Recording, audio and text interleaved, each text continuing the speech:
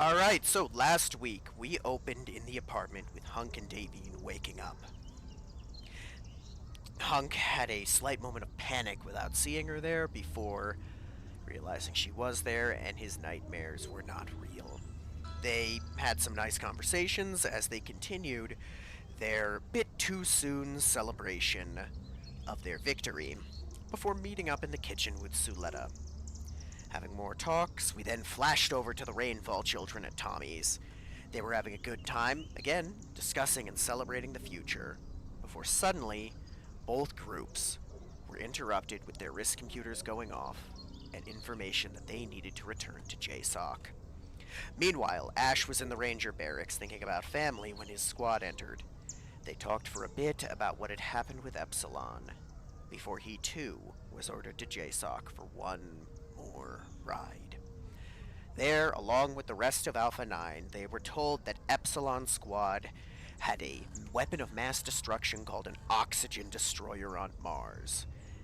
They would blow that bomb if they did not get both the cubes and a crack at Alpha 9. Rules were no mobile suits, no Lorelei, no backup, no interference. They wanted it squad to squad to decide everything. Alpha 9 would board the Nova and make their way there while Sasha came up with a plan.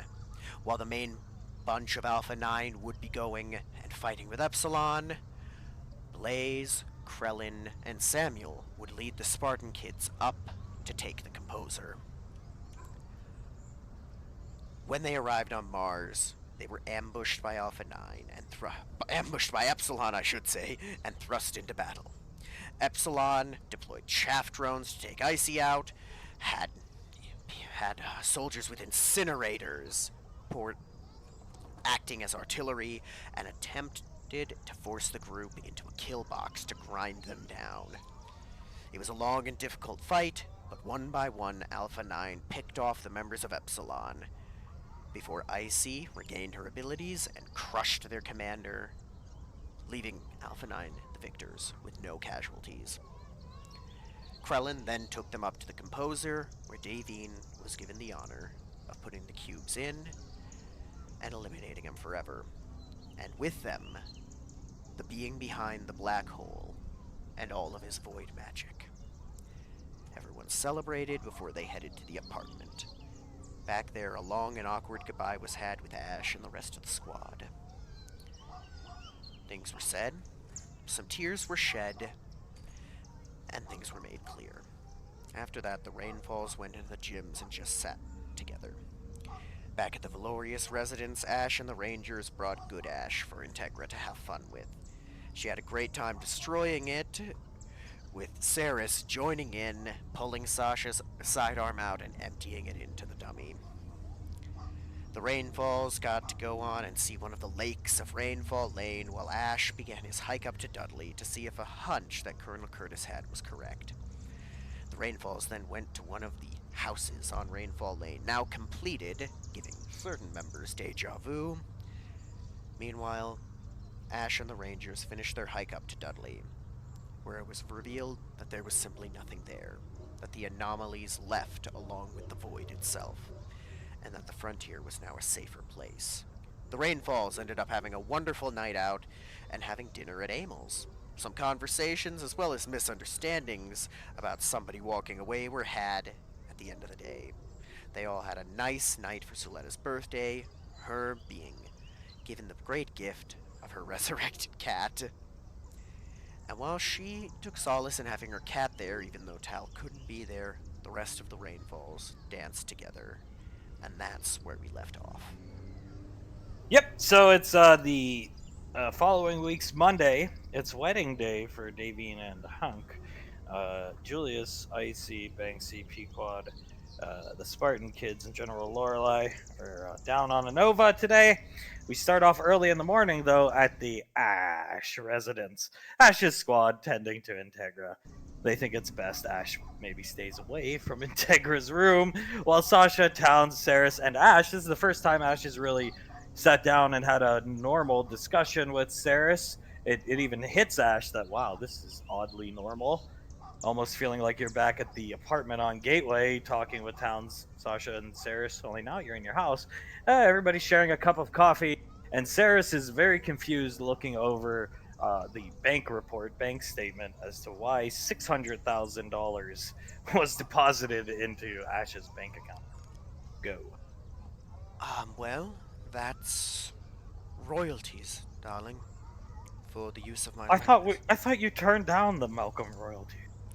I turned down the Malcolm royalties. These are from Snarf's workshop. Rise, get wide. They are apparently to pay me for the use of my face in some of the figures in the tabletop game. Sasha, yeah, Pequod didn't ask him. She just sent him the money. Saris looks back down at the wrist computer, and there's legit paper. So, that means a lot of any worries we had about the house and not being able to afford it have been erased. He's paging through some of the paperwork, still with a shocked expression on her face. Sasha gently knees Ash under the table with her foot, I should say, foot Ash under the table. Yeah! See, the Rainfalls don't hate us. You, I should say, sorry. No, they don't. Or really, they don't hate Ash. It's just, yeah. No, I don't think they hate either of us. I know they sure as hell don't hate you. And I think it would, if you're willing, Saris, maybe they can come and see you from time to time. I'll make sure to be gone so that there's no awkwardness, if that's what you'd prefer. But would you be willing to allow that of them? Yeah. She still looks shocked at the paperwork. Good. I don't think they'd appreciate me letting them know. Could you relay the information, Sasha? Sasha, yeah, I'll take care of that. Towns with his foot under the table. And royalty checks, you get one every quarter, right? To my understanding, yes. So we should be, if they don't change at all, be getting 2.4 million credits a year for the foreseeable future. Saris, this takes a load off my. Yeah. I turned down my back pay from the military. Sasha sighs heavily.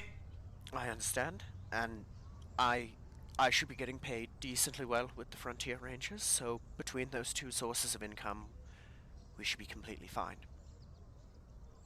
Saris, for the first time in months, cracks a slight smile in Ash's direction. You see him almost blush at it before. Well, it just means I'll need to keep working harder then, because need to make sure we're not just fine, but that you can have whatever you want. Sasha, it was definitely like a trip down memory lane or something after we beat the Epsilon guys. It was a nice moment. She smiled. It really was. It felt like a lot of events that did happen hadn't. How'd Banksy do? She speaks. He did wonderfully. He lived Great meat shield. Great meat shield, great fighter. He lived up to the training that we gave him. The training you gave him very well. She smiles. Good. We have a picture of us with the corpse of the leader of the squad, if you'd like it, darling. Let me see. She puts her hand out. He'll hand it over to her. These guys, huh? Yeah, those guys. Did you get their gear? Sounds. Oh yeah, trust me. To my understanding, from what I've heard through the Ranger grapevine, Lorelai's been damn near salivating over it over the last few days. She always gets what she wants. Yes, she does. I see mentioned to me in private. Well, Sasha points to her temple. She apparently sucked Julius's face off. Oh, after the fight on, where he killed Tewaz? Talon starts laughing. Saris, sounds like Lorelai. You should have seen her. She was cross-eyed on the ride home. She was acting like a 5-year-old, or 12-year-old, I should say. Towns puts his hands up. She was acting like a teenager who just got asked out to prom. Sasha, yep, never seen her like that. She was, blushing, definitely. Could barely even string a sentence together. Having a very good time. Yeah. Sasha crosses her arms and nods. Yeah. Oh, did the Colonel ever show you things like Dudley, Saris? Sarah's nods. Once, yeah. It's gone. They're all gone. I've I've heard well, I don't really care for the news, but Mom and I watch the news some nights, just keep her stimulated, and I've heard that the vampire empire, she air quotes, is now normal people living underground empire, who are Yeah. now coming up from underground. Yes, it is. All the effects of the void. I'm pretty sure the Dread Forest is gone. All of it. It All, is. Sasha speaks up. It is. the anomaly sites are gone. So many things are just gone now. It's it's wonderful. Sarah's nods. It really is. I'm glad I got to help, at least help get us there. We wouldn't have made it without you. Believe me, we wouldn't have. But we just have to keep going forward, eh? Type of miniatures is she making of Ash? Sasha, normal Ash, punished Ash, mailman Ash, chaos Ash, disfigured Ash, Arnaki. Ash is going to be getting it. You should be getting a check from her in the next couple days. Saris looks shocked. Oh? That's good too, even more. I guess they really. Yeah. Guess they really are. Yeah. She can't finish her sentence. Talons. No, nobody ever hated you. How could they? You've been nothing but wonderful to them. I'm the fuck up, right? Saris rolls her eyes. I just it was too awkward to be around. Well, it'll be much less awkward now. You're in your home, and I'll be sure to be gone when the time comes. So, Sasha, I'll tell them definitely that they can come down and see you whenever they'd like. Sarah's not. and they're welcome to bring the little ones to see Mum if they'd like, right? Saris, that might do her some good, though. Ever since Good Ash, I'm sorry, I shot Good Ash. She looks at it. You were having a rough time. Well, I couldn't take it personally, now could I? I did feel better, Ash. She looks you right. Well, then that's all that matters, eh? And better it be good Ash than me. I mean, I could see if I Yeah. can get more of them. I've heard Colonel Curtis and the squad are making you more. Sasha speaks up and shakes her head. They really have been good friends to me. Better than I deserved at the time. Sasha, I think they helped turn Ash around a little bit. I'd like to say so. Or at least, point me back into being the man that you said goodbye to at Raven Rock all those years ago. Towns, yeah, it was great. We protected Icy, then she melted some guy. Rangers lead the way. And he makes a salute gesture. Sarah smiled. Rangers lead the way. And in just, oh god, it's like 3-4 days, got to kill an ancient elven druid dragon monster and kill one of the most dangerous squads of troops in the universe. So I think we did pretty good. Sasha, it been in a lot of scraps. That was the fight I was probably the most scared to be in my life.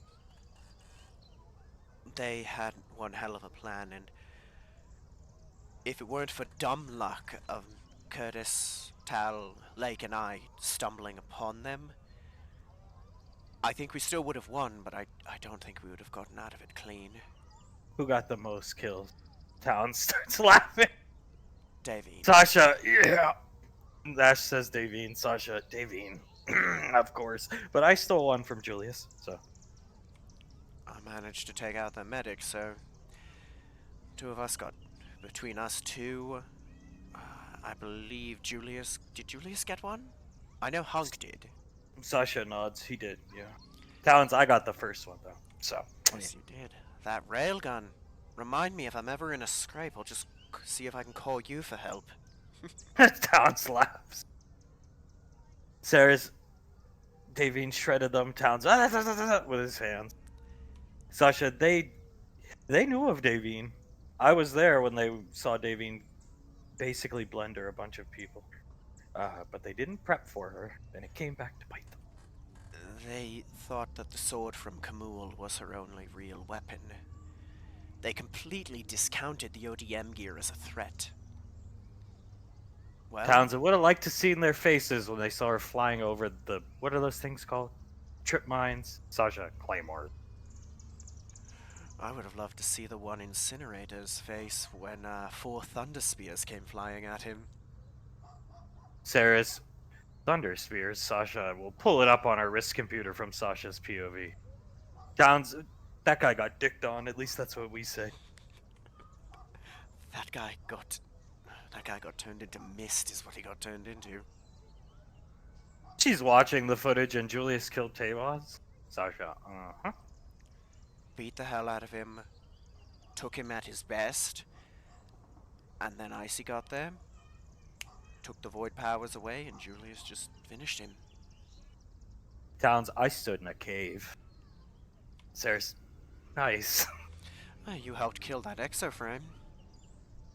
I hit it with a flashbang, yeah, he's strong.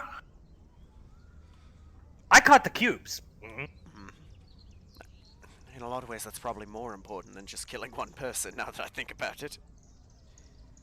Sasha and Krellin, and then there's this new robot that talks with a lisp, and then there's another new robot that's life bonded to Davine. They made Good Ash, and it raised morale. I'm just glad Good Ash was made after the Oscars. Sarah's, oh god. Oh, gods indeed. Well, from what I've heard, I apparently have had nominations put in for next year's Oscars on my behalf already. I got the letter I recently. thought Krellin hated you. Sarah. Apparently, he came up to me as I was saying goodbye, and he told me forgive and forget. So, I guess helping save the universe earned me a few brownie points.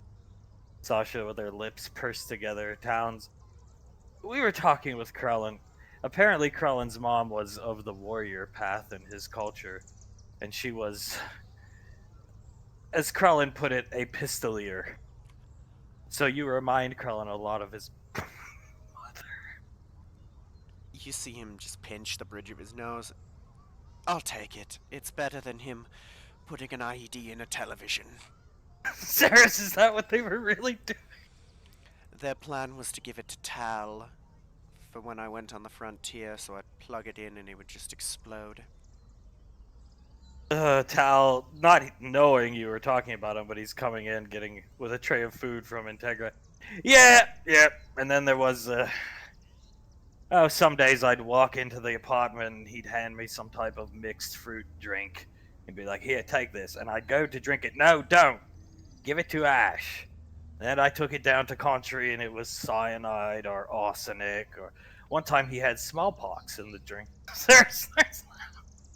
Oh, very happy that you disposed of that properly. I know there was some plans for them to use a page out of Malcolm's playbook with aerosolized avocado. Sarah's the weaponized smoothie. Sasha, not they, just Krellin. Samuel and Fudwick. Never, yeah, just Krellin. It's Krellin. Samuel seems like he'd only heard something if it was on Davine's orders, and I don't know, do you think Fudwick is capable of hurting somebody? I don't know. I struggle reading the Tubby Robot myself. I'm not sure. I don't think so. Maybe if Krellin told him. I think Krellin is like the leader of their pack, so to speak.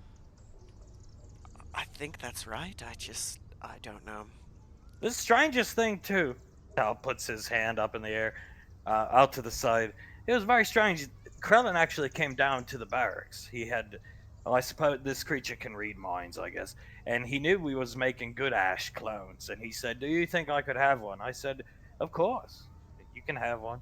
And he said, "Where find wig and makeup?" I said, I don't know. Are you planning to make Good Ash Davine or something?" And he said, "No, Mother Good Ash." And he and Frederick and Samuel left with it. I don't really know. Sasha, Mother Good Ash? Should we should Julius and them be informed of this, or do you think we can just leave it be? Well, I asked Krellin, I said, "What do you plan to do with Mother Good Ash? You going to blow something up?" He said, "No, they will keep it at the apartment. Just for them, for the little pack that they run in, mate." So I think it's okay. I mean, as long as they don't plan to hurt anybody with it, let them have Mother Good Ash. He said something like somebody to celebrate Mother's Day with. Okay, I'll just pretend I never heard Mother about it. fucking Good Ash? Tell, I don't know, ma'am. Shrugs and such. You know, I'd like to say I'm shocked, but this is like the 10th weirdest thing we've dealt with in the past months, Sasha. Did he really weapon or poison all the smoothies? Tell, yeah, he'd get them from. Apparently, Tommy actually gave him some of the poison. Sasha, oh, Tommy hates you. Or Sarah. He does. I think it's a little less vile hatred at this point. I think maybe given time he might not hate me as much anymore. It just needs time. Saris, I do miss the food from Tommy's. Not really the food. The food was good, even though it was bloodified. But just the atmosphere and Tommy himself, he was always so cheerful. I saw the Oscars where he went up on stage with all that like weird orange soup on his crotch. Sasha, yeah. Apparently, he was under the assumption that they would not get called up. Saris, I think the room was. I thought it was great. It looked amazing. Sure, Tommy's acting was bad, but that was the point, right? No, it was. It was supposed. Yes, that was the point. It was a comedy. You're right, Sasha. Yeah. Yep. Yep. Probably for the best that I didn't end up playing Tommy in that case. That's why Tommy kind of hates Ash because he wanted Ash to play the main role, and Ash betray him. There's. Oh, that's right. He did want you to portray him. Yes, he did. Remember, we were going to have my eye re-laserfied for it. Apparently, Dr. Country was looking forward to it. Yeah, I can understand why now. Saris. Oh well. One day I'd like to see Tommy again. I'm sure he would be glad to see you. I mean, you and Mum are the reason why he even gave me a lead on this. He loves you still. Oh, maybe I can go up and see him sometime. Sasha, anytime you want to get on Gateway, you just have to call. Julius can get you on. He made captain. Saris, yeah, that's right. He made captain, and to my understanding, he is, if not confirmed as, at least in the running for being the next head of the headhunters, right? Sasha puts her hand under her chin, resting her head on it. Oh yeah, it's. Yep, he's gonna be in charge. We start officer school in a couple months. Well, advanced officer school together. Isn't that isn't that wonderful? Mum's gonna be so happy when she hears. Sarasol, I couldn't think of anybody better. No, he really did grow into quite a valiant leader. Towns, but Davian's better. Sasha starts laughing. Tal, yeah, well, that's why she's getting the academy, and she gets that, and Julius gets this. Towns, yeah, but I still prefer Davian in a fight. Sasha, shut up. I can't say I can't say there's either of them I'd rather have over the other. They both are tremendous fighters. Anytime I was with Davian in a fight, shit died. Then again, same with Julius, but Davian has a flair to her that's a lot cooler. I never find myself imitating Julius at night. Davian, on the other hand, Sasha, Fair enough. Fair enough. She was a rat, you know. Oh, Sasha, so I've heard. I know, she was. Then a dog. Did you know that, Ash? I was Oh, wait. there. Yeah, you did. I was there, yes, I did. What was she like as a dog? Tal, probably very dangerous. Very dangerous. For a while, we had hooked a plasma caster up to, to her armor. But outside of combat, just quiet, wanted to be left to herself in the engine room. Sasha, and then sometimes she'd go back into dog form, and Malcolm would forget who the dog even was. Tal. The perfect disguise to get away from him. Yeah, you could say that again. I mean, towards the end, basically, anytime she wasn't with Carter or Julius, she was in dog form. Yeah, she is a very intelligent woman. That she is. And it's going to be a joy to watch the amount of people trained in the use of ODM come into EarthGov in the upcoming years. Sasha nods. Tal clearing his throat, looking at his watch. Ash, it's time, my friend. Ranger selection. Ranger time? Yeah, we have to go stop up at Gateway. The general wants to see you personally. I don't know why, but she wants to see you. We're going to show you the Good Ash collection. You make sure they're up to standards, and then we're taking you down Earthside. It's classified location. You'll be coming back down here, but we're going to give you some tips and tricks before you get into the thick of it. So, Alright, sounds like a plan. I guess it's time for me to head out, Saris. I'll see you soon. she'll stand up and give you a slight hug. Please don't fuck this up, Ash. I promise you I won't. At the very least, it's hard to fuck this up. You know me, I'm too much of a pig-headed fool to give up. She holds the hug as Curtis comes in, looking at the door, shocked. He's gonna turn around. Colonel! Ready to go, sir. It's like a Kodak moment, don't you think? Just watching Cyrus will. Good luck, Ash. Pat you on the head and walk out. Sasha, just shrug. Yeah. Takes a deep breath. Alright. It's good to go. Tal, well, we should probably say goodbye to Integra. Curtis, no. She's loading her pistol. I think we should just leave. She said something like, I hear Ash in the kitchen. I think we should go. I think we should. I'll send her a message. Goodbye on the way. Sasha, yeah, I gotta get back up to Gateway. I really don't want to see her shoot Ash. Let's get out of here, Towns. Towns will take her hand and cloak them both out. Yeah, let's haul ass out of here, boys. Why do they get the cloak? You guys leave back to the drop ship. Switching to the beach, Davine, Suletta, and some of the kids, and Mr. Snuffles are sitting on the beach. Now you're at Maui, in Maui, okay? Beautiful beach. Rivals Hunk's private beach front property. Of course, clear, nice, warm water, and Suletta is just staring out into the water. Davine has her knees up to her chest, staring out to the water. It's beautiful out today, is it not? Yes. She just stares into the water. Meow. Mr. Snuffles agreed. She looks over at Soletta. Are you okay? Am I okay? She looks over right at Davine.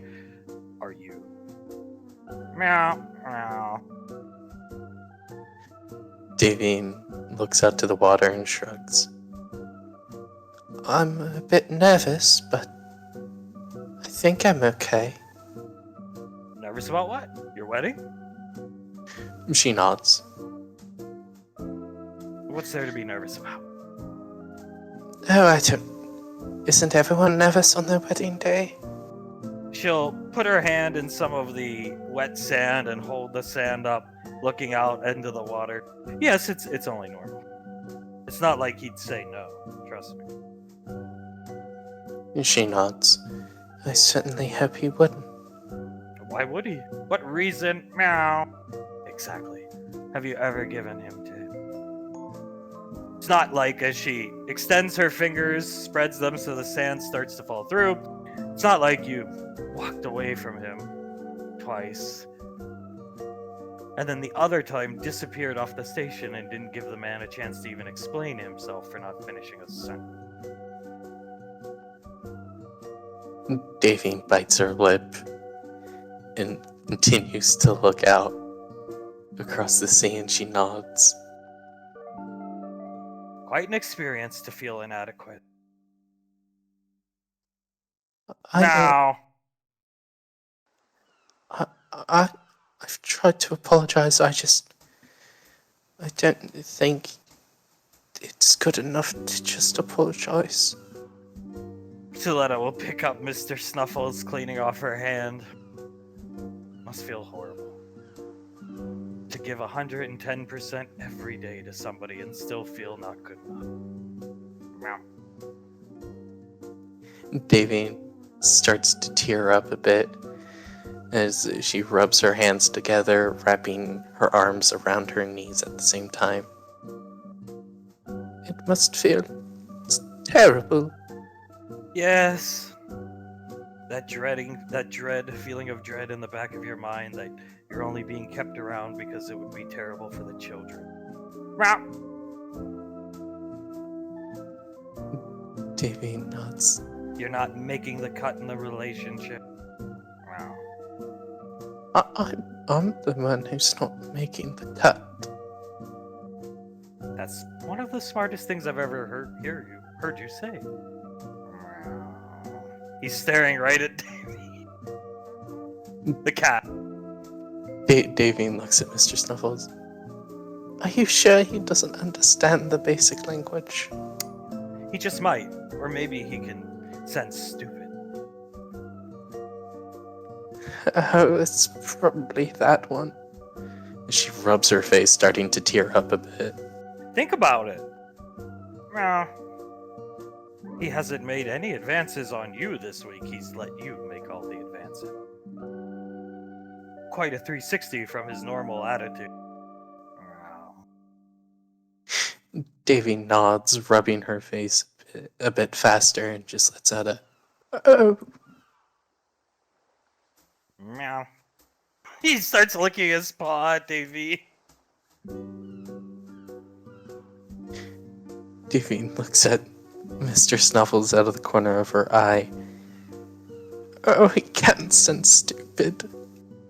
And right now, even though he feels like he's still losing the good fight, he's off buying expensive 30 credit apiece frappuccinos for you.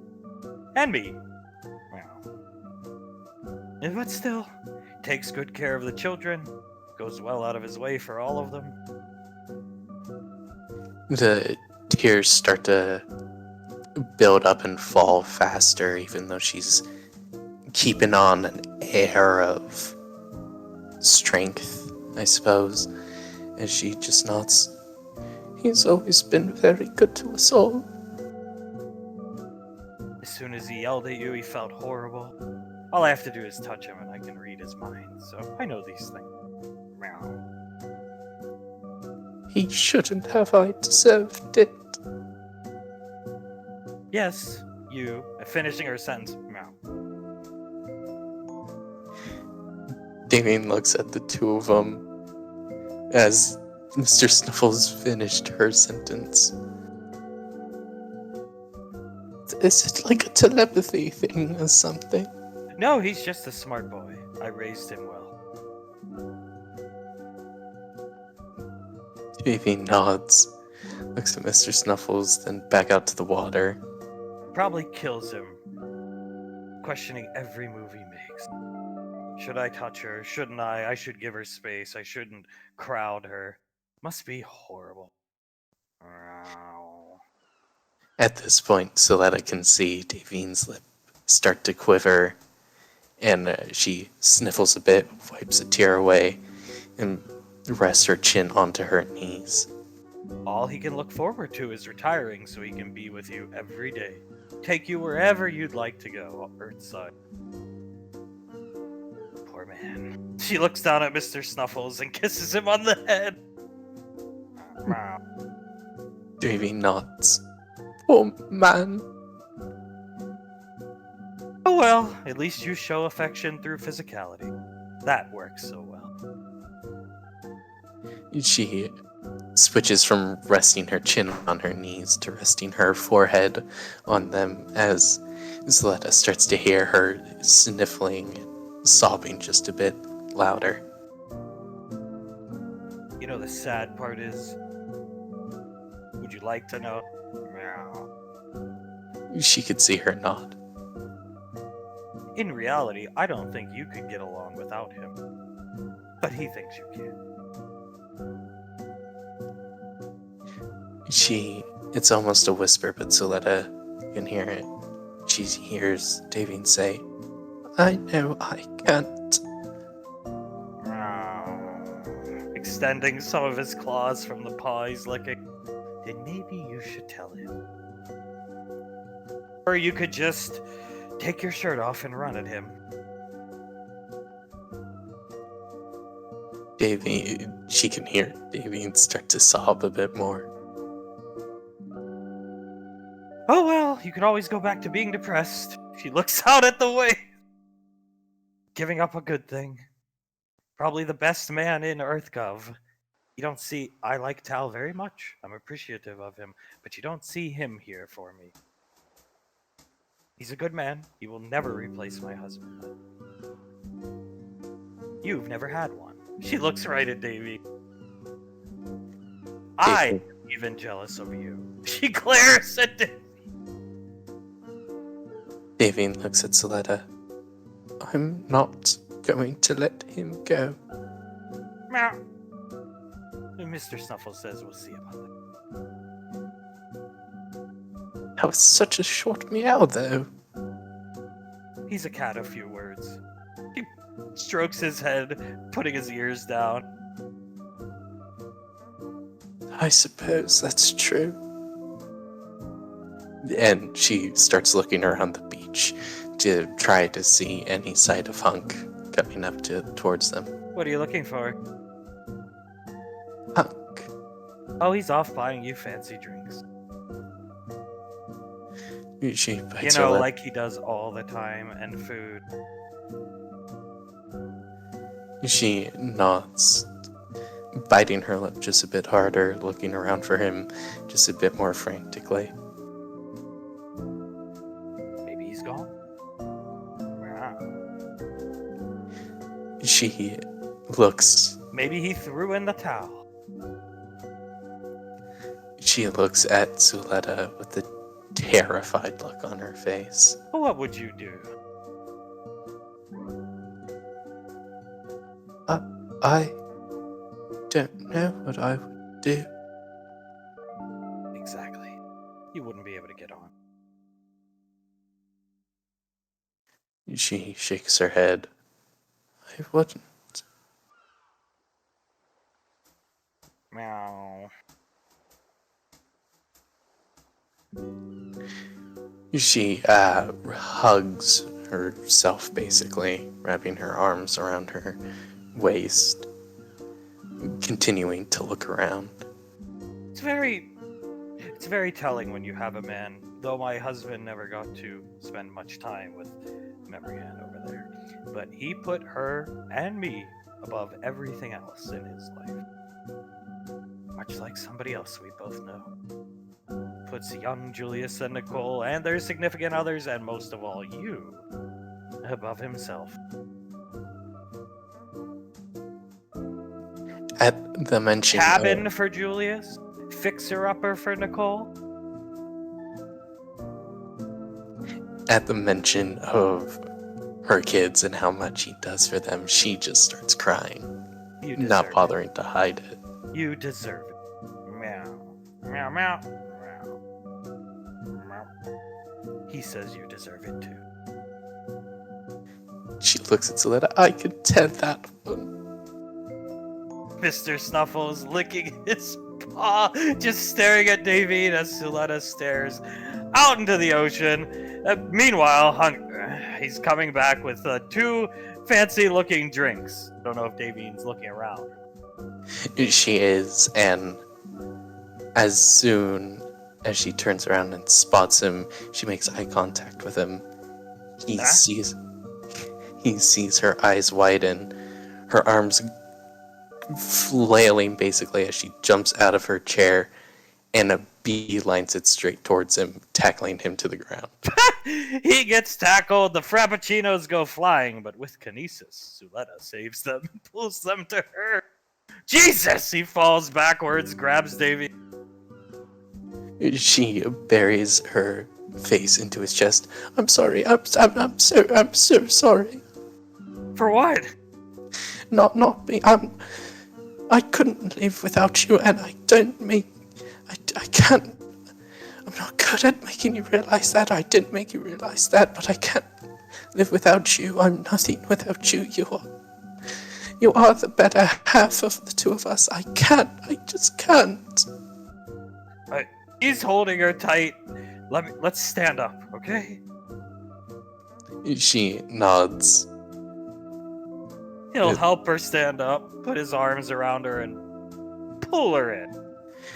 She has not let go of him, and immediately buries her face back into his chest. He's gonna start rubbing her head with his free hand. What did I miss? She just shakes her head. Nothing. I just should have said all this to you. I don't think I deserve you. You do so much for me and all the kids. You are the best man I have ever known, the best man on EarthGov. I don't know what I would do without you. You make everything just better. He kisses her on the head and holds the kiss there. That makes me feel a lot better. She nods. Do you want me to continue? Only if you want. She nods. I want to tell you everything. Yeah. She takes her face out of his chest, looks up at him, grabs his face, cupping his cheeks with her hands. You make me so happy and alive. It's always a breath of fresh air whenever I'm around you. We could be stuck in a coffin together and I just wouldn't really mind because I'm stuck in there with you. She sees a tear start to form in his eye. I should have said this sooner. She shakes her head. You were always there for our children. All of them. She gestures out to even her grandchildren and son. You were always good to them. You got our son a cabin. And our daughter, Mr. Fixer-Upper. She chuckles a little, looking at him in his eyes. The most thoughtful man in the universe. As much as you like to say it to me, you did help raise our children. Just as much. Because I don't think Julius would be half the man he is without you, my love. Oh, he starts crying. She rests her head on his chest, not letting go of the hug. And I cannot wait to be married to you and spend every single day, no matter what, rain, snow, sleet, shine, anything. I just want to spend it with you. I was gonna save this for the wedding vows, but I was gonna tell you, you basically completed my life, honey. You made me whole. She nods. And you made me whole, too. I can't think of any better way to say it. This is... Starts sniffling. unexpected because I was gonna lead this conversation. Was I know I need you more than you need me, kind of thing. But okay, still rubbing her head. She starts to rub his cheeks. I think it's the exact opposite way around. You remember how I was the blabbering mess Yeah. before? Well, you're the one who made it all better for me. So, I think that alone is proof that I need you more. Maybe we need each other. She smiles and nods. And I can't wait to need each other with you every single day. Yeah, it's not a maybe. We definitely do. You gonna lift her chin and wipe away a tear. Life was miserable before I met you. I had Nicole and Julius, but I had nothing else. Pequod, nothing else. Julius, I mean Davine. It's fucking Julius. Davine smiles at him and nods. I had Julius. And then for a while, that was pretty much it. And then I had Nicole and Pequod and everyone, and then she holds him even tighter, tightening the hug as much as she can before it gets uncomfortable for him to be in it. And then I had you. And that was it for me. That's all I needed out of life. He's gonna start trying to rock her back and forth slowly. If she Oh, she lets him. kiss her on the head, and you were all I ever needed. And wanted when I saw you the first time. She giggles a bit, nods. I'll tell you this much. Even with good old dad bod, Mark, you were still drop dead gorgeous. You think so? He starts chuckling, rubbing her head still. Oh, honey, I always did. Just give me a chance to explain myself. If you feel awkward and want to walk away, just give me a chance. She nods. Of course. Just don't do it anymore. I'll be large and in charge. She smiles at him. I wouldn't mind that. Good, then I won't ask to pick you up anymore. You notice I've been asking. I have. I did not enjoy it. I didn't enjoy it either. Then why didn't you say something? He said it. Because I didn't want to make you uncomfortable like that. You can't make me uncomfortable, trust me. She smiles at him. Survived the Davine workout routine and arm bars for how many months? Probably like 3, 4, but don't you say you didn't enjoy every second of it. Oh, damn right I did. He starts picking her up, putting her in his arm. I enjoyed the hell out of it. In his arm, she wraps her arms around his neck and gives him a kiss on the cheek. I think we just need to stay close, like this, at all times possible. She nods.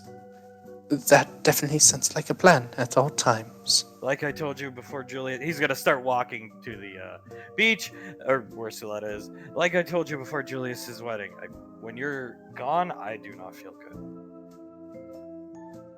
I don't feel good without you either. Suletta will levitate the drink to Davine. Meow. Thank you, Letty. Thank you, Mr. Snuffles. Hug. Try it. It's a frappuccino. Coffee isn't your speed, but something different. Something special. She'll take a sip. It's very good. Expensive, but good. She nods. It's delicious, honey. Thank you. Ugh. Still tearing up a little bit. Yep. She smiles at him, wipes the tears away, and gives him a kiss on the nose. Well, that was the shot in the arm I needed, honestly. Kisses Davine on the head because, well, I was nervous about the wedding. I was too. I was very nervous. Now the only thing I'm really worried about is if St. Christopher is going to show up in his guillotine. Guillotine's going to show up in his attire. Davine chuckles. I wonder how quickly we can get Nicole to snap him out of that uniform, I suppose you can call it. I think she'll do anything for Mom and Dad. We are the best couple. Pulls Davine close. You can rest your head right here. Puts her head on his shoulder. She rests it there, every so often giving him a kiss on his jaw. You see, that's all it took. Now. She sighs, lifts her head up just for a second. As I said, Letty, thank you, and you too, Mr. Snuffles. Meow. She's letting him drink a little bit of this frappuccino. Davine rests her head back onto Hunk's shoulder and rubs it against him a bit. I honestly think that cat is just like a shape-shifted druid or something. It's so human. The sister she never told us about. Davine nods. I hear you. She lifts her head again. Is it a sister you never told us about? No, it's a cat. Meow. Davine starts to chuckle, and a very good cat at that. Hunk could have fooled me. Cleaning some sand off Davine's thigh. She chuckles, starts to run her hand through Hunk's hair, taking some of the sand and dirt out of it that got in there when she tackled him. He could have been a football player, dear. You know, when I see something I want, I charge at it at full speed. Saw the arms flailing in the air. I thought, what the hell is going on? I wasn't really thinking about my form at that moment. I was still good. Still pretty good rubbing her thigh for her. Still pretty good. She smiles at him. Yeah, it was pretty good, but you're better. Gives him another kiss on the cheek and rests her head on his shoulder. He's still tearing up just a little bit. He's wiping with his one free hand some tears away. So when we get up to Gateway, I'm gonna put Lorelai in her place and secure our trip, and we're gonna go on our honeymoon tonight. I've got all the equipment. You'll watch the children, right, Suletta? Meow. Yes, Mr. Snuffles and I will watch them. Davine chuckles. The inseparable duo, Mr. Snuffles and Suletta. Hunk looking around. I think our honeymoon idea is good, but after I retire, I've been thinking we take, because the academy's not going to be up and running. After I retire, last 6 months, they're going to be in some type of schooling. Long story short, I'm thinking we come back to Maui here. We do a week here, just Mom and Dad, and then a week at the beach house, just the two of us. She nods. I think that's the perfect idea. Just some time alone, just to spend with us two. Just for us. He'll tighten his grip on Davine, Suletta, and I'll babysit. Meow. Davine smiles. Oh, I trust Julius and Nicole enough not to get into too much trouble. Never mind, please babysit them. Yeah, I don't know. Those two. They get along like gangbusters always have, really. Maybe they didn't know how to express it to one another, but those EarthGov games. Yep. Davine nods. Oh, I've seen the footage. They're gonna possibly be running EarthGov together. You realize that, right? Well, yes, dear, they are. And we should be very proud of them. But you know what? They're going to be working with Sasha, so there's going to be the voice of reason. Suletta, thank God. Yes, I guarantee you, at one point Anarchy would have made a reappearance out of nowhere and Colonel Julius Rainfall would have had to deal with it. Oh, I heard Nicole talking to Pequod about how they're gonna get Julius General. Arnaki's gonna lay siege to the station, and Colonel Rainfall will single-handedly save the station. So David starts to laugh. they can't turn him down for promotion to general. At least that's Nicole's thought process. Yes, it's either that or Sasha and Pequod, with the intelligent women that they are, will completely see through it. Hopefully not. General Rainfall has a nice ring. I mean, Nicole, but 2 General Rainfalls is better than 1, in my opinion. She nods. Oh, I 100% agree. Just as 2 Captain Rainfalls are better than 1. I'm all for the plan. Suletta, of course you are. Sipping. Did you give her a hard time? Suletta, absolutely. Davy nods. Suletta definitely knows how to lay it on thick. And Mr. Snuffles, to back her up, is no slouch either. Meow. Is he coming with us on the trip? Meow. That means yes. Alright. Davy nods, looks at Mr. Snuffles, squints a bit. We'll be happy to have you, Mr. Snuffles. He's probably happy to be out of Zanzibar's hat. Davy looks at Suletta. Is he happy to be out of Zanzibar's hat? Suletta, I don't know. He found it quite amusing in there with Monkey Boy. Ah, yes. I mean, she shrugs. Who wouldn't? As she holds the Frappuccino up to Hunk's mouth. Oh, he's gonna take a long sip. Suletta, we can spare another hour or 2. But we do have to get back if you plan to do whatever you plan to do to Lorelei, and then it's wedding time. She raises both of her eyebrows to Davine. Big smile on her face. Davine smiles, looks at Hunk, and gives him a kiss. Wedding time. About time. Kiss her on the nose. Cutest nose I've ever seen. Yours is cuter. She Think? shrugged. Honey, I don't think I know. I always thought it was too damn big. I considered getting plastic surgery on it for a while. No, I think it's the perfect size. Perfect for kisses. Nicole heard me talking to one of the old Alpha 9 guys a long time ago about, like, I was self-conscious about my nose, and then she would walk around with a polymorph Pinocchio nose. Suletta. Davine also starts to cuckle slightly. You can see now why I thought she hated me, right? Yes, I do. But I think there's another way to interpret that. She was trying to make you feel better about it. I never thought of it like that, actually. Maybe she was, yeah. Probably was. Little punk. But both of our children were always little punks, and if I know one thing, when 2 punks meet, it is always a scene. Like this. He'll plant a huge kiss on her. Super passionate, that cross-eyes Davy. Even the kids stop to look. Wow.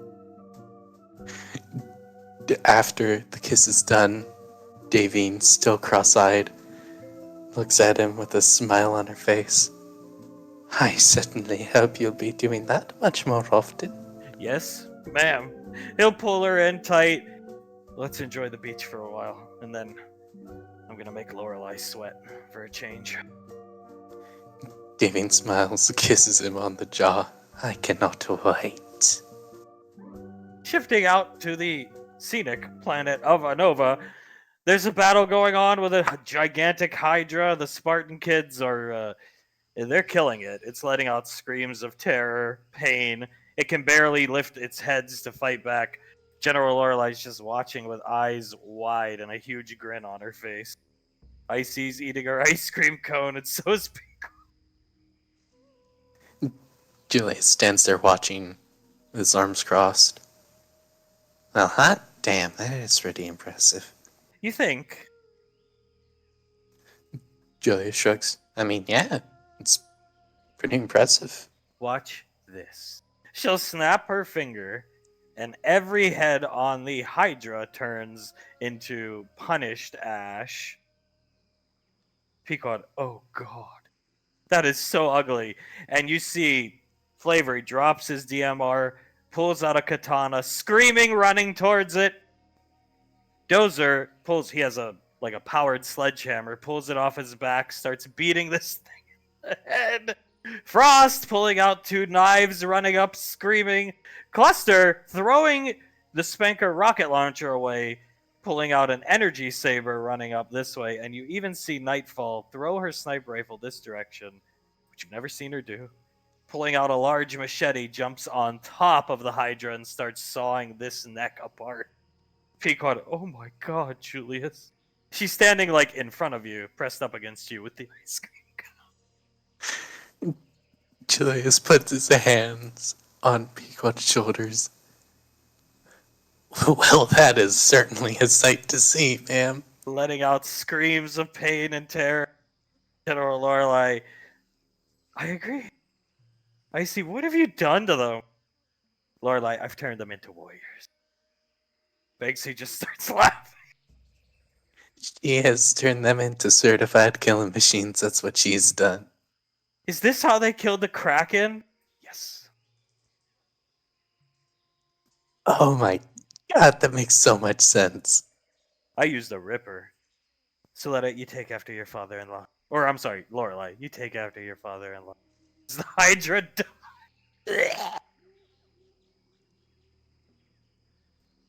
Julius starts to laugh as the Hydra dies. Good God, Julius. They're mutilating that thing's body. Lorelei, who cares? They're a pest on this planet anyway. Julius shrugs. I mean, as long as it's pest control and not something endangered, I'm okay with it. Pequod's ice cream cone has fallen out of her head. Just down the hillside. Julius kisses her on the head. I'll get you another one, baby. Oh, thanks. Yes, she looks up at you and smiles. Lorelei, so what do you think about your protective detail? They'll be protecting you for the rest of your lives. I mean, I think there's no one better to protect us than Reaper Squad. I see. Hard to argue that point. Still eating her ice cream cone. They're mutilating the body. You see blood. They're ripping out some of the intestines. They're making sure it's dead. As he sees them ripping out its intestines, Julius's eyes start to widen a bit. Yeah, I can tell. Rainfall Lane should be secured from any threats, including Ash. Julius nods. Yeah, I certainly hope it is, given gestures to the kids, or the Rain Spartans.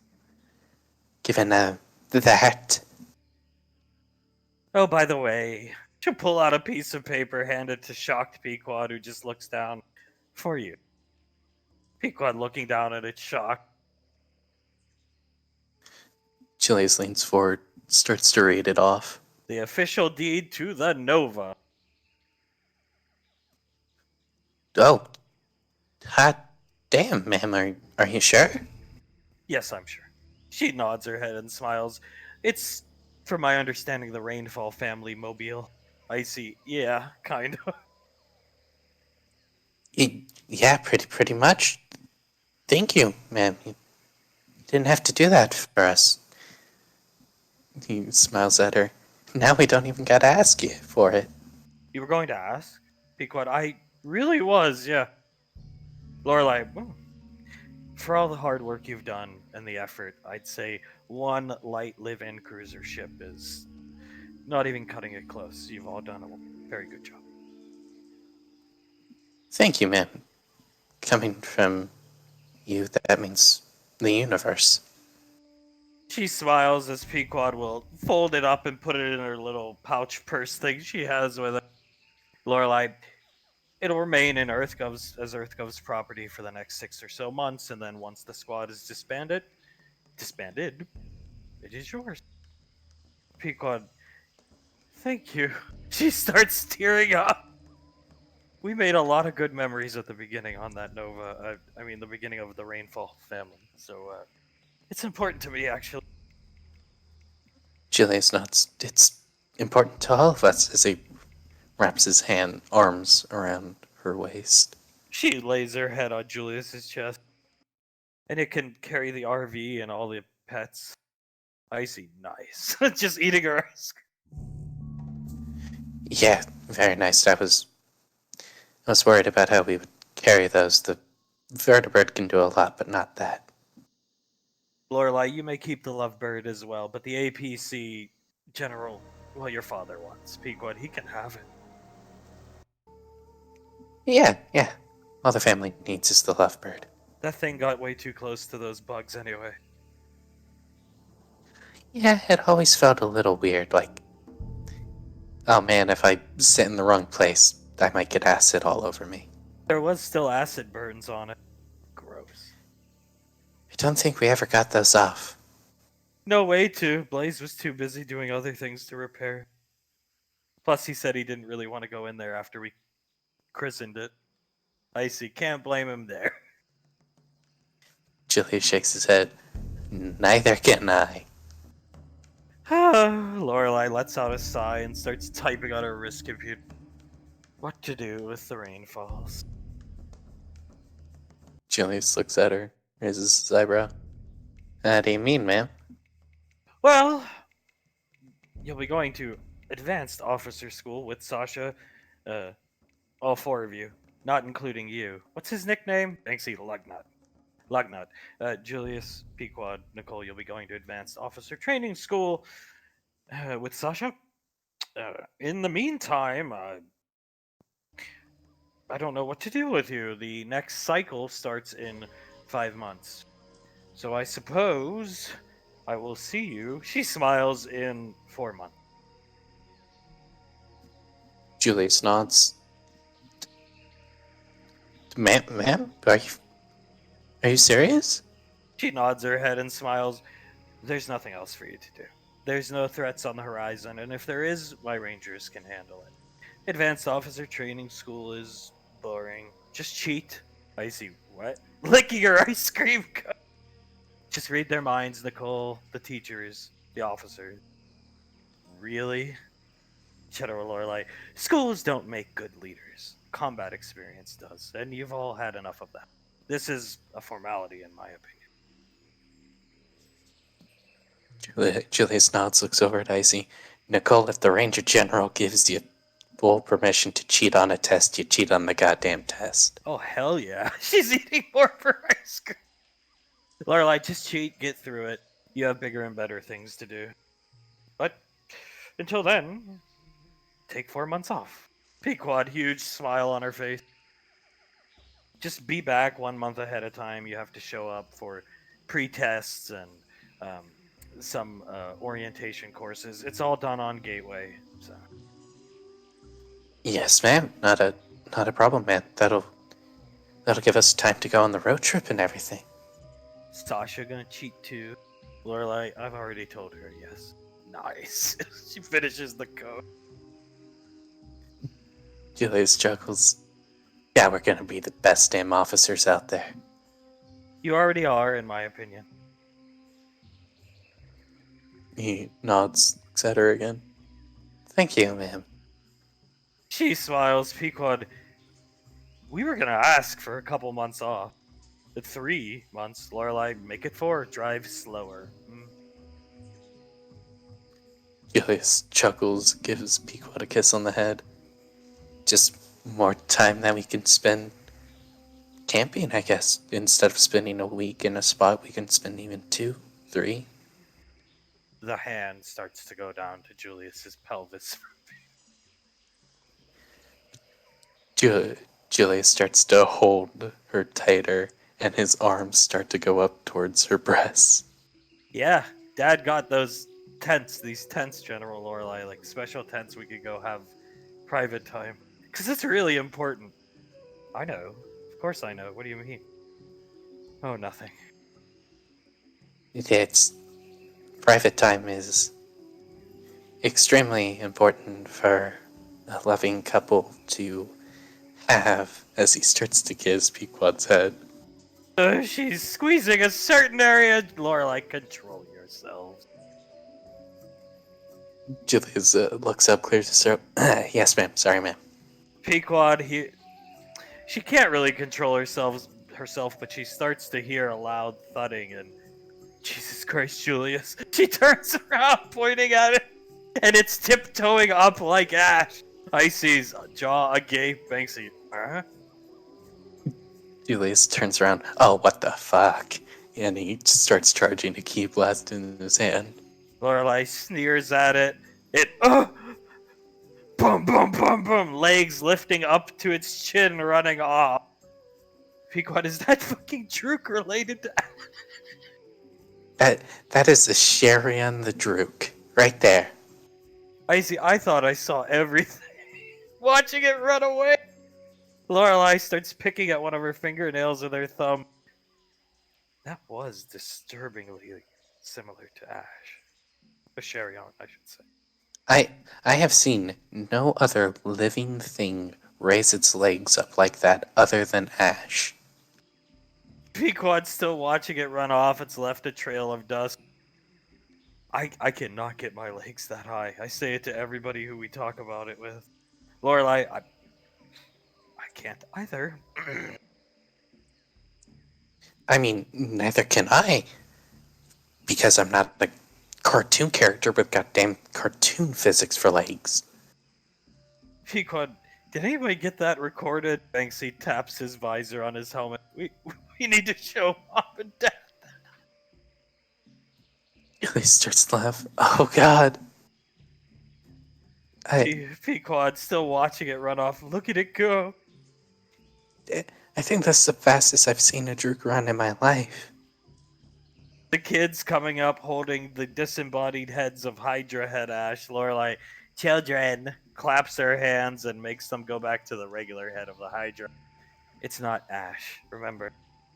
They, and drop the, retrieve your weapons. Aww, they go to their weapons. Julius looks at them, leans down to Pequod. They seem so disappointed. Pequod, I think they are, Julius. They went into like a fervor when they saw Ash's face on that thing. They went into a blood rage. That was like me the first time I ever limit broke. Just straight up blood rage, no control. They painted this valley with that thing's intestines. He looks all around the valley and nods. Well, it'll be good eatings for some other predator on a Nova then. Pequod, General Lorelai, watching them pick up their weapon. Hunk and Mom and Dad are getting married today. So can we start our leave today? Lorelai, whenever you want. Pequod, big grin on her face. Icy, nice. Julius smiles, picks Pequod up. Who knew? Saving the universe has some perks. It most definitely does. Come on, children, she yells to the Spartans. Let's get back to the dropship and go back to Gateway. Yeah, before Ash the Druk starts tiptoeing up to us again, probably trying to grab one of our hips. Probably lug nuts. He groans. Icy laughs. Pequod, wrapping her arms around Julius's neck. I say we make that a miniature. It's more royalty money for Ash, whether he wants it or not. He needs it, and Ash the Druk. A Druk sculpt with Ash's head on it. Lorelai, you could make one for every creature on this planet if you think about it. Pequod, and those kids can have, some kind of buff when they fight beast Ashes. I mean, yeah, we already know the Hydra one, just put disheveled Ash's face on it. I was not a fan of disheveled Asherion. He just looked so creepy. Icy. I mean, I don't think any of us were, ma'am. I had to stare at that for like a year straight. It was not the most fun thing in the world. Banksy, were you ever on the Majestic with Malcolm? When you were on the Majestic with Malcolm, fixing Icy in his arms, did he ever like come to your room and the door just opened and it scared you? I mean, yeah, totally. At that time, I had this like pull-up bar that I would use to work out, hang on it to help clear my mind, meditate, that kind of thing. And I remember I was hanging on it one day by my legs. He opened the door and I fell off face first because I was so scared. She kisses your cheek, starts laughing.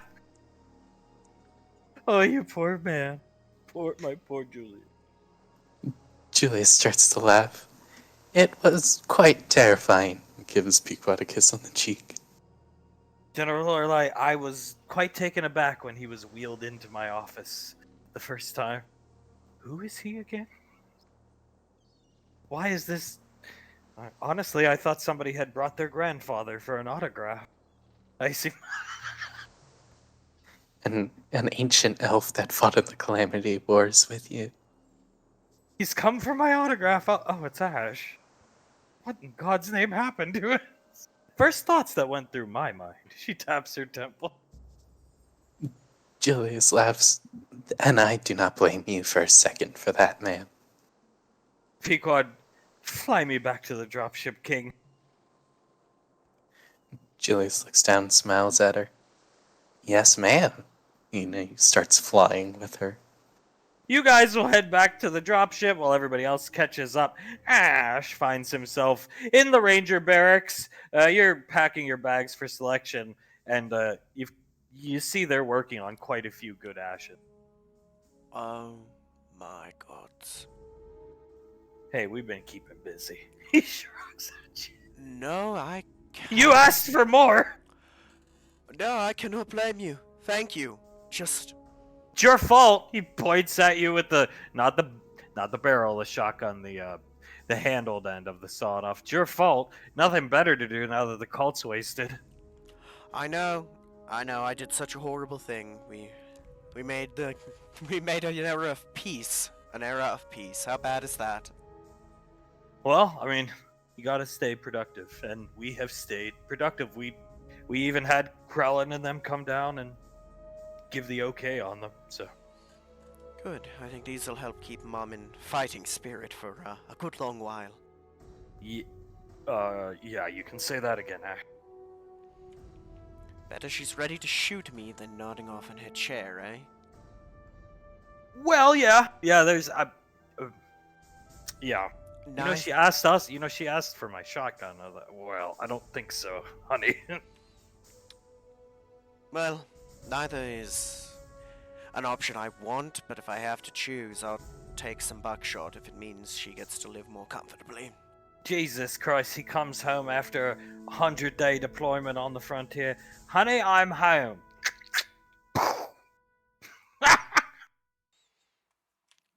Honestly, it'd be fitting at this point, wouldn't it? Well, Ranger General, ma'am, I'm sorry to tell you, Integra shotgunned Ash to death at the front door. And her response would most likely be, oh well. He's... Colonel Curtis, you know the Ranger General pretty well. Sitting down, lighting a cigarette. Well, I've worked closely with her for a while, so I have to. Yeah, good Ash, the good Ash squad. The good Ash Squad, is that what we are over here? Yes, I think we've done a bang-up job sitting down with his tea. Like, we'll sit down with him. Bang-up job, and now all there is to do is when your mother needs one, we send one down. Perfect. Honestly, I'm surprised things went so well today. Curtis, yeah, actually. Shrugs, takes a drink of coffee. Maybe I'll be honest. When I saw her shooting the statue, I was already mentally getting ready to sign the divorce papers in the back, you know? I didn't think anything could be salvaged, but I don't know. Yeah, I think it's easier if her and Sasha are closer than Curtis. Her and Sasha are closer than me. It helps to have a friend and a confidant. Uh, you know, especially the same sex talking to you, and maybe you can give Sasha a thanks by being a good ranger and asset for her in the future. Of course, that's the plan, right? You know, now that she's doing a bit better, you should come back and try talking to her again sometime, if you want. Yeah, I wouldn't mind. Tal, and I think the whole money situation being fixed kind of probably smoothed things over. I think it did. That's the first time she's willingly touched me since we've lived there. Well, you're going to be getting more. Pequod's starting the Rainfall streaming service, and she's buying up all the rights to the Malcolm stuff. So you'll be getting a check from there. I've already heard her saying, "I don't care if Ash wants it. I'm going to send it to him." So it should help. It should. Send her my thanks when you get a chance. No problem. Will do. No, this... it's like I said a few days ago. I feel unshackled in many ways at the moment, and I don't know. It's freeing to think about the future for the first time in a long time, isn't it? What did Sarah say? Just don't fuck up selection. That beats the hell out of her not even looking at you. He points at you. She even hugged me. You see? Progress. Progress.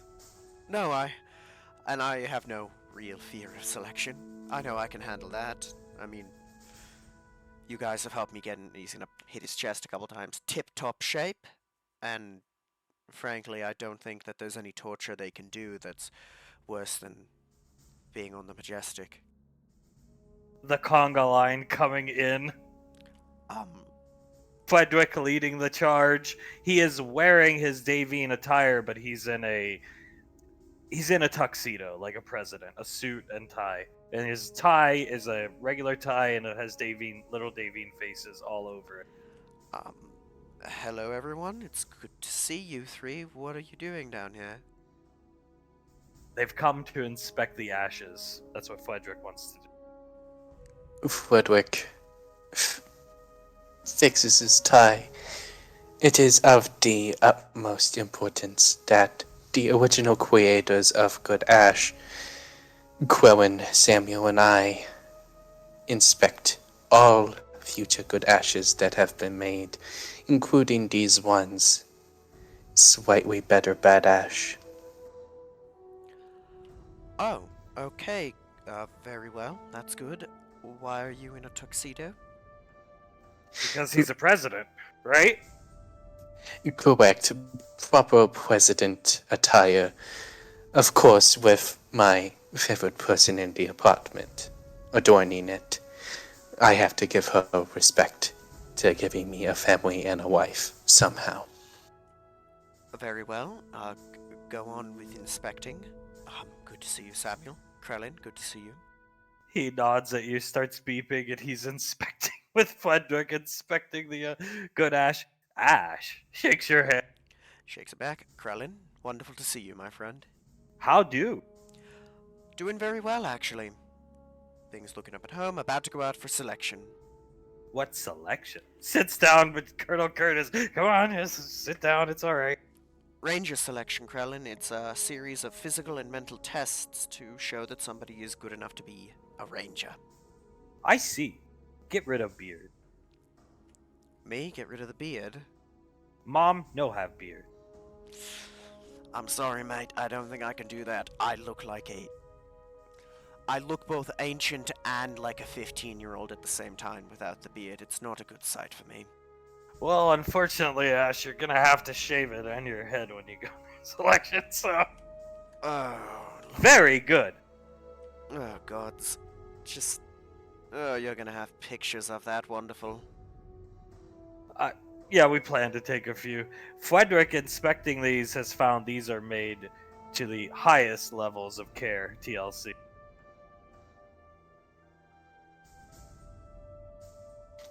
Yes. These Good Ashes, he fixes one of the eye patches a bit, turning it ever so slightly, taking a step back, looking at it. They are made quite well. I can only see minor inconsistencies with them. Are they able to smoke the cigars as required? Yes, sir, Mr. President. They are. The little miss enchanted all the cigars. She gave us a box of like 10,000 of them. Stole them from the Arcane Council's vault, sir. Very good. The princess knows what she is doing. A good cause to help with Good Ash.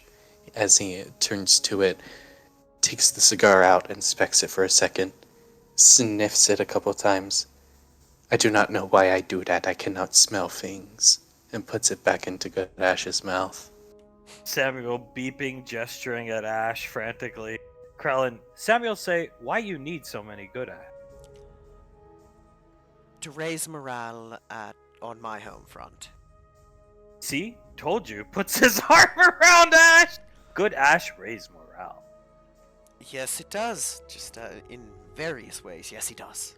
Yeah, his mother-in-law chopped off his head, shot it quite a few times. It was a sight to see, Krellin. Nice. Very nice indeed.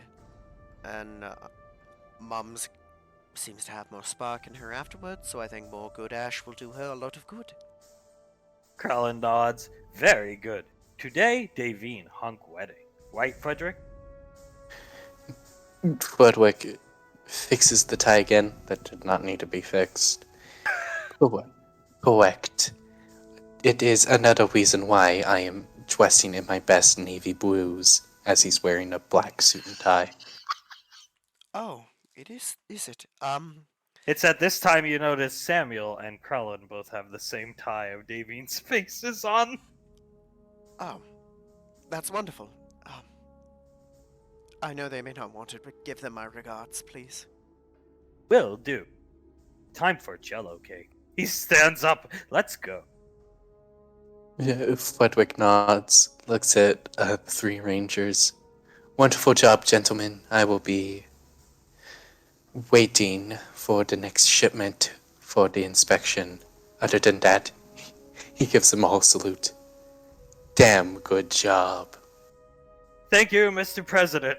Speaks of Colonel Curtis will bow, and Tal will bow as these three leave. And as they're leaving, you hear beeping, and Krellin, Samuel say, always room for Jello.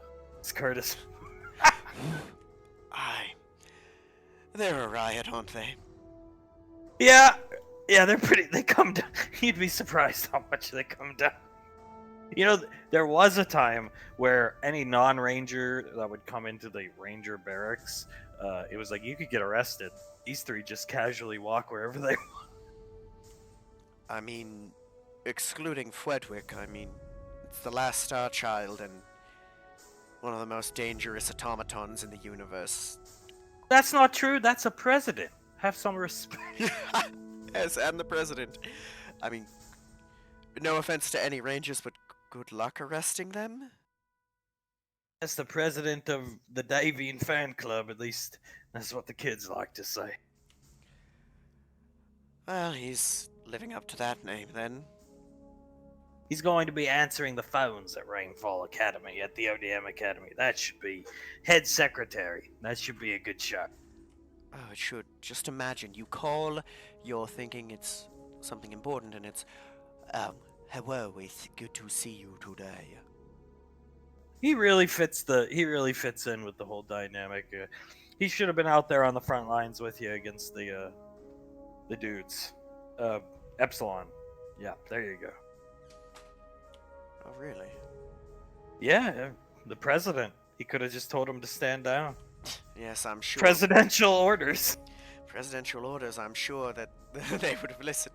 Way down your arms. And they just drop them, I could imagine. Yeah, President Fwedwick himself. A lovely addition to the Academy. I look forward to working hand in hand with him. I do! I thought he was creepy at first, but he's grown on me over time. In a good way or like a rash? In a good way. I don't know. At first I thought he was weird, and then the more I was around him, it was like, well, this is kind of par for the course. So. That's fair. if you think about it, again, he's probably like the 8th weirdest thing we've come across on our travels. Compared to some of the shit I've seen on the frontier, which is now gone, he doesn't even come close. No, he doesn't. Honestly, at least he's benevolent. Benevolent, and, he does the Rainfall's bidding. That's all one can ask, I suppose, in your indentured android servant. I mean, you can't really ask for more, like you said. And with those 3 going on, their wedding today should go on without a hitch. Yeah, I can't wait to see Samuel in charge of security / head of public relations. Nobody in the universe but Krellin can understand him. That should go over well. That's the job they're giving him. That's the job he wants. And Davine is a good leader and accommodates her staff. Hopefully Krellin can build something into the universal translators for him. I hope so. I really do. Otherwise, it's... Imagine the Rainfall Academy, ODM Academy commercials with that thing and subtitles beeping. Oh no. Just imagine, instead of, we want you, it just beep, beep, beep. Oh, gods. Lorelei walking in with her arms crossed, opens her mouth to say something, and out of the corner of her eyes. Those are for Mum, ma'am. Hacking away at them seems to be very good for her mental health, so we made some more. One eyebrow raised, takes one step back, her guards standing in front of her. They're just dummies, ma'am. I believe they refer to them as good ash. So that's where the case of cigars from the vault went to. I can neither confirm or deny if that's the case, ma'am. I'm not sure. She throws her arms up. Oh well. They were just collecting dust down there anyway. This really helps Integra. She points over her guard's shoulder at this one. She looks 10 years younger when she's hacking into one, ma'am. And who's paying for these? Colonel Curtis. The Ranger budget? Colonel Lorelei. Fine. If you'd prefer, ma'am, I can reimburse for them. No, it's fine. Don't think we'll be spending too much money now that all's said and done. Yes, We just ma'am. don't tell General Rico about this. My lips are sealed, ma'am. Gets up and salutes. Is there anything you need from me, ma'am? Yes, I need to speak to you alone. Dismissed. Her guards will leave. Yes, ma'am? The rest of your squad report to the dropship. Have him taken Earthside once I'm done with him. Yes, ma'am! Let's roll out, boys. They leave. You wish to speak to me, ma'am? This way, with her finger walking. He'll follow her in. Your ranger badge. Yes, ma'am. He takes it off and hands it to her. I trust in 8 months I'll be giving this back to you. That is certainly the plan, ma'am. Good. I won't go too deep into selection, but I think you should pass easily. First phase, physical land navigation. Second phase, CQC, operator training course. I anticipate you'll be Top Gun. I would hope so, ma'am. I would hate to insult the training I've been given by people like Hunk. Third phase, Seer training. Simply put, you'll be tortured. You'll see. It's not too difficult. What you've been throughout your journey in life and EarthGov has more so prepared you for this. And now that things are, I hope, looking up for you, as I was strolling in, you should pass the psych evaluation. Yes, ma'am. Things are looking up at home. Mom is still not my biggest fan, but she's doing better, and Saris and I are actually talking again. She'll press her thumb to her middle finger and hold it up. For services rendered. She'll snap her finger, and you were there when Julius saw into the afterlife. Same kind of wobbly effect. Oh my. As you can see, she's cleaning with her thumb your ranger badge. As you can see, your family is happy. Not the ones from the Dread Forest that I was told you encountered. They're doing well. Happy, healthy, no pain.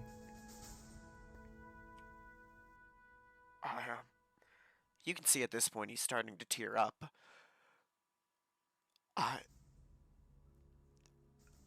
Yes, they are. Thank you. And most of all, she puts her hand out towards them. They await the return of their long-lost son. Oh, yes, ma'am. Well, it'll be a shame to disappoint them then. If I have my way, they'll have to wait a while longer. They have nothing but time. She smiles and flips the ranger badge in her hand. I look forward to giving this back to you in 8 months. Don't let me down. Will do, ma'am. I promise you I won't. And make sure you shave that disgusting beard and head of yours. She leaves. When you're done here, report to your dropship. She leaves. Yes, ma'am. He's just going to sit there and look at them for a while. And just watch his family. Just going about their mundane tasks, it looks like the house you lived in when you grew up. But the landscape around is definitely different. Much more scenic, like summertime, perpetual. Very vibrant. You three deserve what you have. Mom, Dad. Oh, God. I should be there with them. No. I don't know if the three of you can hear me. I doubt you can, but I promise you I'm gonna make the three of you proud. And when the time comes, I'll be there to meet you. Goodbye, Mom. Goodbye, Dad. Goodbye, Aliara. I'll see you in the next life. And at that point, he's just gonna start to break down a bit before he collects himself, gets up, gets his gear, and goes to leave before looking back at them one more time, bowing his head and heading out. As you head out to your dropship with the Colonel, as boom, back up at the apartment, the kids, the Rainfall kids, have made their way to the apartment. There's a very large congregation going on here in the living room. Fudwick, Krellin, Samuel back playing their Amalco, Towns and Zap playing some ping pong. These three are watching Nightfall play Dance Dance Revolution, made by Steven Hashiguchi, and everybody else is just sitting around having small talk in their wedding attire, or half in the attire, dress coats and stuff off. Pequod, smiling, looking around. Wow. Oh, Christ, and there's that cat. Icy starts laughing. Vixie walks ahead with her. Yeah, Stiletto Jr., as I call him. Ow. Pequod, that thing understands English, I think. It 100% does. He somehow telepathically taught it how to understand English. See Pequod squinting. And what the hell is she drinking? Stiletto's still drinking. It looks like a Frappuccino? You think they got us one? Mom and Dad love us. Julius just keeps staring forward, rocks back and forth on his feet a bit. No, I don't think they did. Let's go over and see her. Carry me. You don't have to ask me twice. Picks her up and starts walking over. You carry her over here, come on. She pats Laz on the head, Sasha bouncing her on her knee. Siletta just sipping the Frappuccino. It's very good. I'm usually not a fan of coffee, but this is excellent. Pequod, where's ours? Siletta, you don't get one. Well, Julius looks back at the cat, then at Siletta. Oh no, I get it, yeah. Just an adult rainfall thing. yes, it's quite expensive. We spent the morning down on Earthside. Maui. Where were you? Anova, right? Pequod, oh yeah, trust me, we were on Anova.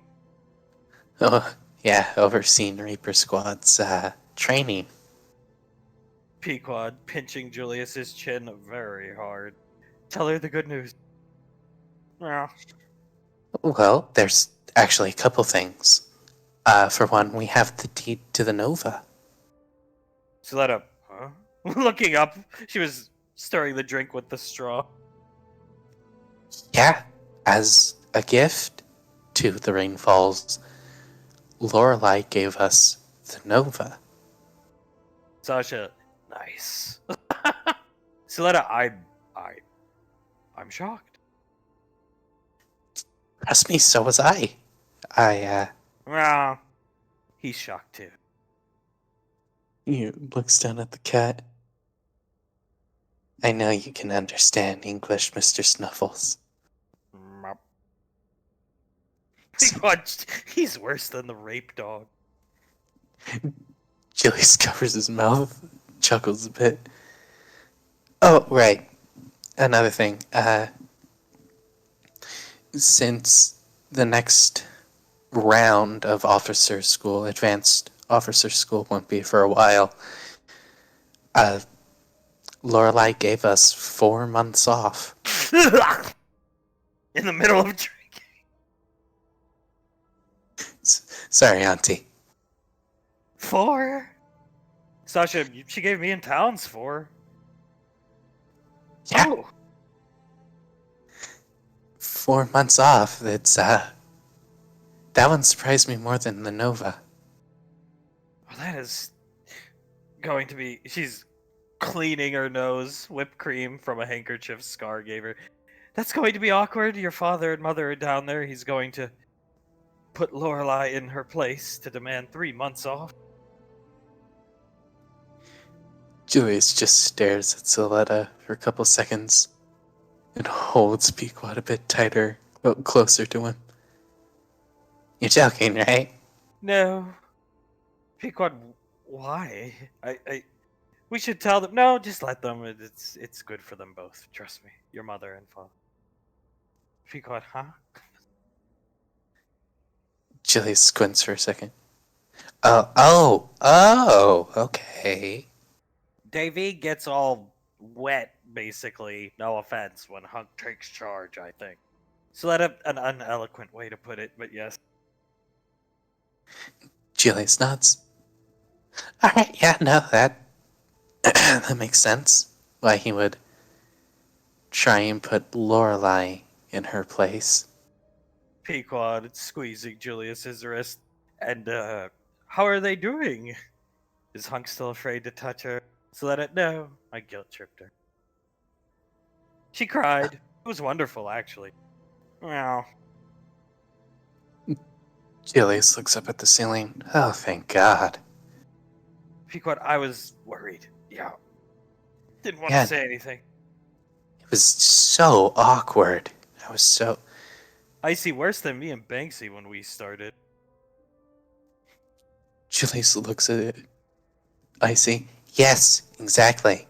That's a perfect way to put it. Siletta, well, sometimes when two people feel like they're not good enough for one another, they just need to be told. Come to the realization. Not be walked away from. Finishing her drink.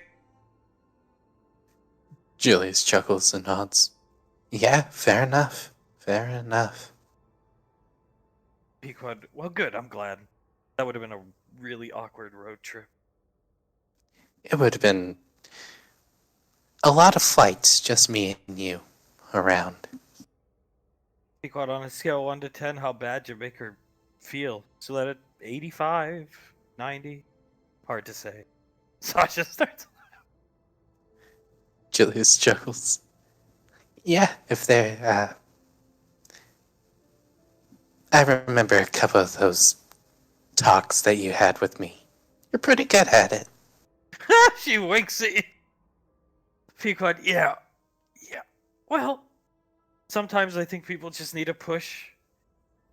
Julius and me were not great at expressing ourselves in the adult way of things when we were younger. Julius clicks his tongue. No, we were not. Did you really cry a lot? Suletta, oh my, she tackled the poor man. Arms flailing in the air like a child. Here, she pulls up her wrist computer. Wow. Showing the footage of Davine's arms flailing in the air running at Hunk. When she tackles him and they both hit the ground, Julius lets out a, "Oh, Jesus." Icy. Wow. Watching from over. That was, even with her arms flailing around like that, that was like a picture-perfect tackle. He caught. She took him off his damn feet. I'm surprised she didn't knock the poor man out. I cannot wait to see the child they have. A mix of Hunk and Davine, mom and dad. That's gonna be something. Icy, it'll be amazing. Trust me. Suletta, yeah. Julius chuckles. I'm sure they'll be absolutely handsome, beautiful, whatever they want to be called. I'm sure they'll be that. She's going to be wonderful. Julius looks at Soletta. You sound awfully sure about yourself. Sasha looking over at Suletta. Pequod squinting at Suletta. Icy starts whistling. And I know that whistle from anywhere, because I do it too, Nicole. Wow. Well, I would just prefer they have a girl. Your mother has taken care of my daughter as if she is her own. I would like to return the favor. Wow. Julius looks down at Mr. Snuffles. You disagree with everything she says? Is that No. it? Yeah, okay, got it. Starts licking his paw, looking up at you. Julius looks at Pequod. I think I'm getting the hang of understanding him. Pequod just, whatever. Goes back to pinching your chin. Suletta, you must control yourselves until the wedding. Julius looks at Soletta. Yes, Auntie. Your mother and father did not do the deed on your wedding day. Pequod, let's go of your chin. Julius shrugs. As far as we know. God, somehow I find that hard to believe. Well, He nods. But even if they did, he shrugs. Doesn't mean we have to.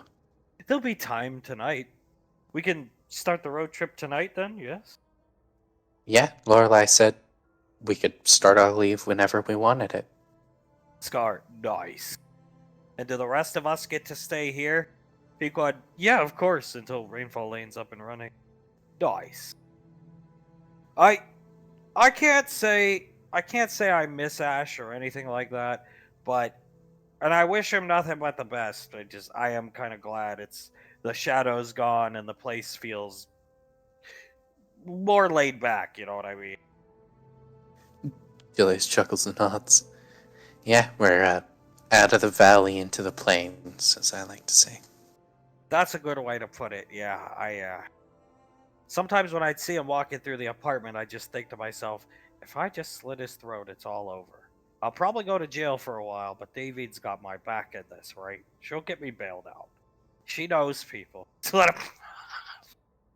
How often did you monologue this to yourself, Mr. Freetooth? Round about the time things got really weird, and then I'd feel bad because, I can't do this to Ash. We've been through a lot together. I just wish he'd leave. Yeah, well, I'm glad you never did that. You guys got to leave on the goddamn weekends. We were stuck here with him when he was up here. Yeah, no, fair enough. I mean, I think Blaze had it the worst. He would always tell us, at least you don't have to walk around Gateway with him. Jennifer. Pequod, is that all they did? Scar, what the fuck else do you think they did? Come on now, sweetheart. Pequod, we should get Blaze a gift.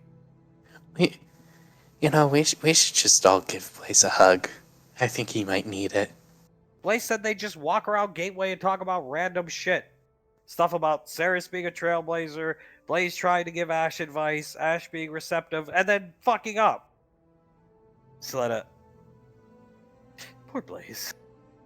They pour sherry on as well at this point, but poor Blaze. Julius bites his lip and nods. Yeah, poor Blaze.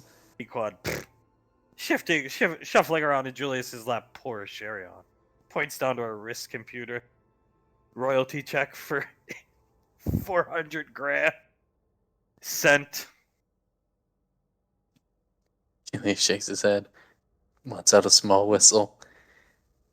Yeah, well, that's good. That's good. They're gonna be set for a while then. Sasha, it's helped more than you think, trust me. Saris actually made contact with Ash today. And smiled at him, albeit it was for a short period of time, but yeah. Julius's eyes widen. Ah, damn, that is progress. Pequod, I told you it would help smooth things over. That's why I didn't even consult him, because I knew he'd say no. So Smart, very smart. He gives her a kiss behind her ear. Like always. she's gonna put her arms around, because she's shuffling around, put her arms around your neck and sit there. Well, I'm glad we could help. We take the high road. As always.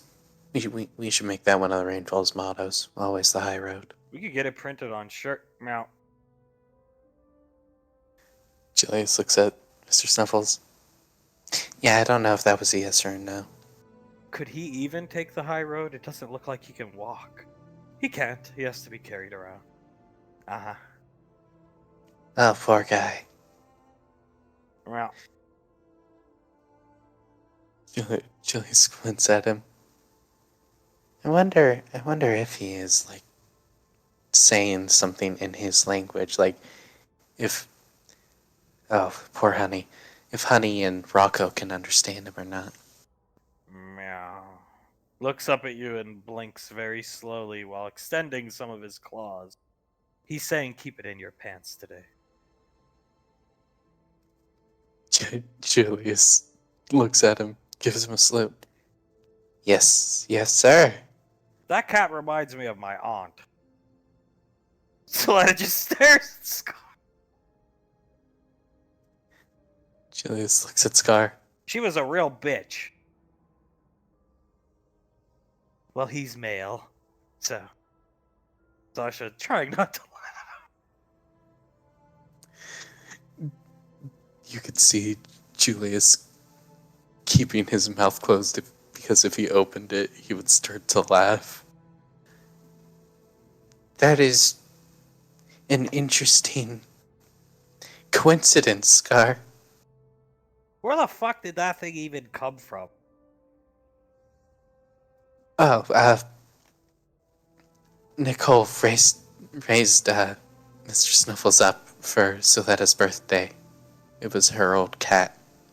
And he can't get any fatter. Wow. That too, he cannot get any fatter. As he slowly reaches down and pets him lightly, not as to not scare him. He lets you, but he's looking at you out of the corner of his eye. He leans towards Pequod. This cat is scarier than Lorelei. Is that weird? No. She's looking down at it, grabbing your shirt. Oh. He pets Mr. Snuffle a couple times, puts his arm back up and wraps it around Pequod. Icy's gonna take Zap's place, who just got beat by Towns, and start playing ping pong as Zap comes over here. It's the wedding day. I've been waiting for this for months. Julius looks over at Zap. You really excited for it? Yes, I am. Done got the jello cakes being prepared as we speak. Oh. Oh. Did we have to bring some kind of food? I didn't know that we did.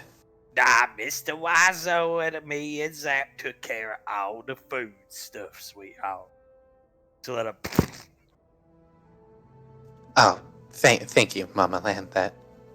That's a big help to the entire family. Thank you so much. Anything for your mother and father. Oh, at least they're not guilt tripping anybody. He smiles. Yeah, thank God for that. I can't wait till they get back from whatever they doing. Then Mr. Wiseau gonna show up and take Davine and the girls to one location and the boys to another. So that what? I I don't think that's a good idea. I thought they didn't want to do that for their wedding. It's tradition to separate Davine from Hunt so she can see what it's like without him. Because she acting a fool, Mr. Wiseau say. That's right, Julius. Just deal with it. Meow. If I had known that, maybe I wouldn't have guilt tripped her so hard. Oh well. She snaps her fingers and makes the frappuccino disappear. Julius rubs the back of his neck. Oh God, oh no. And he looks at Soletta. They like made up, right? They're back to their lovey-dovey selves. All they needed to hear was they're both more than good enough for one another. And in fact, they need one another, which they both confess to each other, so they're fine. I just. Now. Oh boy. Oh well, we'll take care of Davine. Yeah. Well, Julius looks over at Banksy. Me and Banksy will take care of Dad, isn't that right? Yeah, we'll look after him. Playing the Amalco with these three. We'll look after him. He should be okay. Right? Well. That meow did not inspire confidence in me. Julius rubs his face, shakes his head, looks over at Sasha. Well, in better news, you're gonna be going through officer school with us, right? Yeah, I hear we're gonna cheat our way to victory. I see. Nice. Playing with Towns, letting him win. Julius chuckles. Hell yeah, we are. I mean, honestly, we probably already know everything there is to know about that course, I guess you can call it. Well, you probably do. I could probably learn a thing or two. Sasha tugging at her collar. How long are they gonna be separated? 2 hours. You should Uh-oh. teach Davine a lesson, and if she doesn't learn it, then it'll be 7 hours, Mr. Wiseau said. That's right. Oh, Soletta.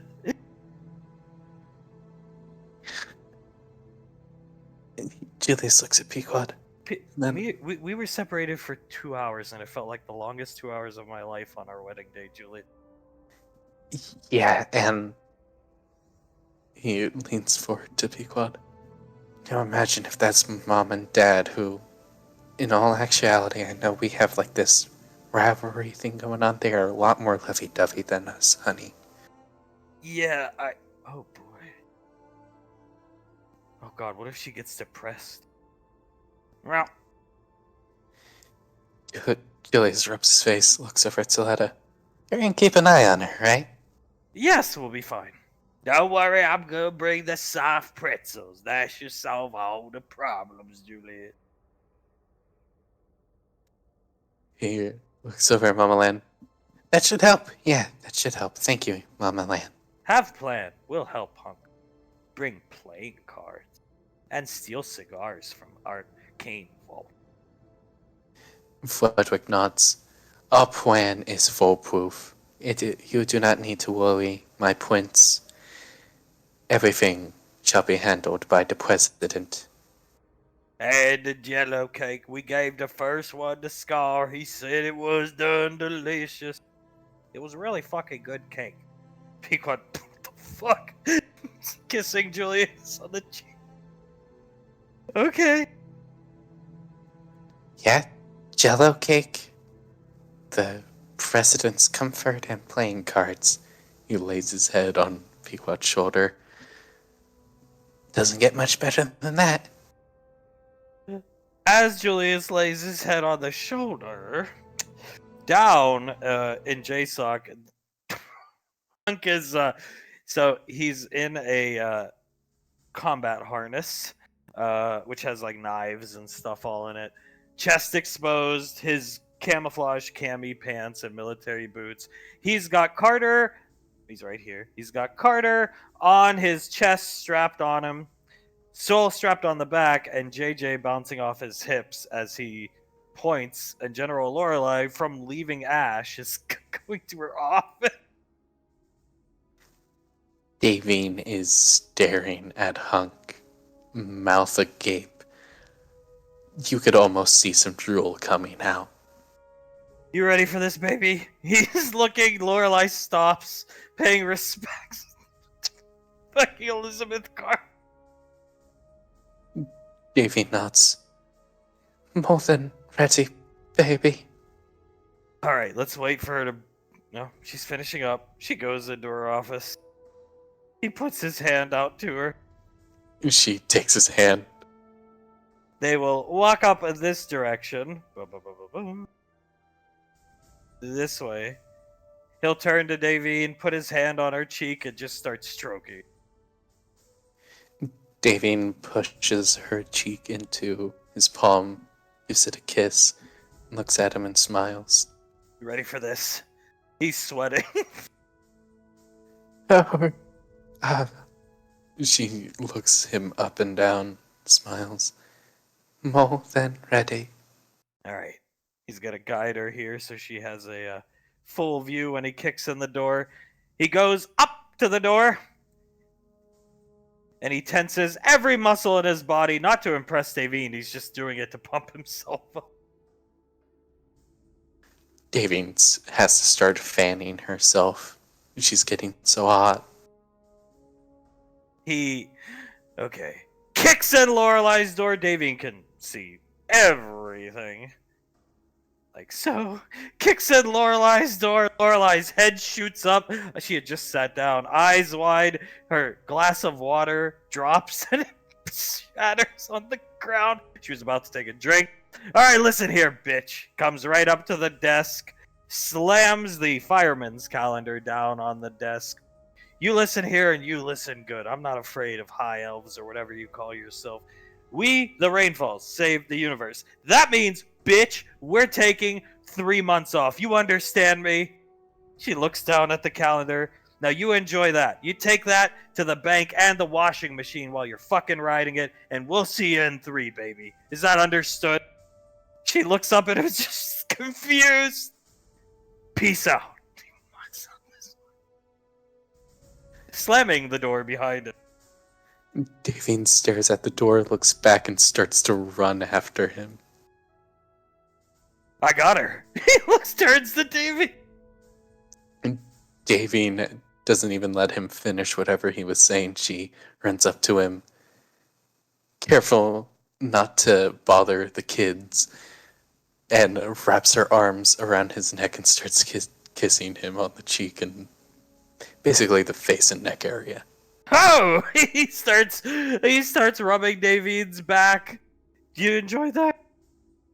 She does not respond. He just feels her nod and let out a I think it might be time we head back to the apartment, but then again, I mean, we could just stay as Agent O comes out. Christ! She's not down here. Huh? Looks. Davine barely even pays O a glance as she gives him a thumbs up and smacks Hunk on the ass. Whoa! He jumped! Agent O, take it to the elevator at least. Yes, sir. He'll guide Davine. We gotta drop these kids off ASAP, darling. It's a priority mission 1, whatever it is. You're blushing and your eyes are crossed, I think. Oh, am I? I couldn't tell. This jacket is a bit hot. As she takes her hoodie off and wraps it around her waist. Ding! The elevator dings and Hunk will pull her into the elevator and give her a nice big kiss.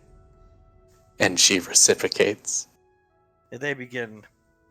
As they ride up the elevator, Hunk hits the stop button, though. He'll unstrap Carter. And they'll continue making out on the stopped elevator. On the Ranger dropship, Ash is, you're in the co-pilot's. He's settled in and collected himself a bit and is just looking out the window. So we're heading to do some last-minute preparations, I suppose? We're going to take you around the course, the training area for phase 1, give you some tips and tricks, and yeah, that's about it, mate. Ain't too much left for us. And we're going to be on the cadre for your selection instructors, but every student is educated fairly before the course starts. You're just getting an extra jump start. And then we'll get your head shaved. Oh boy, that's gonna be fun. Alright. Bet you'd rather be down there for her wedding, though, Tal. Yeah, I would, but the Ranger General's letting me retire once you're through selection with full pay. So normally how it goes, at least if you serve over 20, like I have, you get half your pay when you retire. She's letting me retire with full pay benefits. So Congratulations, my friend, you've earned it. yes, I have. I like to think I did my part. Well, you got my act together, and in a way, doesn't that mean you had a part in saving the universe? I'd say so. Colonel Curtis pushing buttons on this computer, pulling up the news. Ash's wrist computer beeping. He's gonna look down at it. Another royalty check. 400 grand. Cha-ching! Oh, there's rent. There's my payment to Tommy for the month. Huh? Curtis, He'll turn it. 400 grand. wish I had a friend like Pequot. I mean, I don't. Yeah. Yeah, you can't go wrong with the rainfall. No, you can't. I know they're not fond of me at the moment, but let me pretend, right, that I can still call them friend, right? Would you have accepted the check if she had tried to give it to you? I'd like to say I would have, but knowing me, no. Even if I knew I needed the money, I wouldn't have felt right about it. Well, then I think she did the right thing. She is going to make a hell of a. She's got my vote. Same. Yeah. Same here. Who else would I even consider at this point? How many of those does he get a month? Let me see. He shuffles over. Think So that's Rainfall Production. So he's going to get 2 of these every quarter. if they're both of the same size, that's 4 million a year. I think this one will probably be bigger because she's buying up all, like I said, for this streaming service thing. All these movies, and you had the dubious honor of playing in most of them. So That is true. Oh, God. If I didn't actually want to work and be a ranger, I could retire, I suppose. you really could. Yeah, shrug. It's a shame I have too much of a drive to continue working, isn't it? At your age, even though you look older than hell, I don't think it's good for you to retire. You'd get a little bored with yourself. You're not too dissimilar from us. No, I don't think I am. I've always wanted to keep busy if I could. Thank God's the amount of times I took apart and reassembled my pistols on the Majestic when there was nothing else to do. And besides, time on the frontier, maybe Integra, I don't know. I think the odds of you dying down there are pretty high right now. So, I don't know if it was a good idea. I understand she's doing better, but you should have seen the way she was cleaning that pistol. She said she had a vigor that she hadn't had in years. Then she heard you talking, and I hear Ash. No, that sounds like her. Well, as long as Ceres isn't ready to kill me too, I don't think I'm gonna die there quite yet. A long time ago, I can't remember the name of the clan, tribe as we called them, but there was actually a tribe of indigenous people on. I think it was Urenda 442, which is gone now. The planet, it got hit by an asteroid. But it was a couple years into my ranger training out on the frontier, and there was an indigenous tribe of people living there, and they were pretty friendly. We made contact with them. They didn't speak any basic, so any language. They had their own. That was not documented in any EarthGov library or anything like that. and they lived in like almost a tribal state, kind of like Zulu warriors, if you've ever heard of them, back Earth history. Anywho's, and they would set up these like crazy traps. The reason we ended up there is because there was essentially what boiled down to UIR insurgents like attacking that planet, and we didn't know why. We didn't know what they were doing, and then we stumbled across this tribe that is getting their shit kicked in because they use blowguns and primordial type of tactics against guys with AKs. So we had to support them, train them up, and it was a great time. And they did this. Why I bring it up is they did this noose trap that ever since I saw Integra hit the Ash dummy, it made me think of these guys. They did this noose trap, and they would put it at the entrance of their hut. And this one, I was in the hut behind this like straw bed, had my shotgun aimed, and this UIR dude walked in, the noose round his neck, and they pulled him up. It was a large hut, pulled him up and just strangled him out.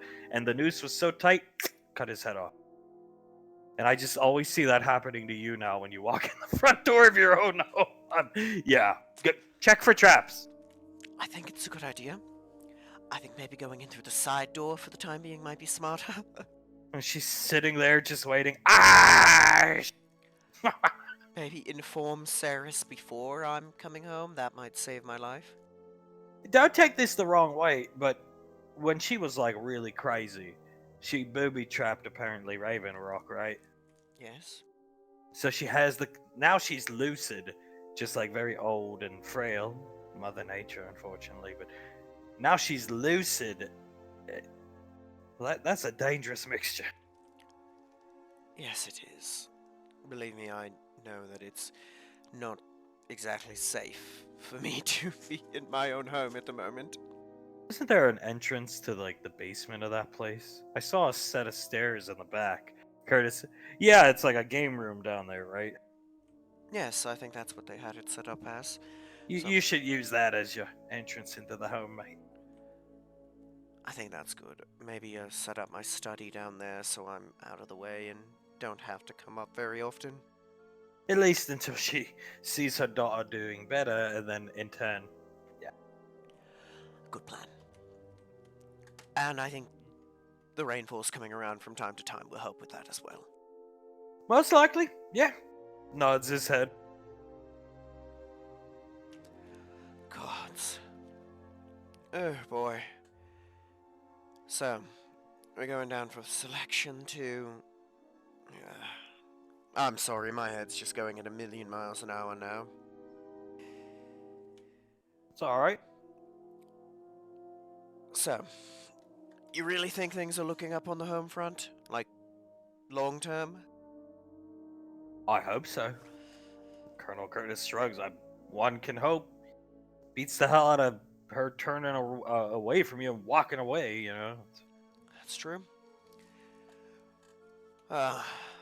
I don't know. Maybe it's just things going right, seemingly right. It almost has me more scared than shooting the dummy, you know? It seems so foreign at this point. I'll make it through selection. Make sure these checks get sent to her and cashed. Deal with the stress of, money and all this stuff. And, what else can you do?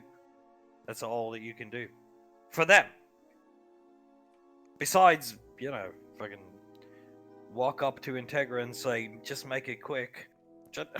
I think would help Integra a lot, but I don't know if you want to do that. Not yet. As stupid as it may sound right now, I am rather attached to being alive. I'm just hoping she continues to do better. Well, trust me, we're on the cadre for selection, the instructors, but we'll make sure good ashes get down there for your mother to do her thing while you're gone. Thank you. I appreciate it. I doubt she has, but has... Lorelei, before we left, she showed me a vision of my family from Gallia and where they are in the afterlife. Turns around. She let me peer pass the veil into the afterlife and see them. That means she can hate you that much. I think she still hates you, but yeah. I think at this point it's gone from hate to more of a intense dislike. That is progress. You sure? It is, and either I will do well enough that she tolerates me by the end, or I'll just outlast her until Sasha is in charge. Yeah, there you go. That's I've heard she can do these type of things, but it's not something you ever talk to her about. So it's... I know she can. She showed Julius the afterlife once already. To show him where Malcolm is.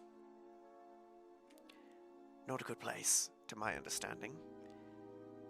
But no, Lorelai is a tough leader. She's tough on her troops, but she also rewards. She's a good leader. I was actually kind of worried when I heard she was taking on her replacement. Like, oh god, what are the Rangers gonna be like? And then I got to know Sasha. And yeah, no worries anymore. But back then I was. I can't blame you, but now Sasha's basically another Lorelai. It should be perfect.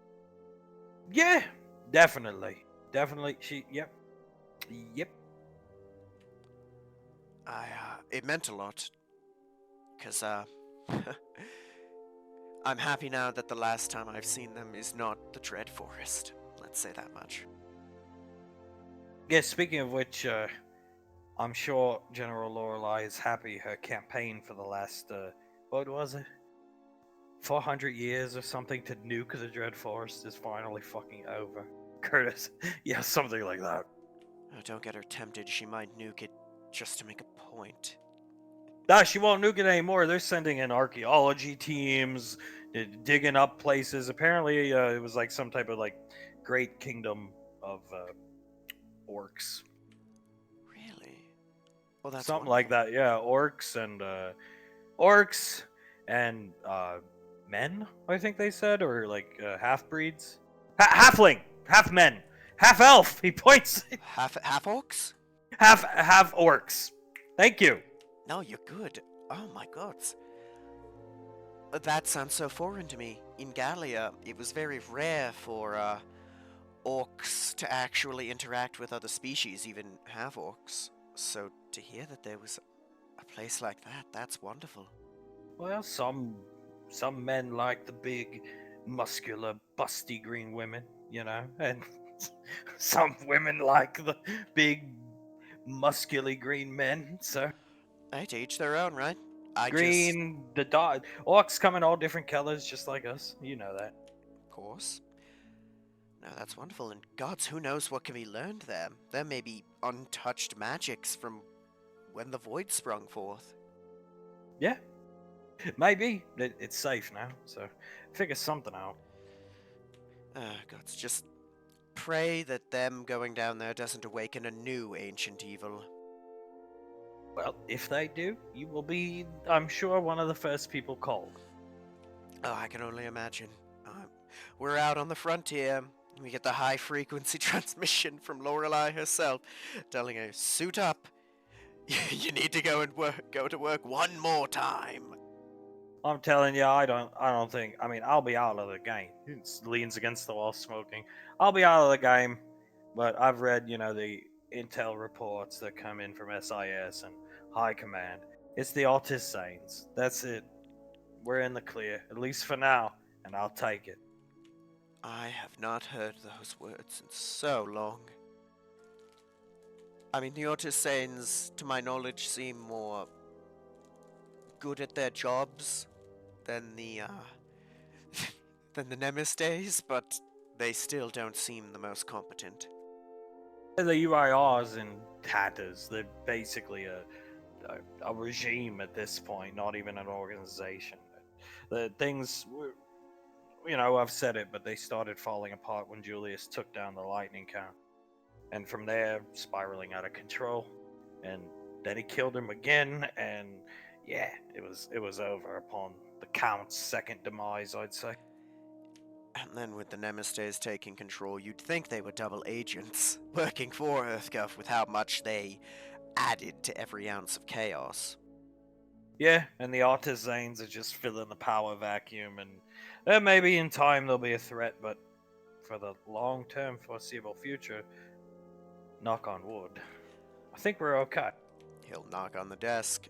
No? Or on the console in front of him. No, no. I knock on wood. Because knowing the UIR, for all their seeming incompetency, they're like cockroaches. You just can't stamp them out. Someday, watching the news. Someday. What's on the news? Just the usual bullshit. Nothing special. You do not know how good that is to hear. No Yeah. crisis on Mars. No notices of Earth Navy ships going missing. Oh, gods. It's even Malcolm has kind of passed through the news cycle. He's not on the news all the time anymore. It's refreshing, to say the least. Yeah, I got sick of seeing his fucking face, honestly. Look on the bright side. He's gonna just lean back over his chair so he could look at Tal in the face. You didn't have to be on the ship with him every day for 2 years. No, and you are the better man than I, because I would have killed him and taken the jail time and been in jail. I could not have controlled myself for that long around that man, especially with the strange things that happened on that ship. Agreed. Well, remember, 3 inches to the right during the filming of Chancinator 2, and I'd probably be in jail right now for different reasons. Hey, look who's up for another Oscar. Ashes and pictures. Oh, gods, what is it for this time? Chance's Platoon, best supporting actor. See the death scene? They're playing it again. You see Ash kind of shiver and look away. Yeah, I remember the death scene. Oh, gods. Wonder who nominated this one. Grelin. And the president. I'll take it. Maybe I'll get to actually accept this one. They're big fans of Ash. His acting, I should say. They made this DVD that has all of his death scenes and some of their favorite lines he's ever delivered, and they did this director's commentary over it, and then they sent it into the Academy. Over and over and over and over, and I think that is why, points, you are seeing Ash nominated. I'm gonna be nominated for an Oscar every year for the foreseeable future, aren't I? They have nothing but time on their hands and access to all that tech, anything they could want. They sent in, I believe Nicole told me they sent in like 30,000 DVDs. Oh, gods. And on top of that, to my knowledge, not all of the Malcolm catalog has been released yet. Wait, so they basically just annoyed the Oscars committee into putting Ash on the docket for an Oscar celebration event that isn't for like half a year, more than a year? Yeah. Just shrug. It's impressive at the very least. President gets stuff done. He does. You know, if he weren't too busy being the president of the receptionist's desk, he'd have my vote for something.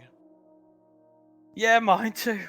Mine too. As the ship will set down and shifting back to the apartment, Pequod is. Gotta move everybody into play. Meow. But Pequod is pinching Julius's chin to the point where it started to bleed. Slightly. Julius does not care. He continues to stare into Pequod's eyes, biting his lip. She'll bite your chin.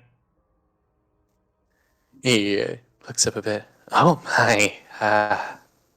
He starts to pet her hair back behind her ears, and he starts rubbing her earlobes a bit. Stop it. I am, he continues to rub her earlobes. She's doing it. Sorry? She kisses the base of your neck. Suletta, we're going to need to be on our game for your mother and father when they find out they're being... She slashes the air with her hand. Vertically separated. The dreaded S word. Julius closes his eyes, stops rubbing her earlobes, and just wraps his arms around her. God damn it, you're right. Well, down here, the elevator dings, and Blaze is walking around with a smoothie he was going to give to somebody. And he turns around, and what does he see Davian doing to Hunk? Uh, Davine has one of her legs wrapped around his waist, her hands running through his hair, vigorously kissing at his chest. Hunk squeezing the back of her neck. She pulls back. Oh, hello, Blaze. Hello, madam, sire. He looks at Hunk, Hunk winks at him. I've seen many strange things come up that elevator. Mostly good ash, and then normal ash, real ash.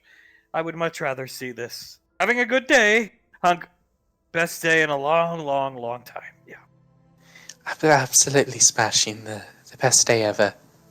Are we finally back to normal, Hunk? Yes. She smiles at Blaze and nods a couple times. No more hesitation, Hunk. Nope, I was just being stupid. Carry Davy this way. Blaze will follow. As was I. As was I. Oh, good. I was starting to get worried. She smiles at Blaze. Then worry no longer, sir. Blaze, why, oh, never mind. You're so sweaty. Hunk, yeah. They come in this ways. Icy whistling. Julius looking down at Pequod, looks up at Hunk. Jesus Christ, dude, did someone pour water on you or something? Yep, your mother just has a way with me, son. And Blaze, enjoy. Handing you a smoothie. Meow. He takes a smoothie. Thank you, Blaze. For everything. No problem. He'll sit down right next to you. Hunk will. He's still got the kids strapped on him. Nicole, and she'll come over and take Soul from him. Thank you. He'll give Carter to Suletta, who, and hands Carter to Memrian, who's waiting with open arms to take him. And Hunk will sit down with Davine, boom, right on his lap. Meow. Pequod's starting to drink the smoothie. She hugs around his chest and lays her head on his shoulder. I am so glad with the straw in her mouth that they are back to normal. Julius nods. I was honestly the tiniest bit scared for a bit there. Meow. See, I think that's an agreement. That cat is fucking ridiculous. It's like a human is talking half the time. It's weird.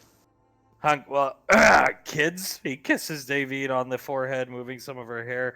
I have good news. We're taking 3 months off. We got 3 months leave, I should say. Oh? Lorelai told us 4. God damn, dear! He looks down at Davine looks up at Hunk. Oh my god, baby, you just have a way. And she starts kissing at his neck again. I got us 4. I got us 4. Just let him. Julius looks at him. I'm proud of you, Dad. You got us 4 months off. Thank Damn you, good. son. Thank you, son. He's fixing his hair, kissing Davine while he's doing it. I really went down there and slapped her with the calendar. I even told her, take that calendar to the washing machine and sit on it. So like, Oh my god. Julius rubs his face, leans over Pequod. God damn it, now we can't use the calendar. well, I wanted 4 months off anyway. Should we tell them? She's whispering. No, it's good for them. Yeah, we'll just let him believe it. 4 damn months off. Did you hear it, dear? Oh, honey, I heard it. She starts playing with his hair that he just fixed. Oh, I heard it. I am so proud of you. I see. We're going to be going to officer school. Hunk, that's great. Not even paying attention. Yeah, Lorelai told us to eat at officer school. That's wonderful, honey. Julius looks at Icy, shakes his head. They are not listening. She just smiles. Well, since we're going to officer school and there's really nothing to do, why don't you just retire, like, now? Hunt. Really? It looks so. Julius looks at him. Yeah, I mean, if you want to, and if there's anything that we need to approve, I'll approve it for you. He looks down at Davine. Davine smirks at him. Just imagine after the 4 months off, Mr. Man, you get to spend all the rest of that time, just us two. Call it a second honeymoon, maybe? Yeah. Okay. I'll, Sasha would like to file my retirement papers and send them to Lorelai, wouldn't you, Sasha? Sasha, yeah, sure. Julius chuckles a bit. Well, congratulations, Dad. As long as you kids are sure you'll be fine. Icy will be good. Ah. Silhouette, the cat, agrees. See, even Mr. Snuffles thinks we'll be fine. You two you could stay Earthside, stay at the beach house, do whatever, and then we can come down when we're done. Deal. Julius nods, and Davine looks at Icy. You are just the smartest girl, aren't you? She gives Davine 2 thumbs up. Pequod. Me. Julius looks down at Pequod. I mean, Pequod definitely agrees. Mom. I do. I'm just happy you two are back to normal. Davine smiles at Pequod. I'm happy that we are too, and you are also very, very intelligent, Pequod. I try. She shrugged. We went to... Oh, here.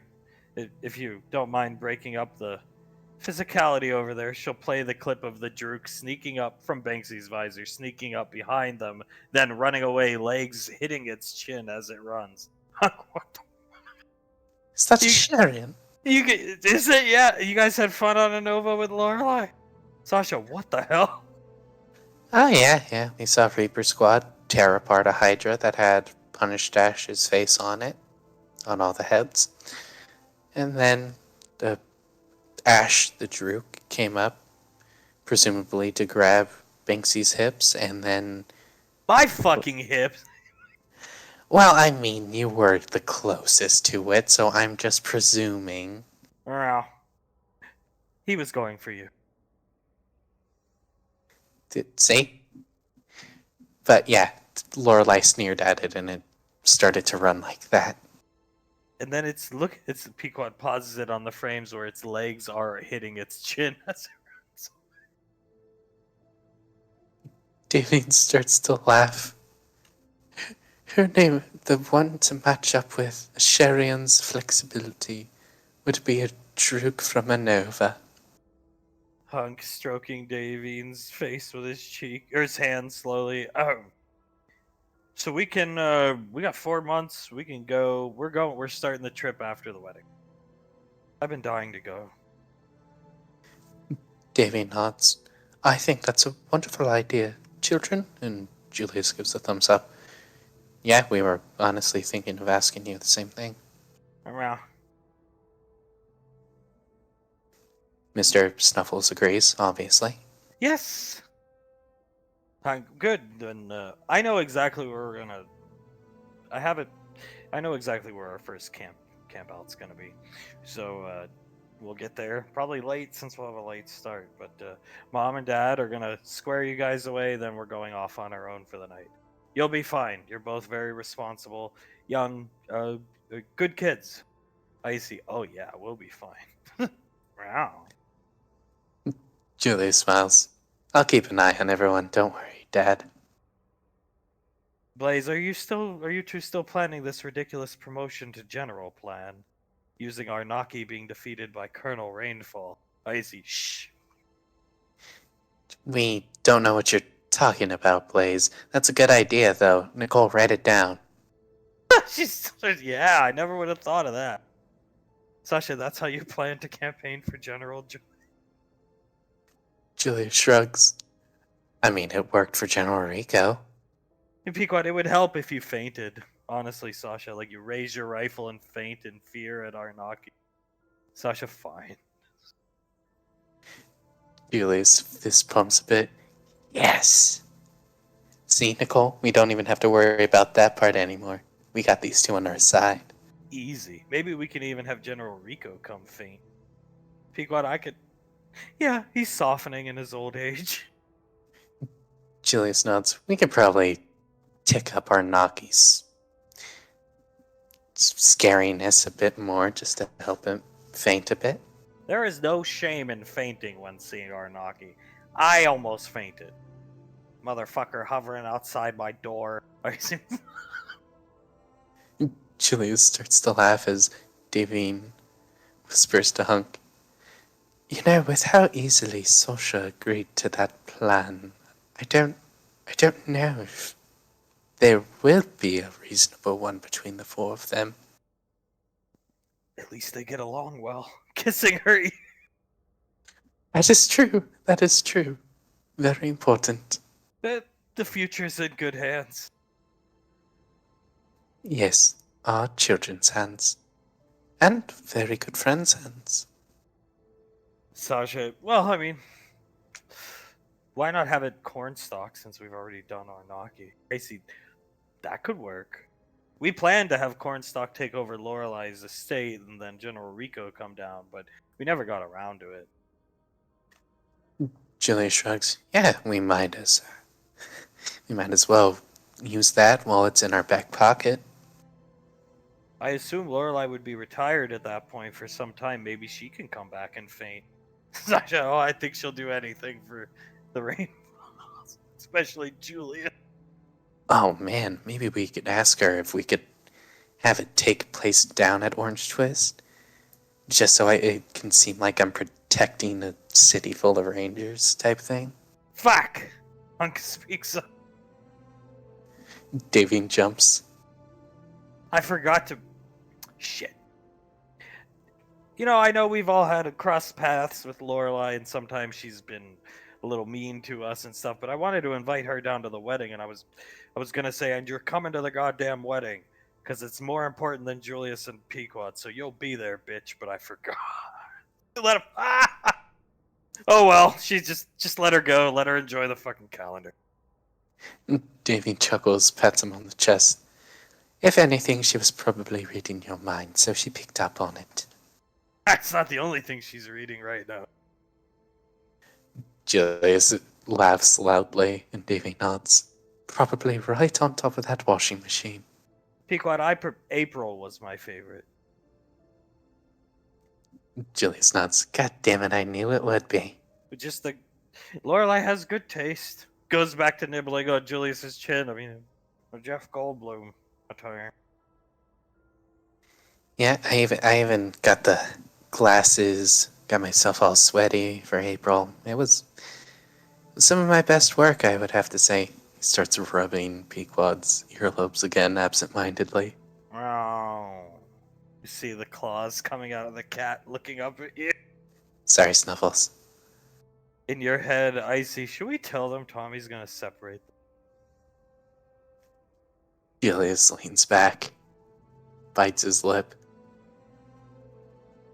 thinks to her, "No, let them be like this for a while longer." It's not gonna last very... Hello, everybody! Come here! Let's see. In your... Ah, shit. Hi, Tommy, what's up? How's everybody doing? He looks down at the cat and he's putting his hand on Icy's head. To die. Well, what the fuck? He said we're doing well. This cat is fucking fat. So that... Davine covers her mouth and starts to laugh. That is the largest feline I have ever seen in my life. Probably has high cholesterol. Shut up. She glares at Tommy. Oh, touchy subject, I see. Rubbing Icy's head. Julius nods. It's her childhood cat. We also have a spell on him that won't let him get any fatter than this, so he's okay. Can he even stand on his own? No. Honestly? Yeah, but, he does just fine. Isn't that right, Snuffles? Wow. That means yes, Tommy. Today is wonderful. Throws his arms up. Day. It is wedding day. Claps his hands together, smiling at Davy. Davin smiles at Tommy and nods. And I say things are back to normal. You done being stupid? Yes, I am completely done being stupid. You sure you don't want to walk away? He gestures to the door. Untightening his grip around her.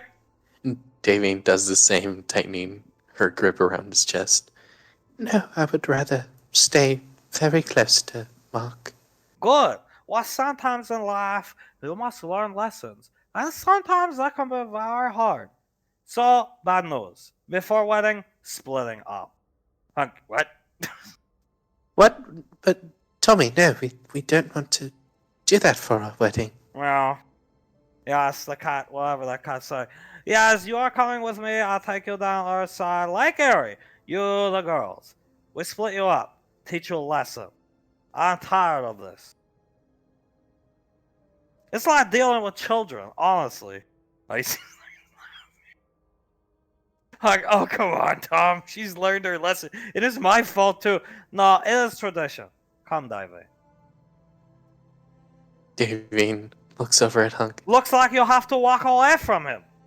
Maybe you not do that 3 times. Now you learn your lesson. Like dealing with teenager. Wow. Mr. Snuffles agrees. Davin bites her lip and shakes her head. I don't want to. Tom, teach a lesson. Come on, David, let's go.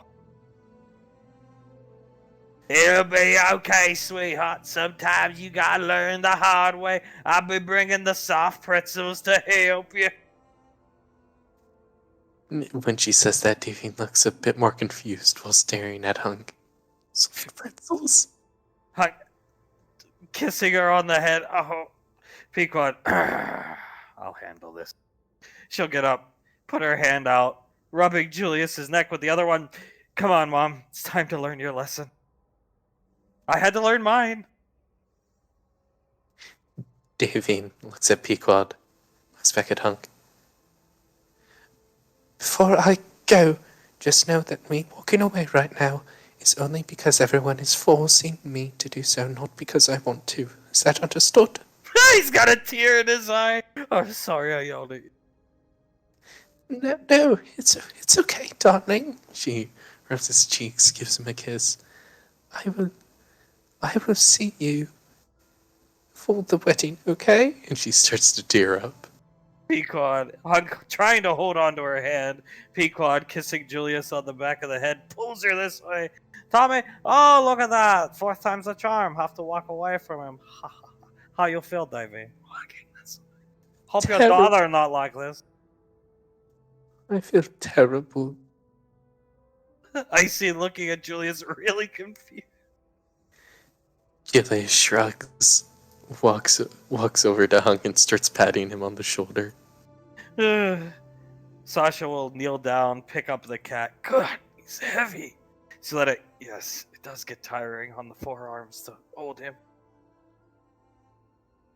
They will walk out. And Tommy, take one last good look, Davey. You see him sit there? You ever going to walk away from him again? Davin looks at Hunk. He's crying. He feels terrible. Manages to make eye contact with him, and her lip starts to quiver as she starts to cry. Oh, so sorry, Davey. Maybe learn your lesson. As they take her out. Oh, Christ. Julius rubs his shoulder a bit more. Jesus Christ, Tommy can be a bit ruthless. That was fucking brutal. This guy stands up. Jesus! He's got his hands on his hip looking at the door. Krellin, very angry. Tired of seeing Davine act like teenager. Julius nods. Yeah, I can definitely tell. Hey, she wasn't acting like a teenager. I blew it out of her. It was my fault. Julius shrugs. You know, it's true what they say. It takes two to tango. I suppose both of you had your faults in the situation. Don't put all the blame on yourself. God damn. He's still wiping tears away. He was brutal. He got a mean streak. You gotta watch out for that, Tom. Picking up a paddle. Yeah, definitely have to keep that in mind as he starts to chuckle slightly. Very tired of Davine acting like teenager. Still playing the Amalco. White Fludwick? Fludwick nods. Mr. Wiseau was at his wits' end, seeing Miss Davine, the Queen of Elfgov, act as if she was a teenager, which is understandable, but he looks over at Krellin. You must agree, Krellin, that was pretty fucking rough. It was. Kinda scared of him. Looking at the door. Be good role model for offspring. Gesturing around the room. Fludwick nods, pats Krellin on the shoulder. Well, Krellin, we must not worry about this. We won't have to worry about it once we have Mother Godash. Do not worry. Shh. Don't say aloud. Men get angry. Fludwick jumps, looks at Julius, who's trying to comfort Hunk. Oh my, I almost forgot. I am sorry, Krellin. Mother Goodash, big secret. Going to build cabin down Rainfall Lane. Beep, beep, beep, beep, beep. Picking up Soul, holding her. Fludwick nods. I shall find all the wood that we need. My skills as a president are needed once more. Krellin nodding his head. Scar. Tommy's got away with fucking words. Under his breath, plays yes. Handing the smoothie back to Julius. I don't consume food, but I do enjoy his company, and I was with him this morning, and he was just on a tirade about Davine. Something about spooky face. Julius looks at Blaze. Oh, well, I mean, sometimes in like combat and stuff, she has a scary face. What the fuck does that mean? Wipes tears from his eyes, picks up JJ. Christ. Julius shrugs. I don't know. I could only provide guesses. Ugh, he groaned. No, I was feeling great. Now I feel terrible. Well, you don't have to worry. Very, very soon, you and Mom will be married, so don't gotta worry about it. I know. Comes and sits down next to Blaze and Julius. I know, I heard Chillida talking about it. You screamed so loud at this place called Amels, it scared her so much, she trembled and dropped her fork. Good thing she have a good boyfriend like Lugnut to give her his for. He glares. So, I think it was something like, don't walk away. Julius shakes his head, just continuing to rub Hunk's shoulder. I was down with Mr. Wiseau and Blaze. He was telling me the tale of Julius done hung up on a dead girlfriend from 400 million years ago when he's got the perfect woman for him right in front of him. Almost done throwing away the only good thing that ever happened to him. Stop! I'm just kidding.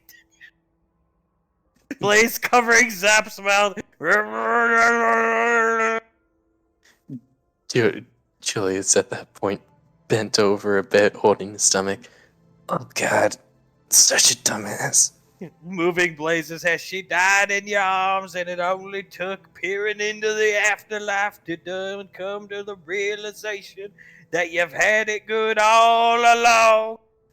Oh Julius, my god! Julius looks at Zap. Who told you? I have never told anyone that. And Mr. Wiseau told me. He was talking about you and Davine being very similar. You gonna finish that? Takes the smoothie, starts drinking. Julius, with his hand still open like he was holding the smoothie. Yeah, no, I guess yeah, that's true.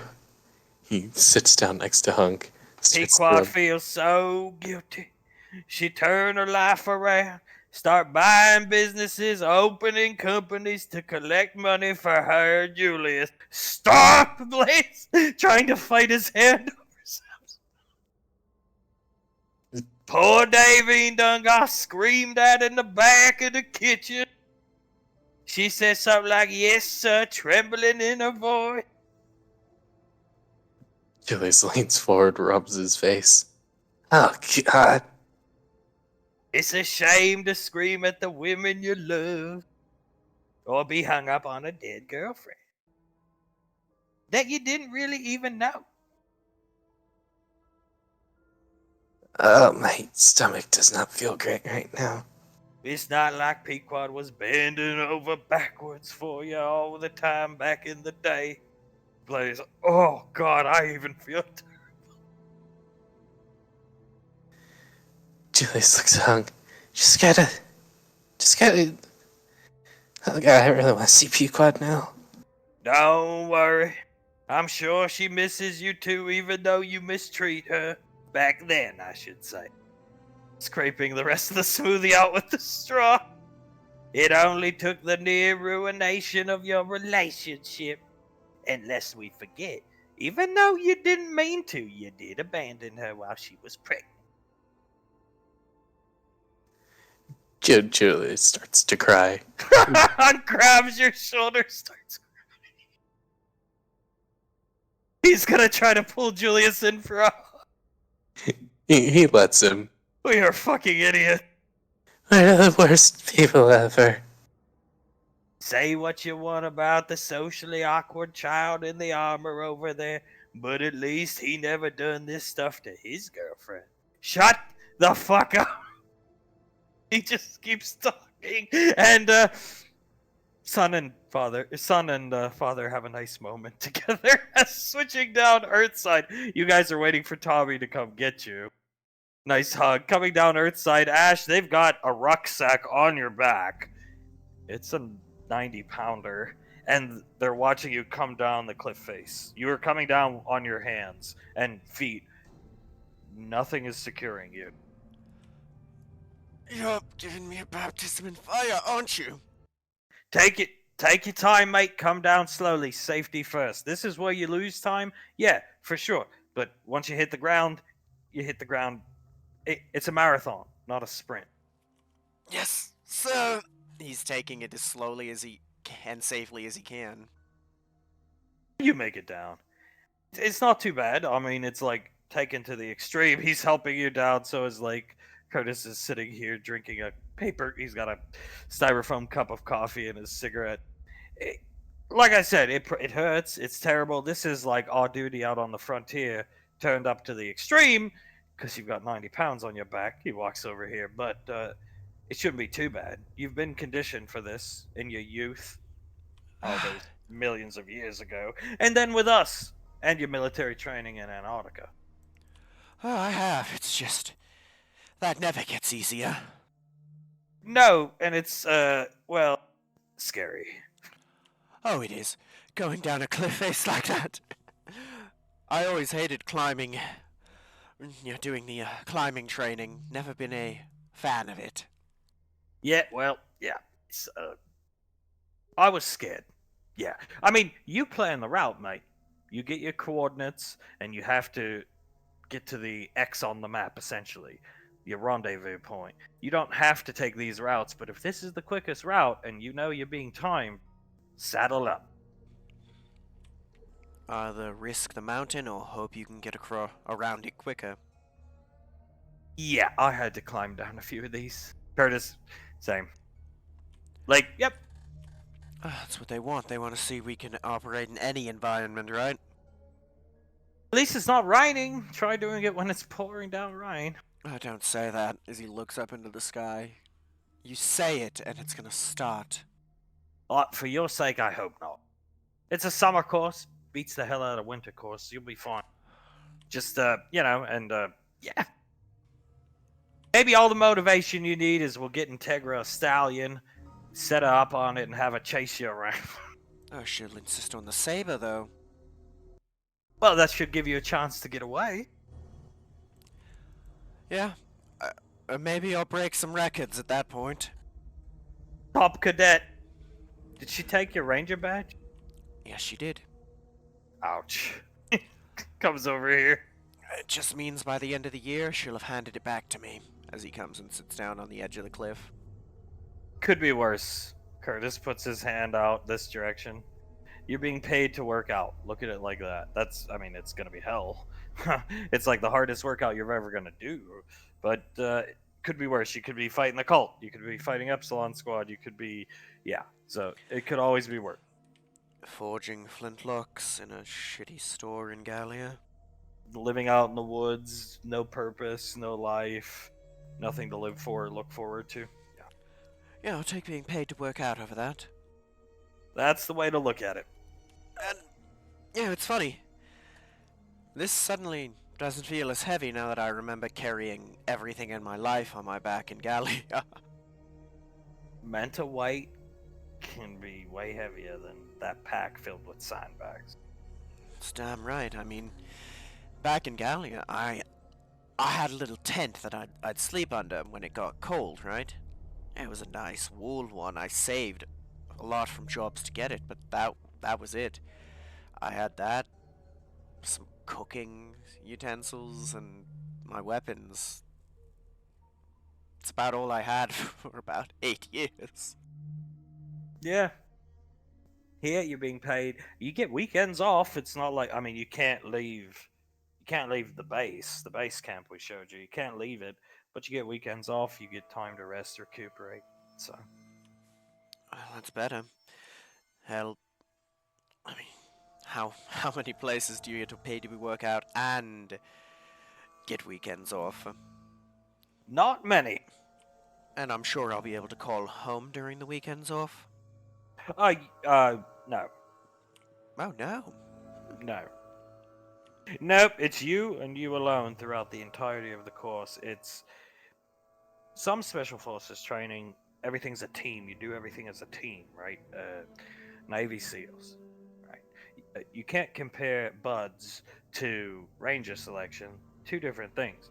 But they do everything as a team. It's all about the team. It's all about... This is all solitary. Because they want to see somebody working on their own, and then you can develop the team tactics later. Because if need be, each ranger needs to be capable of operating on his own. Yeah, and the SEALs have an equivalent dev group, but it's not comparing apples to oranges. It's their basic training, but everything's a team. You'll take your orders from the chalkboard every day. You're gonna wake up in your barracks, head to the mess hall, have your meal, breakfast. You're going to see chalkboard, your name, where to report, what time. You'll be brought out here. That's on the days they don't wake you up at 5 a.m. and make you do a 20-mile run before having breakfast. Which is most days. Well, then I'll just treat the ones where we get to sleep in and eat breakfast as treats. On the weekends, sit in bed and do nothing. Heal, keep your mind busy, practice your navigation, charting, stuff like that on your map, because you got to do it all up in your head with the compass and the map. You have to hand make the maps. It will be explained to you in greater detail. But yeah, just train yourself, prepare yourself, take care of the gear, and it will take care of you. Hell yes. Well, at the very least, I'm lucky enough to be probably the only ranger cadet they've probably ever had who drew maps on parchment and had to figure them out with a shitty compass he made himself. Curtis, most likely. Yeah, I mean, I don't know how many other time travelers are in the Rangers. I don't think many. I'd assume not. And I'd assume there's not many backwater shit colonies that are that backwater and shit. No, most of them got wrist computers, maybe out of date, but yeah. Do the little things. You're timed on all these. We know the times. We can't tell you. Some of these are ridiculous. Like you can fail one timed march. You fail it, you get a red flag. You fail the next one, you're out. And you already know you ain't getting any special treatment from Lorelei. So take this very seriously. Little things add up. For instance, when you're walking uphill, that's when you drink. Because you're going to lose time walking uphill. So drink there. Walk while you drink. Simple, sounds stupid and cliche, but you would be surprised how many people don't do that. No, that makes sense. It's not often I've been on the clock doing something like that, but the moment you said it, it makes sense. You also take your time going uphill. You don't rush up the goddamn hill, because coming down is more dangerous, mate. You've got 90 pounds of gear on your back going down a slope most of the time, steep slopes. So conserve your energy. That's walk uphill slowly. Aye. And in my experience, rushing uphill is how you twist something in your leg. Yeah. And if you get hurt, trust me, you'll be okay. We'll get you out. But, yeah. There's birds in the sky. You can't see them, but they'll be up there watching you. I'm sure they will, with great intent. Making sure you don't kill yourself. That makes sense. Even if it's hard training, they'd probably prefer cadets not die. No. I mean, we want people to pass. You will want people to pass if you're ever on cadre for selection. The more ranges, the better. That's the way I see it. Aye, and hell, like we were talking about the other day, in a lot of ways, Frontier Rangers are getting a much cushier job now, aren't we? Yeah, I'd say so. Both. I mean, yeah, both groups. That is true. Less things for the others to have to do at all. Thank God. Thank the gods. That really feels good to say, doesn't it? I'll take it. Like I've been saying, I'll take it. I'm retiring. The galaxy is safe. Hoo-yah. Here you are. Oh man. I'm guessing they have you wear weighted shit when you're doing any swimming exercises as well, don't they? No swimming in this. If you want to become a combat diver, you can. Cross-training with SEALs or Force Recons. But no, you're okay, mate. No swimming here. This is all marching, close quarters battle, couple days of SEA training, boom, then you're done. You're going to get the badge back. I'm going to be there, shaking your hand, congratulating you, and then walking out the door for retirement. But yeah, it's over. I mean, training never ends, but yeah. No, I'll probably take the diving training afterwards. Just, like you said, diversify, make myself as much of an asset to Sasha as possible. Yeah, no, I mean, you Ranger, Tier 1 operator, Tier 1 unit, the funds are there. Whatever you want to do, as long as you get. I want to go to a flight school. They'll let you. It's up to you to pass the course, but yeah. No, makes sense to me. I'm probably going to take her up on that offer, but gods am I glad there's no swimming involved, because I can do most anything. And just keep going. I don't know what it is about swimming, but it just wipes me out. Curtis, SEALs are tough motherfuckers. They're like cowboys. I was never good at swimming either. SEALs are like fucking cowboys that know how to swim and kill you with a butter knife. He starts chuckling. But I've worked with a lot of them, and I was offered a lot of cross training with them, and they're like, "Hey, if it's cross training, land warfare, CQB, sniper training, let's go. But if it's getting me in the water, you're just gonna be saving me from drowning. You don't want me with you. Trust me. Take anybody else." No, that's fair. What kind of cross training have you actually done with him? Land warfare, for the most part, land warfare. Just raid force stuff, engaging targets, guerrilla warfare, stuff like that. When I first started working with them, Oh, I can't remember how old I was, but it was a while ago when I first started working with them. I was SEALs are, as I said, they're like cowboys. They love their dip, their Velcro, their tack gear. They love it, just like us. But there was these two guys, and they give each other the most ridiculous nicknames. And these dudes are like legends now in the SEAL instructor community. I don't know their real names. Instructor Big Cat and Mad Max the Mandalorian. They're I'm like sorry. legends now. I'm sorry, what? Instructor, he's looking right at you, Big Cat, and Mad Max the Mandalorian. Instructor, and then that's their nicknames. SEALs love giving each other nicknames, and it's supposed to like maybe it's like an inside joke type of thing. I really don't know. I never asked. I just struggled to keep a straight face when I'd be like, "Big Cat, on your six." I will need to meet these two someday. Yeah, I mean, I'm sure we'll bump into them. Seals tend to stick to Europa. They like to stick to their planet. The planet they train on is vast majority water. It's the perfect place for them. A lot of the naval fleet is based out of there. But yeah, we can always stop by and you can meet them. You'll see they're ridiculous nicknames. They I all will. have ridiculous nicknames. Then there's some of them that have like just like your standard like Instructor R. Like, okay, it's like all right. But then there's like the legendary ones all have like the weirdest nickname. Maybe it's one of those things that it's equal parts joke and respect. I don't know. Yeah, I know these two instructors were like the most decorated. Well, like you said, dev group. They're equivalent to us, a tier one group, right?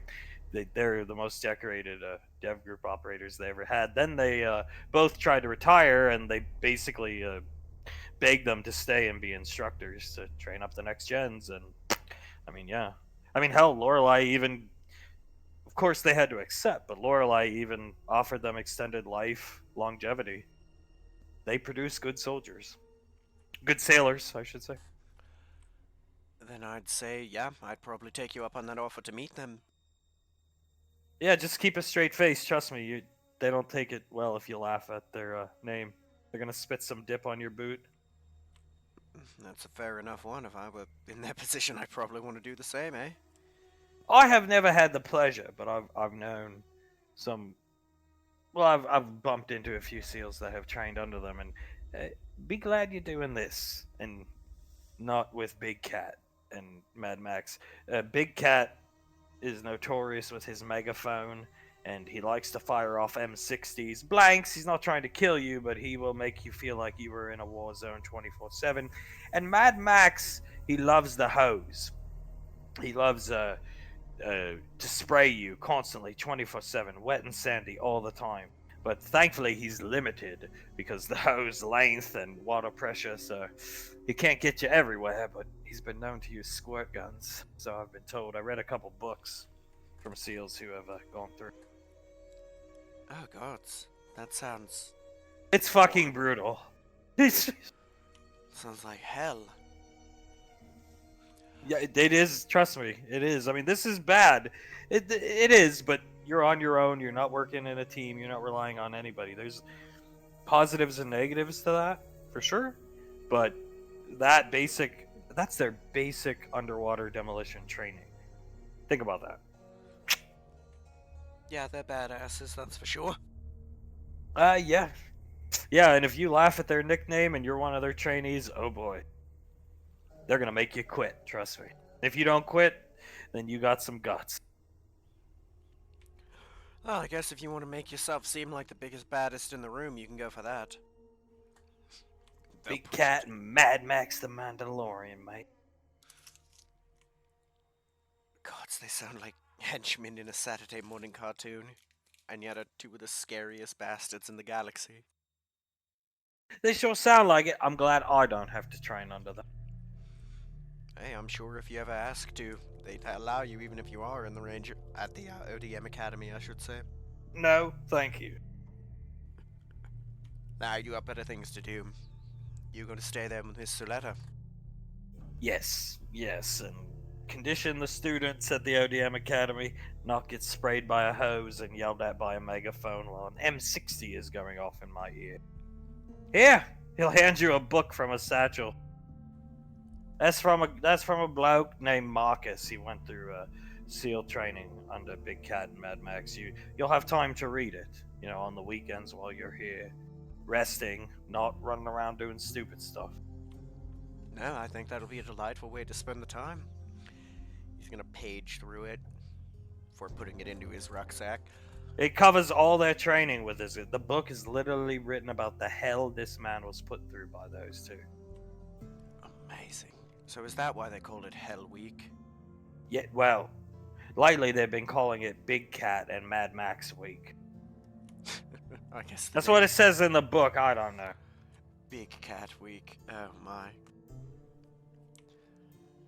I can understand that if they're half of what you guys are saying. I think hell may be too light of a way to put it. Sure, as well, they prepare good fighters. It can't be argued. Very good fighters. And as long as they ain't killing anyone, the methods are perfectly fine by me. I agree. He starts smoking his cigarette. Oh, I would bum one, but can't. No, not now. In 8 months from now, you can have one. I will gladly take you up on that. You'll be fine without them for a while. Do you some good.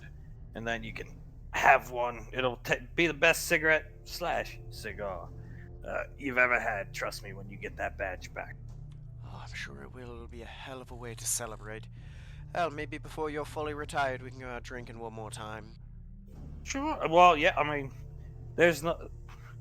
The instructor staff don't live like you while you're training. There's a bar not too far from here, small town. We get to go have fun. You don't. Hey, that's fine. I need to go through it. Doesn't mean I can't celebrate with you boys once I'm out. And it will feel, I think, a lot better and more deserved when Lorelei comes down to hand out the badges, right? And you're getting your ranger badge. Most rangers down there are getting their cadet badge. Think about that. Think about that indeed. You gotta go through all this just to get the cadet badge, and then you do your mission. I think you was on one with Sasha on hers. You do a mission, and then you get your ranger badge. You'll be getting the full thing back. That makes sense. I'd suppose I'd already done my mission, huh?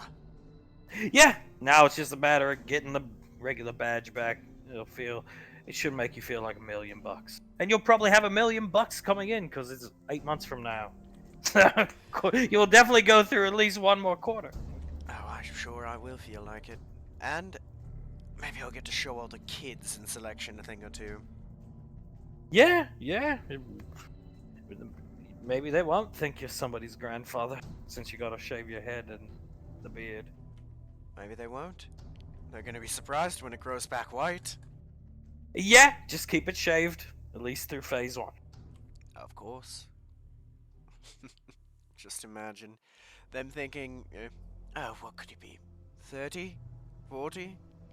And then we get out, they see me one day, and it's fully grown back out like this. Probably think that it's like, oh, Lorelei's grandfather has come to try. What an honor this is. Oh, maybe I'll take them up on, if they ever offer to help with training, I'll take them up on it. Like, lull the kids into a false sense of security, thinking that somebody's great-grandfather's there. And then it can turn out that I'm in better shape than them. If Grandpa can do it, I can too. Motivate them. Hell yeah. Oh, what do you think you're doing? You're falling over? Oh, you can't keep up with the old man, can you? I don't need a walker, do you? Aye, that's a good one. I'll have to write that down. Oh boy. Now we are going to take you to the graduation site. You'll see it. You're going to see it every day. It's like motivation basically. But unfortunately for you, we've got another 16 miles downhill. He points down this way. Sounds like a wonderful afternoon, sir. So get that rucksack on and let's get moving. Sir, yes, sir? You guys will do that as flashing here. Well, the boys have been dropped off here by Tommy. Tommy's right at the door. Now you all sit here and bide your time. Think about what you've done. Losers. Slams the door. Julius looks at where Tommy left, then down at the table. Hunk's got his arms crossed, just staring at the.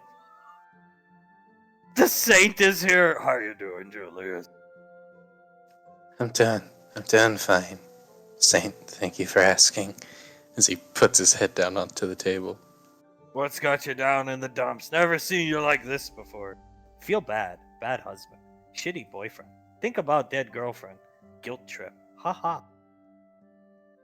Yeah, whatever Carlin just said. He's Play right. cards? He slams down the deck of cards. Julius jumps up from putting his head on the table when he slams the cards down. Oh, no, Carlin, I'm good. I should... Stands up. Should probably check on Dad. Tom's got a mean streak, Julius. You gotta watch out for him. I know, Saint. I know. Thank you. Thank you for telling me. As he walks over to Hunk. He's just staring at the wall, arms crossed. Julius stands next to him and starts staring at the wall, too. You're idiots. Always have been, always will be. Your mother was the best thing to ever happen to a loser like me. Yeah. Yeah, Pequod was the best thing to ever happen to me, too. And I yelled at her. And I abandoned her. That wasn't your fault. He starts rubbing your shoulder. He shrugs. Doesn't mean I couldn't have... I don't know, probably could have killed Malcolm, something like that. Who cares? It's in the...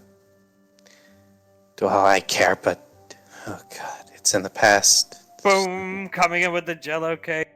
Nah, you didn't want to kill Malcolm, but you could have shaped up your act for her because she's such a good girl and so good for you. Ain't that right? But you chose not to act like a child, and for what? Nothing. It's not like that broke her heart every day. Julius's shoulders start to sink as he starts to... And she loved you so much, she did not want to make you change because she loved you for who you... Fuck off! He smacks the jello... Ow! It's down to the side of the... Fuck! Loved you for who you was. That's not What a shame. Floodwick looks over to Towns. Are you okay, Agent Man? Yeah, I'm gonna go clean off my head. I'll be right. Jesus, back. The jello cake's still on his head.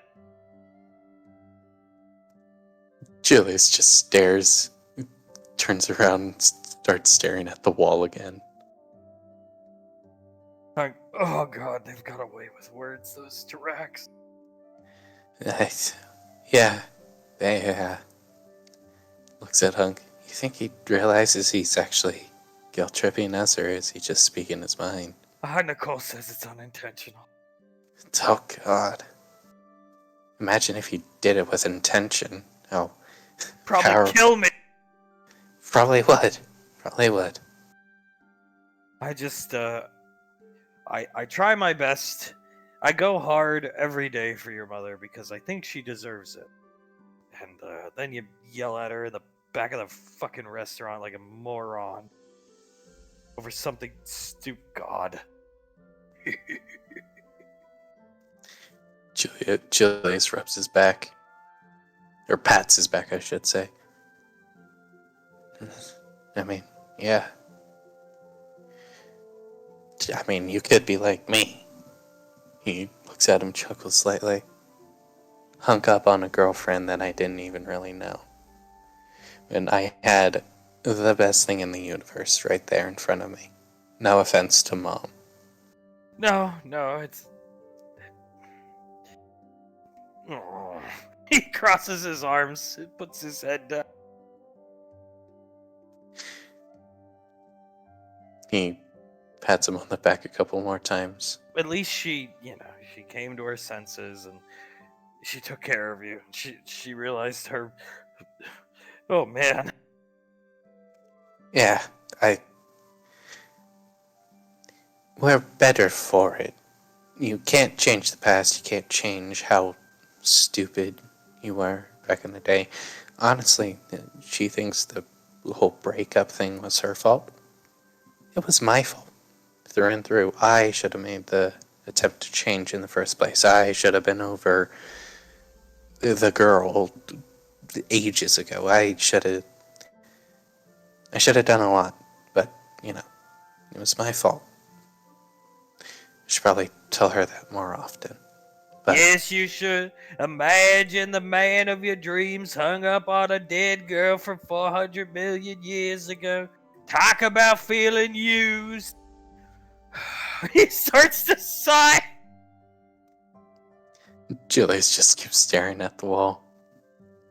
Krellin lighting a cigar, Frederick lighting one, and Samuel holding one, not smoking one. He, She doesn't feel that way anymore, son. he keeps staring at the wall. I hope I proved myself to her enough that she doesn't, yeah. I would hope so. It's not everybody who has a wife that buys them businesses, just in case of the event of her untimely demise, so her ex-man-child of a husband is taken care of. Who's up for go fish? Motherfucker! Gritting his teeth. Julius rubs his face. It's fine, Dad, it's fine. He is right. He's right. 50% of the proceeds of Staff Workshop to the Cobalt Sickle Cell Foundation. The rest of her money to a bank account for Julius. Very good woman. Smoking the cigar. Julius just sits on the floor, staring at the wall still. The best woman. But at least you done never made her tremble in fear and look down at her feet. Hunk will sit down next to you. Yeah, she's gonna say no. No, she won't. If my wife didn't say no, your wife won't. I would say no after hearing this. Zap just passing out cards. I mean, if I was Pequod, I would have said no to me a long time ago. Banksy, what are you guys doing? Comes over to get away from the cigar smoke. Lamenting about how we're the worst boyfriends slash fiancé slash husbands in the universe. And it's not like you tortured your daughter by beating up her boyfriend with a rare exotic creature from a Nova. He looks over his shoulder. Talk about timely delivery. Julius nods. Are you sure it's not intentional, man? Nicole, I believe what Nicole says. She says it's not intentional. Then the man has uncanny timing. Banksy still looking back at Zap. Like, hands down his face. Your mother did look down at her feet. Her voice was shaking. She was even stuttered slightly. Yeah. Julius nods. She's gonna say yes, Dad. She ran out on me on like the first unofficial whatever date. But she ran out on me there before I could even finish my sentence. She ran up. If we didn't have Nicole, we wouldn't have been able to find her. You know what I mean? When she went down to Suletta's. Because Nicole, read mind, right? Didn't give me a chance to explain myself then.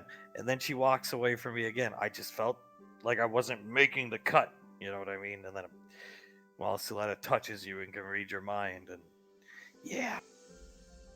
I honestly thought for a while she was kind of just keeping me around for the kids' sake. Just for a few days. Julius shakes his head. That must be terrible. A terrible thought to have, yeah. What a shame. She's been through so much and she has a slight problem expressing herself at times. Good thing you screamed at her. Oh. Julius rubs his face. Hunk can see just the tiniest bit of smoke coming off his hands. Oh, he's right. I think this is why Tommy separated us. I just hope your mother's okay. I honestly do not care about myself. You realize that. I care about your mother and then you guys. And that's what I've always wanted. I really don't care about myself. Not anymore. I used to. I used to be very selfish, self-centered, and then I realized get you nowhere. Get you nothing. Julius looks at him, nods. I mean, people give you a hard time for acting the way you acted. We're not that dissimilar, trust me. You had better reasons, believe me. I'm not making excuses for you. I'm just telling you the truth. I was raised in a normal house. You know what I'm saying? Nothing traumatic ever happened to me in my youth that I didn't cause, and besides having a drunk for a father, but he was gone. I didn't live with him for very long, so you had all the reasons in the world to act the way you acted. And potentially ruin your marriage. Christ. Julius was actually seeming to be a little perked up by what Hunk was saying, and then Zap talked, and his shoulders sort of just went up against his ears. Yeah, thanks, Dad. That helps, actually. Thank you. Mr. Wiseau done telling me all the time back then. Even though he didn't know Pequot, he could see back in time, done saying Pequot done depressed in her room, crying for her Julius, just wanting to see him again. Then he come back and he still hung up on that woman. Krellin clapping with the cigar in his mouth. Julius covers his face, biting his lip quite hard. Welcome back home. I loved you and missed you. But I'm thinking about some dead girl. Jesus Christ. He makes a fist. Starts walking towards Zap. Hunk grabs him and pulls him back. Julius shrugs, uncovers his face, stops biting his lip, which bleeds a small bit. It's fine. He's right. Wipes the blood off. Samuel beeping. Samuel say, all Zap's saying is truth. Sucks to suck. Oh God, even from Samuel. Okay. I know what can help here. Brandishing a pack of Smoker's Choice mini cigars. He'll walk over. How about some of these, babies? Julius looks at the same. Thank you, Saint, but no, thank you. I'm okay. You sure? I mean, a smoke every now and then won't hurt. Take the edge off. No, no, I'm not gonna have a. Is that mini cigar? What are they? One credit? Yeah, it's cheap stuff. Aren't you the CEO of a company? Julius squints at it. It sort of looks like something from that old store, Walmart. Something like Great Value cigarettes, something like that. That's what they are, yeah. You get 100 packs for 10 credits. You're the CEO of a company, though. Why don't you smoke the good shit? Yeah, this is what I grew up smoking. Here, try some of this. Pulls out a bottle. Every once in a while I have a drink, and Mohawk's my brand of choice. I prefer Ice House beer. He hands it to Banksy, who just stares down at it. Were you keeping that in your pocket? Yeah, well, it's wedding day. I need to take the edge off, you know. Nervous. Gonna be in front of a lot of people, Julius. And Sandra's still out there somewhere. Oh, right, yeah, of course. Well, don't worry, Sam. We'll get on that as soon as possible. No problem. I hear you're going on a road trip. Here, take a swig. Hunk will rip the bottle out of Bixie's hands and take a swig. A swig, not a chug. Hunk takes 2 big chugs and just slams the bottle into Julius's chest. Julius takes the bottle and does the same thing that Hunk did. The saint will take the bottle back and take a swig. Gesture to Banksy, who, no thanks, just puts it back in his pocket. How's that feel? Terrible. Tastes like nail polish remover. My throat doesn't get burned very often, but Jesus Christ. I don't see what the big fucking deal is. You walk by Davy, she gets wet. What are you worried about, Hunk? Ugh. Same with Pequod. I mean, what's a big deal? It doesn't change the fact that we were terrible before. That's well said. The big deal is they have women that are so infatuated and good to them and they treat them like garbage. But personally, I would say Hunk does it less. Julius, on the other hand, 5 long years in that headhunter's base. Count them. 1, 2, 3, 4. Shut up, basically. 5. Julius starts rubbing his face again, looking a lot like how Davine looks when she's about to start crying. Leaving Pequod when you finding out she pregnant. The saint gasps. Julius groans, covers his face, and tears start to fall, but he's hiding it. Hunk rubbing Julius's back. Hunk's starting to tear up a little bit. Poor Davy. Doesn't look like a whipped schoolgirl after you raise a voice to her. Oh, Jesus Christ. And because of your insecurities, you make her cry. Oh. Oh my God. Trust me. It goes deeper. I know. Mr. Wiseau, feel me in on his frustration. Wanting Davine since the moment you see her, but stay married to a hag who treats you like horseshit because you're too scared to make a move. Now Hunk starts crying. Krellin clapping more. Julius looks at Hunk, puts his arm around his shoulder and brings him in. That poor woman was tortured and tormented, lest we forget this man called Commander Jared. Scar groans.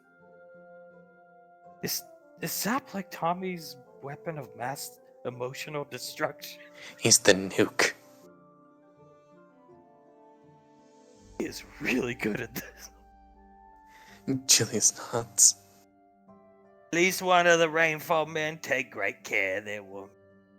He got the shit beat out of him on a daily basis just to see her.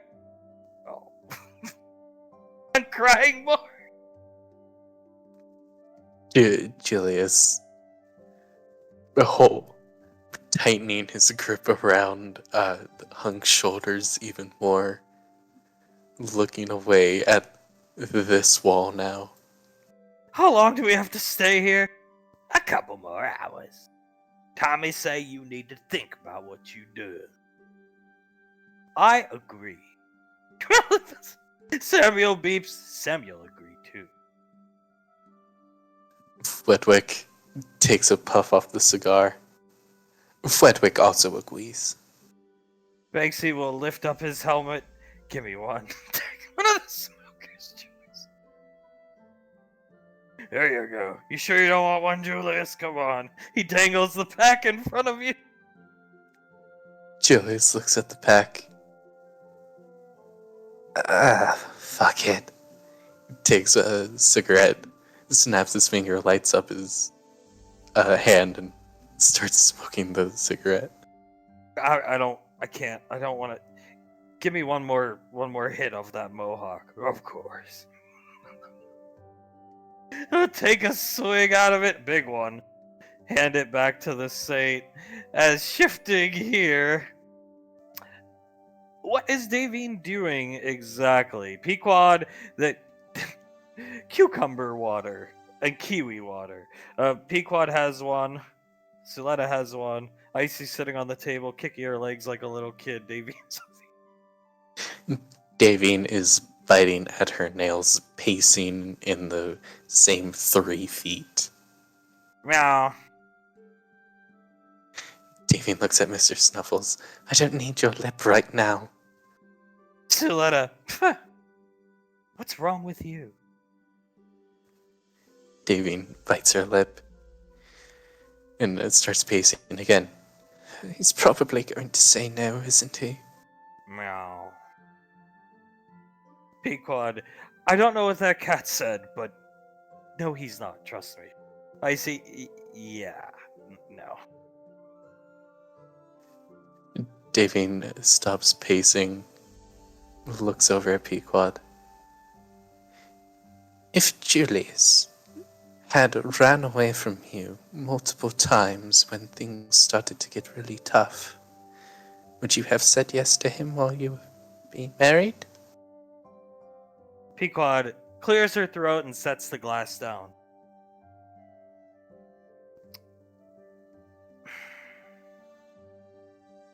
I don't like bringing it up, but you know, I said at Amos, me and Julius don't walk away from one another. Well, I actually did once. When I snuck back into the apartment to see everybody when we were split. And him and Ash kind of got me in the armory, and I just walked away from Julius. So maybe that doesn't answer your question. I would still say yes. But I walked away from him, and he still said yes to marrying me. So, she sips her water. Davine bites her lip and nods, still pacing a bit, but slower. Meow. Mr. Snuffles says you deserve this. I know I deserve this, Letty. Is he awkwardly drinking her water, looking at the cat? How many times exactly did you walk away from Pequod's? Well, Davine stops pacing, rubs her face. Face to face, running away from him twice. And then I sort of went off station and didn't give him a chance to explain himself. Pequod, oh. Drinking the water, that's the night he kicked in our bedroom door and was like, I need to explain myself and why I'm in love, madly in love with your mother. Meow. And he did, he explained, and then thankfully, since Icy could read minds, we figured out where you were, because all Suletta said was they were going down Earthside and she'd call us when they were done. Suletta, meh. Davine nods. Yes, that night. Meow. All because he didn't finish the sentence, Mr. Snuffles says. Icy, oh, cringy. Davine rubs her face. Oh, because I was stupid and didn't let him finish a sentence. Didn't he save your life right before that? Meow. Oh, yes he did, didn't he, Mr. Snuffles? Icy, yeah, I remember he was like, teleport me now, Nicole. No! In the middle of a fight. Then I got shot by like 60 people. Pequod, oh. Oh! But everybody saved me, I was fine. Davine just covers her face and starts pacing. Meow. Just looking at Davine, licking his paws in Suletta's arm. Yeah. I'm the worst person ever. He should say no. That's what I deserve. He's not going to. I see looking at Davine, smiling at him. We all know he's gonna say yes. Davine bites her lip. I certainly hope so. I see. I've said it before, but it's worth saying again. I've been with him the longest. She'll point at herself with her thumb, and I've never seen him this happy. Ever. And yet I still walked away from him. Pequod clearing her throat. Well, just don't do it again. It's not hard not to do, right? Unless you want to be apart from him.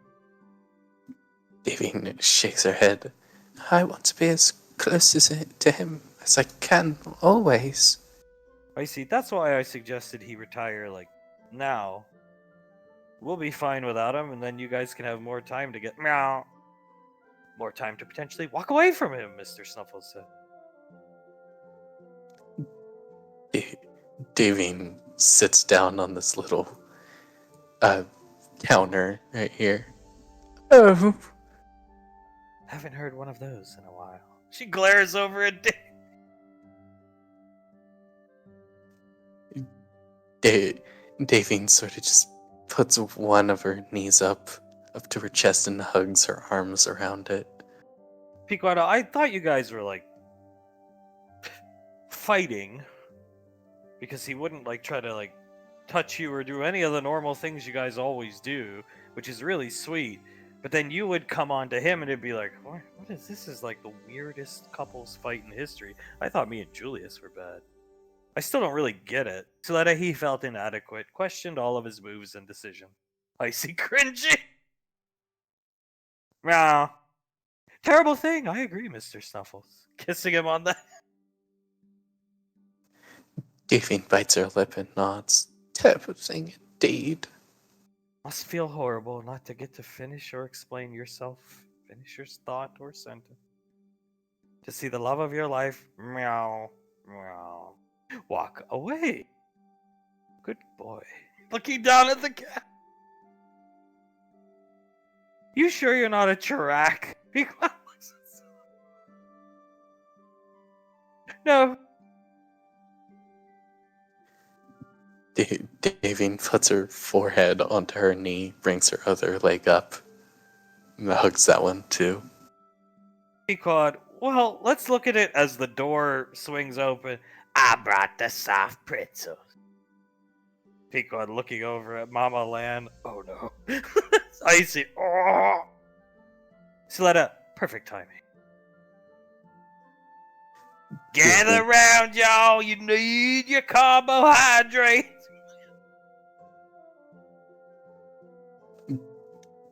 Davine looks up at Mama Lan. No, thank you, Mama. I'm not very hungry right now. I can understand why is you sitting in the corner like a little girl. Suletta comes over, starts eating some of them. I'm just a bit nervous is all.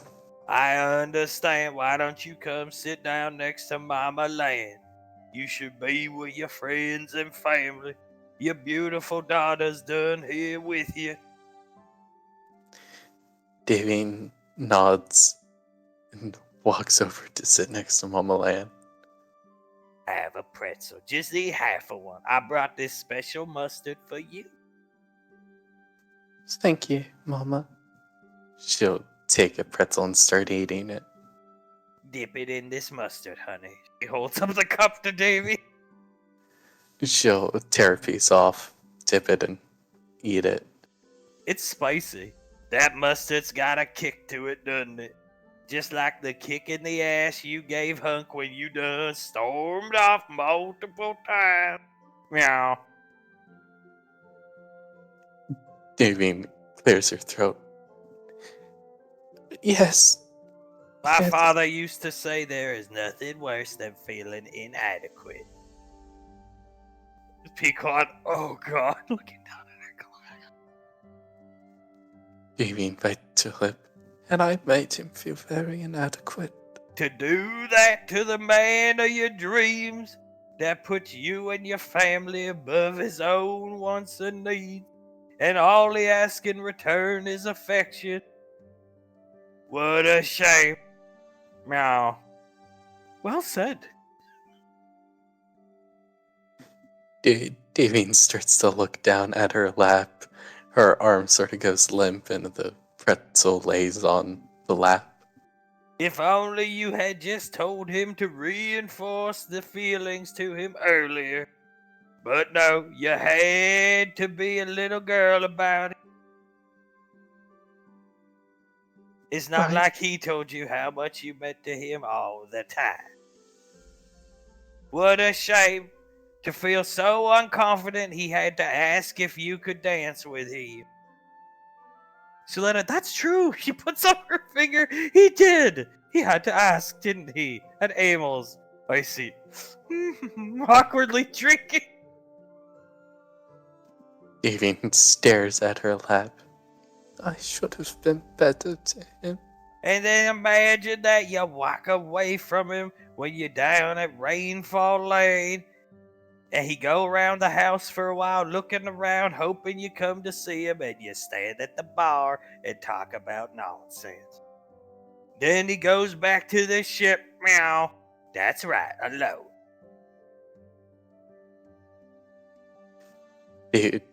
Davine lets go of the pretzel, covers her face again.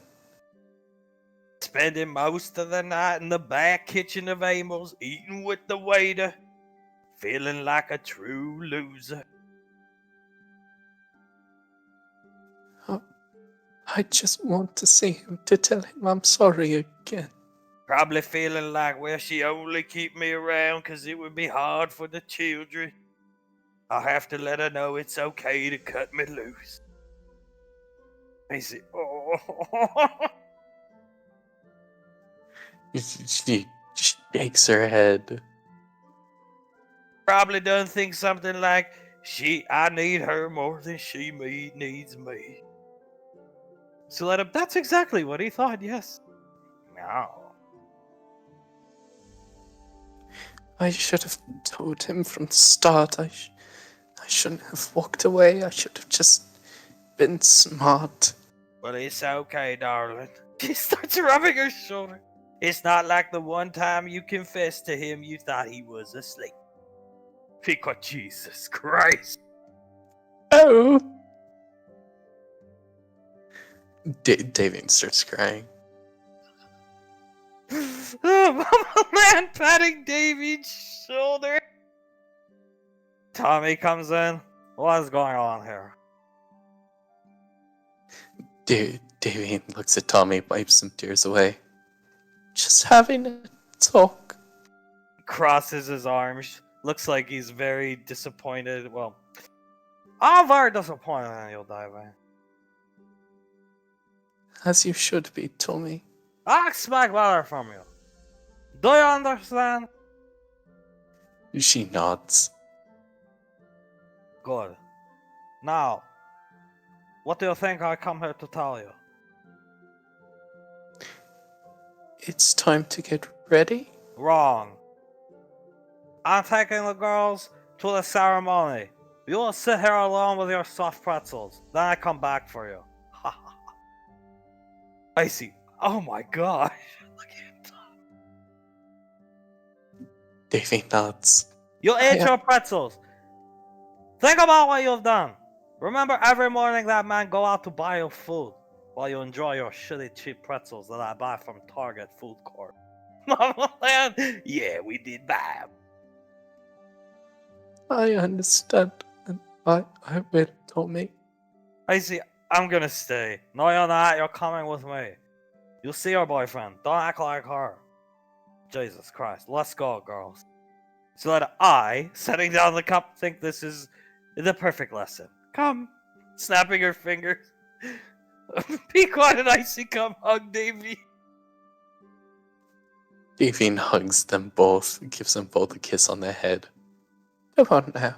We wouldn't want to make Tommy more mad than he already is. Icy doesn't let go. Pequod has to pull her away. And by the way, Mama Lan, stay here with you. She'll be good fucking company. They leave. Mama Lan just smiling at Davy. Anyway, where was I? Oh, I don't remember. everybody has shown up, come to the wedding. You guys are at the ceremony. Hunk's parents are here. You've meted and greeted. Been a while since you guys have seen one another. Couple weeks. Pequod's and Icy are on their way up. Pequod comes up to you. Oh, Julius. Icy goes up. Julius, she puts her hands on your hip. Tommy really is guilt tripping your poor mother. Julius stares forward and then looks down at her. She could see his bloodshot eyes and him biting his lip, hugging himself a bit. What's wrong? Mom isn't the only one. What's wrong? She's stroking your cheek. They sicked sap on me and Dad. About what? Hunk's still crying. Tommy fixing his suit. The Saint helping him. She looks over at him. What's going on? I'm sorry. And he just hugs her tightly. For what? She hugs you back. I see picking Soul up. For just a lot. I'm sorry I was so terrible. It's over, Julius. She's rubbing the back of your head. If you were terrible, then so was I, okay? We grew up pretty fast after we... It's okay. She just kisses you on the head. Julius leans back, looks her in the eye. All that happened was my fault, and I don't want you thinking for another second that it was your fault, because it was mine. Okay? She tilts her head, looking at you. It was my fault. Pequod. It was mine. I should have manned up and pushed myself to be better than I already was. I shouldn't need someone to tell me that. It is my fault through and through, my love, okay? She's gonna put her arms out for a hug. She wants you to come down to her. He gets on his knees and hugs her. Oh, she's holding your head. I'll agree to 50-50 fault. Alright, businesswoman, if that's the best I can get you to agree to. She's rocking you back and forth, kind of like Hunk was doing to Davine earlier. This is actually pretty nice. I like this. Julius, she's saying it low, because there's a lot of people around. Julius, I wanted nothing more than to have you from the second I saw you. It took time to get there, but I had no friends growing up, no nothing, and I've had you for the past 5 years. Or longer, I should say. Trust me, it's okay. And at the end of the day, I walked away from you, remember? Julius chuckles. Not that I didn't deserve it, but yeah. You didn't. So you were still thinking about a girl from 400 million years ago. When you went through hell. She kisses you on the head again. I should have been way, way, way more supportive. He shrugs. I think you were. He looks at her and smiles. Yeah, let's say 50-50 for right now, okay? 50-50 agreed upon, and just know that you're the most important thing in the universe to me. You are my universe. Always one-upping me. Kisses you on the nose. Starts crying. He chuckles, holds her close. I don't want to see you like this. Not right now. This is supposed to be a day of, as Hunk lets out a wail. Shut the fuck up. Ah! Oh god. Yeah, Zap did a number on us. You smoking? She looks down at you. It was You smoked! it You was got a- on me for smoking! Oh god, yeah, I know. Doesn't even... She grabs your lips, kisses them again. Doesn't even taste like the good stuff. Tastes like I licking a 2x4. It was like some great value shit that the saint had. And that's what you were doing. She looks at you. It was right. It was right there. I won't smoke again. I promise. It's fine. It's fine. Just give me a kiss.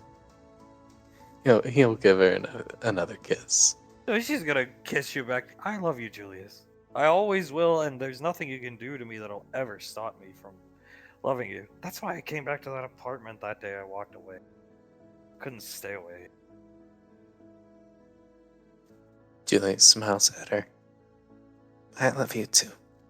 More than anything. Other than our kids. They're pretty damn lovable. She's hugging you tightly. Did he kill Trip Banksy? Banksy?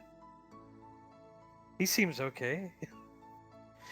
No, he actually talked about Banksy like he was the paragon of all relationships.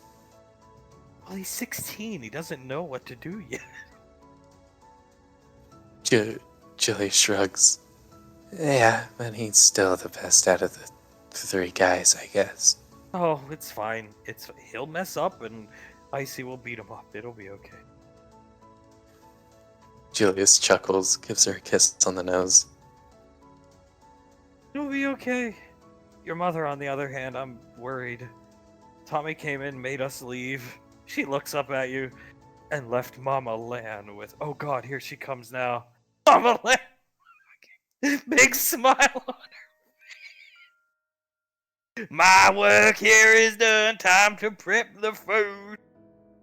Peacock, oh my god. Oh no. It was getting bad. Your mom was already breaking down with just being, I think, separated from Dad, and then Mama Lan came in for the kill. Julius bites his lip. Oh god. He stands up. Well, I have to walk her down the aisle. I should probably check on her. Tommy comes up. You'll stay right here, motherfucker. Julius puts his hands up. Yes, sir.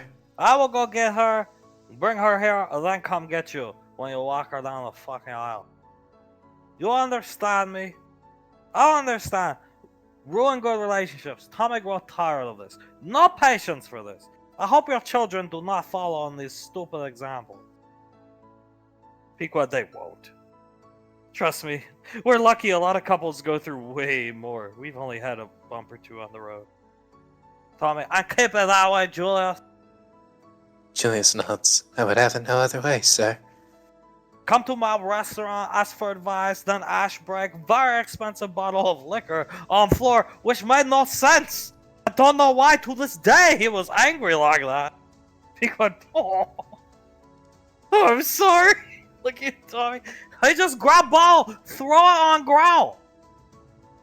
900 credit ball. I see. Julius. Julius, I'll give you this advice. Smash. That's what happened.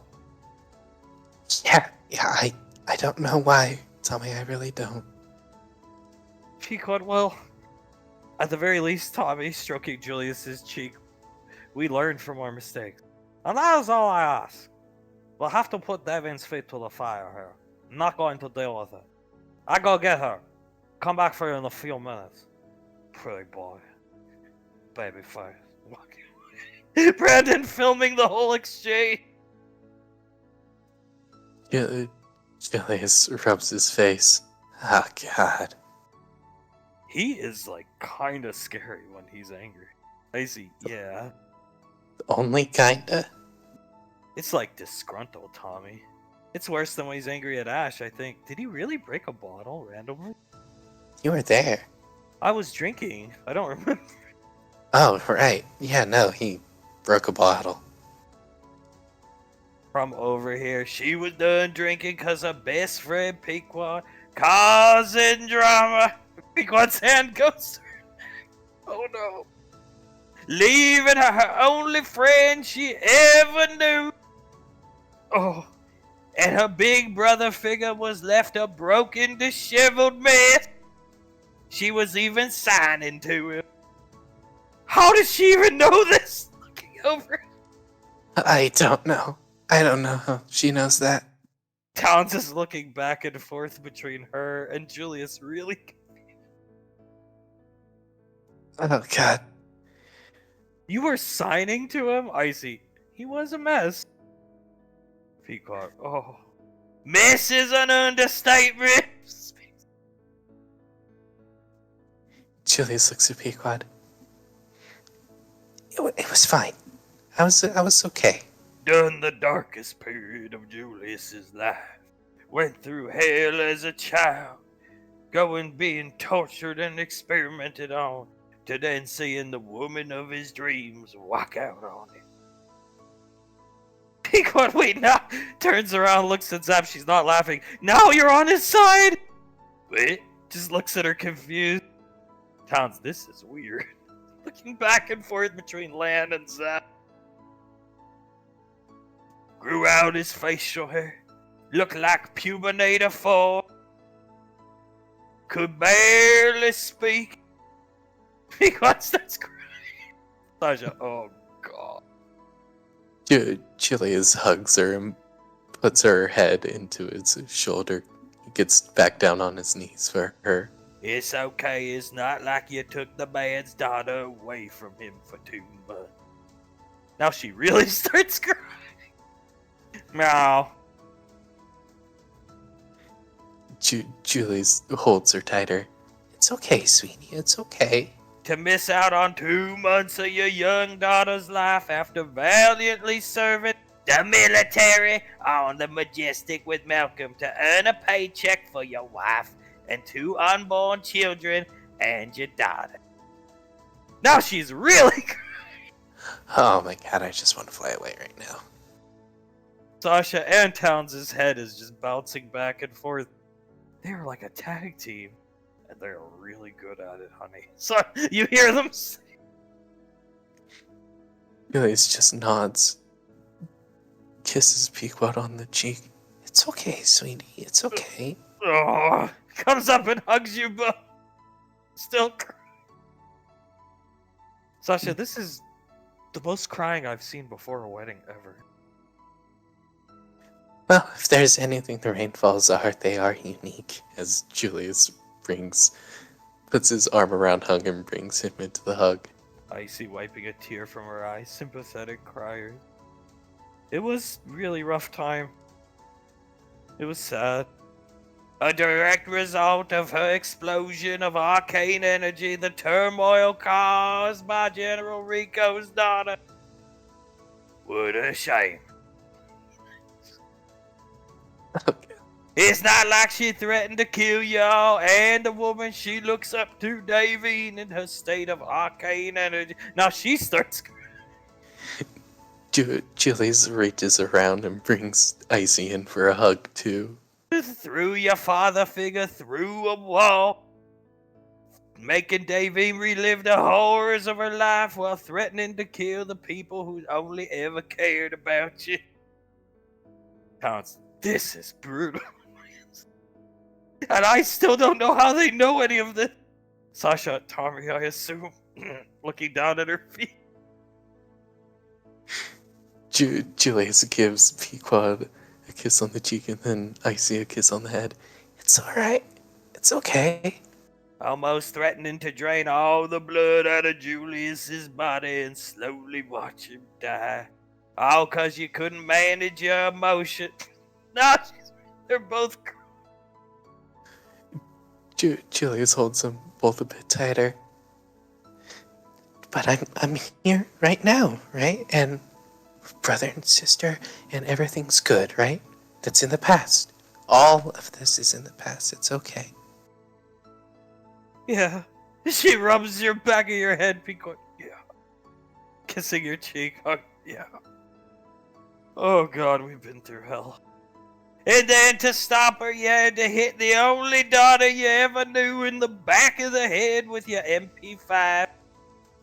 Conveniently made by Ash. Says Hunkster. Ju- Julius grabs Hunk's forearm, brings him in for the hug too.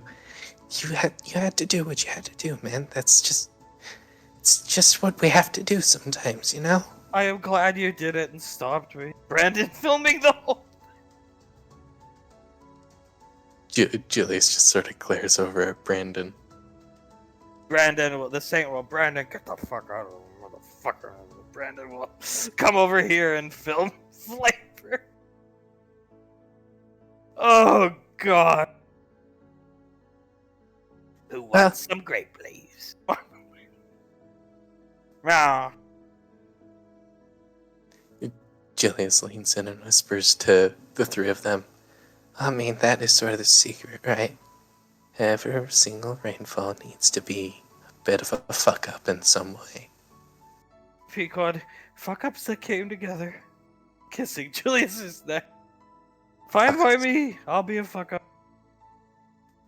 Yeah, we're all fuck ups in one way or the other, be it something stupid that we did, attitudes that we may or may not have once had, stupid things that we've said. Who cares? Fuck ups. But fuck ups that come together and build a family that anyone else would be jealous of. Pequod resting her head on your chest. I rubbing his squeezing hands into his eyes. I need to see your mother. When is this show gonna get on the fucking road? When Tommy comes to get me so I can walk Mom down the aisle. Oh God. Hunk looks at his watch. I can't take this much longer. At least they're done. Yeah, I mean, just a couple more minutes. That's all you keep on holding on, you know? Oh my. Fuck, you guys are still okay. Julius gives Pequod another kiss on the cheek and Icy another kiss on her head. We have each other. Yeah, we always will. We always will have each other. Hunk lets out a sigh as Tommy comes up. Oh wow, look at this. That's all he said. Julius looks over at Tommy. Is my mom ready to come down? She is ready, yes. Are you done having your group hug? Julius looks at Icy, Pequod, and Hunk. You all good? Icy will nod and let go, jump on Banksy. Pequod will kiss you on the chin and let go. Hunk will, yeah, come over here. Tommy, learn your lesson? Icy nods, Pequod nods, Hunk nods. Suletta smiles and nods, and Banksy just and nods. Julius also nods. The tracks, very useful. Should be very helpful at the academy. Come on, Julius. What's this? Julius just follows him. It's a good family moment. Make you stronger. Leading you this way. Yeah, thank you, Tommy. Julius, in life you'll have to appreciate what you'll have. As he takes you around the corner, what's Davine doing? Davine is crying her eyes out. He could tell all of her nails have been bitten off. She has just been crying for what seems like hours. Now listen to me. I do this to you not to be mean. You are friends of Tommy. Tommy go out of his way many times for you, and will always do so. I appreciate everything you do and be a good friend to me. He rubs Julius's shoulder. But you need to learn to appreciate what you have. That's why I do this to you. Do you understand? Julius rubs Tommy's back. I understand, Tommy. Do you understand, young lady? Says the Dave. Davine just nods at him. Very good. Now, I will send the signal with my hand. Julius, walk your mother down to Hunk, who is also crying. Oh! Okay, I'll see you down there. Julius walks up to Davine Hi, son. Hey, Mom. You doing okay? As he fixes her hair a bit, wipes the tears from her eyes, and holds her hands. Is Hunk doing okay? Yeah. Yeah, he's doing okay. He just really wants to see you right now. She nods. I'll get to see him and I'll get to say yes and it'll all be okay. Julius nods. He knows you love him a lot and you need him. He pushes some more hair out of her face. And you need to know that he feels the same way about you and he will say yes, Mom, okay? She bites her lip and nods. So, for him, put a smile on your face, and it's gonna be the best goddamn moment you will ever see when you see him standing there with his nice suit and tie. And Davine starts to chuckle a bit. Standing there waiting for you with open arms, just waiting for that second to say I do and give you a big ol' kiss, okay? Can you do that for me, Mom? And Davine nods, gives him a hug. I am so proud of you, son. And Julius chokes up for a second, clears his throat, puts his arms around her. And I'm proud of you too, Mom. Davine leans back, gives him a kiss on the cheek and nods. Tommy makes the hand signal. Alright. He offers his arm out to her. She puts her arm through, and he starts walking up. The music starts.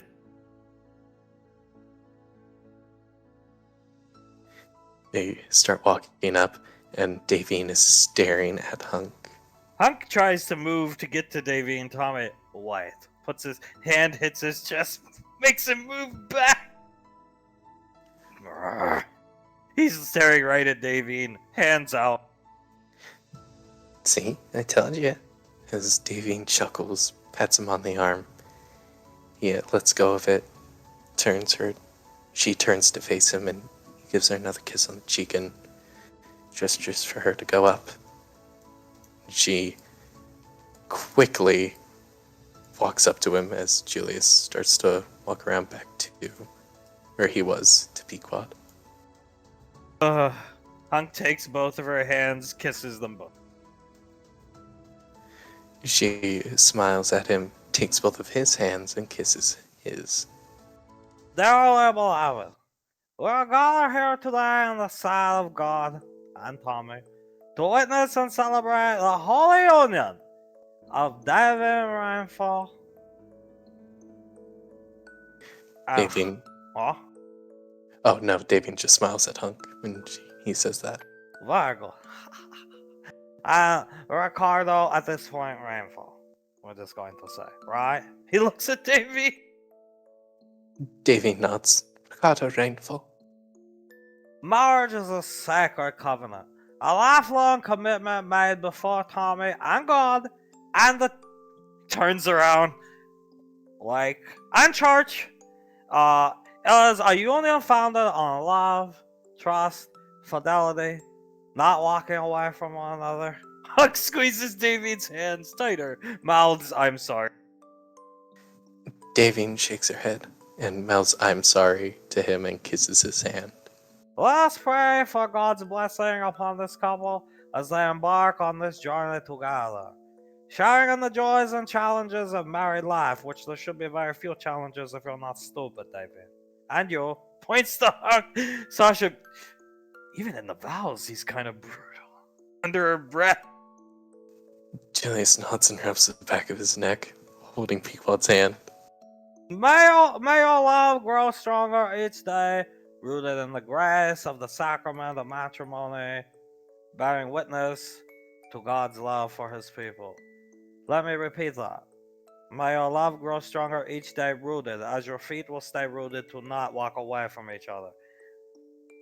Do you, Ricardo, take this beautiful woman to be your wife? Hunk staring Davine in the eyes. Yes. Davine automatically looks relieved and smiles at him, tearing up a bit. And do you, Davine, take this man to be your husband? Of course, I do. Then I now pronounce you man and wife. You may kiss the bride. Hunk's just gonna grab her and kiss her. Just whoop right. She wraps her arms around him, holds him tight, and reciprocates the kiss. Hunk is holding the kiss on. Everybody starts clapping. Samuel beeping. Meow. Everybody clapping. Even Brandon filming it, clapping his hand on his thigh. Pequod, okay, these tears are good. I'm just happy for them. Julius nods. Yeah, good tears are always good. And he chuckles. Hunk will let go of the kiss and pick Davine up without asking. Tommy, ha ha ha. Davine smiles at him, nuzzles her head into the curve of his neck, and gives it a kiss. Hey, don't forget, we're going to climb a tree, right? Right, to get the wedding shot. Let's get that shot for you, and then you can go have fun with the guys. Hunk, looking around with Davine in his arms. Which tree? Tommy, that one right there. Flavor, go all the way. This one, you'll see it? Hunk, come on, sweetheart. Carry her over. It's a super tall tree. Davine looks up at it, bites her lip, and looks at him. If you wrap your arms around my waist and hands around the neck, I'll get us up there. Just tuck in tight because your back of your dress will get ruined. Or if you get on my back, I'll get us up there. Davine wraps her legs around his waist and her arms around his neck. I want to stay as close to you as possible. So, like this, I don't really care about my dress right now. You look beautiful, by the way. Kisses her on the lips lightly. And Always you- do. And you look just as handsome as you always do. Then I will get us up there together, and he'll start climbing up. Brandon getting ready to film. It's really high. Like, it's super high. He climbs up. Don't look down. Davine looks up instead. You see, I'm smart. When people say that, you don't look down. Right, you don't. He climbs up, positions Davine on the tree branch. Do not look down. Here, put his arm around her. Stay right here. Davine hugs around his waist on the branch, staring at him. I don't really want to look down. I want to look at you. He looks at Davine, strokes her cheek, gives her a big kiss again. She kisses him back. Brandon filming the whole thing.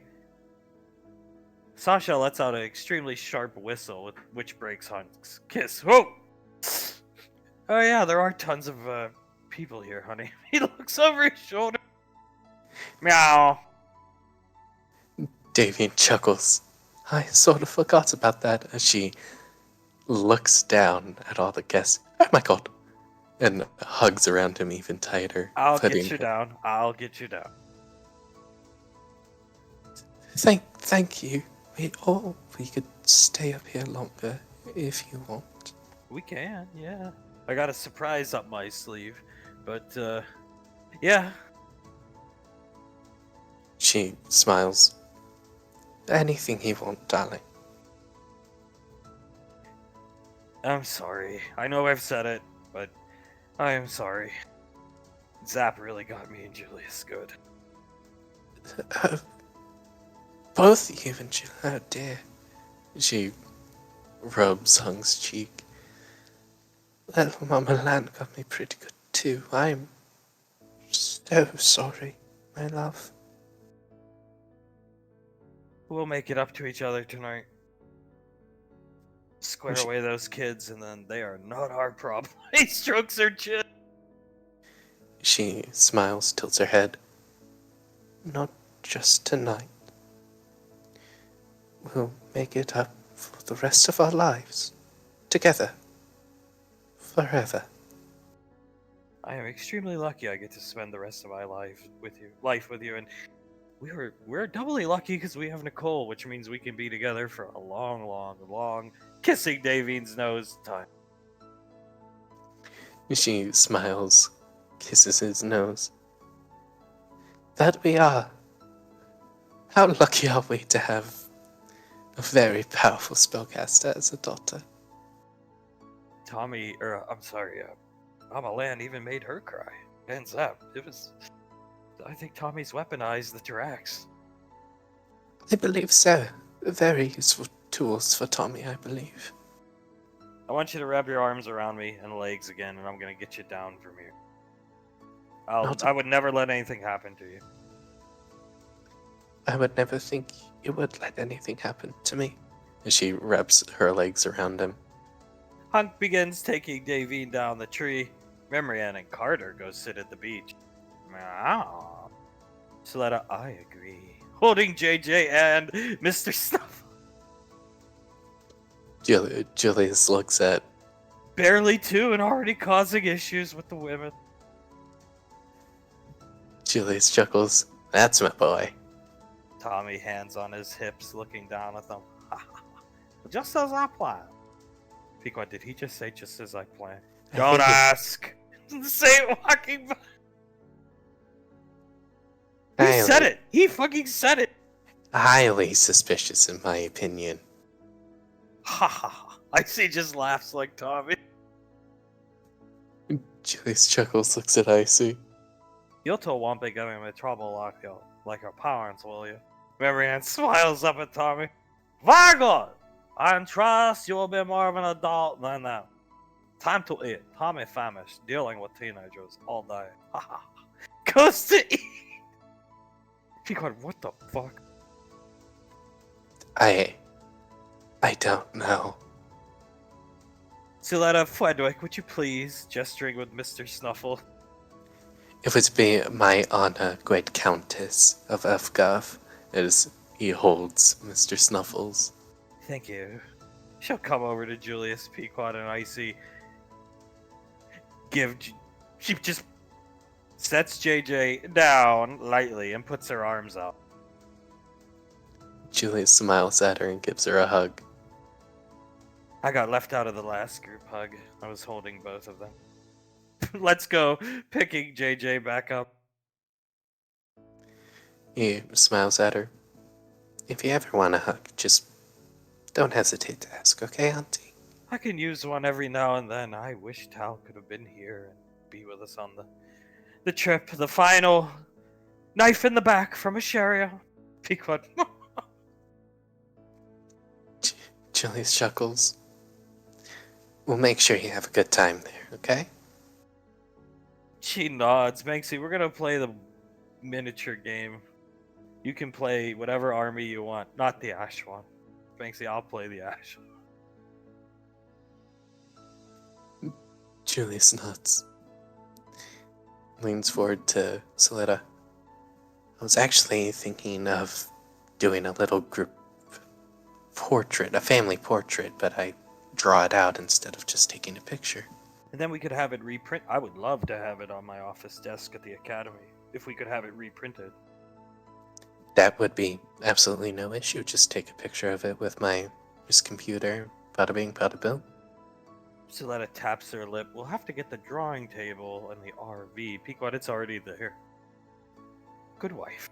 She smiles. Julius smiles at Pequod, picks her up and gives her a kiss. The best wife. The greatest, if you ask me. Pequod speaks. I concur. The absolute greatest. Hunk has taken David up to her bed. Oh dear, you look so tired. Holding David's hand, kissing it. What the hell happened to you, honey? Oh. I was just a bit tired, struggling to sleep. Jitters and all, I don't do well in front of crowds, you understand. Meow. Looking at Davine, licking his paw, and Fwedwick's. Flitwick nods. I do have to agree, Mr. Snuffles. She is whining for her teeth. Huh? She looks over. Hunk, nothing. You look so beautiful, even exhausted. I'm still amazed my little boy pulled such a beautiful woman. The most beautiful. You should say that again. Pequod. Look at that. They're embarrassing him. He's blushing. Julius snickers a bit. I am so glad my mother wasn't around to embarrass me like that. I'm surprised she never did. Well, the strawberry nickname's kind of embarrassing. So Well, I agree. Well, yeah, no, that's true. Strawberry is pretty embarrassing. Yeah, but if you think about it, strawberry and a blood as Suletta goes to raise her hand. Nothing? Suletta lowers it. You're learning! Congratulations. Meow. With his scarf on. Julius smiles as Davine looks at the parents. I'm surprised I was able to pull such a well-mannered, handsome, amazing young man such as your son. Punk's still blushing. Puts his holding Davine's hand, kisses it. I'm gonna be 5 seconds. I gotta go grab something. I'll be right back. I'll be right over there.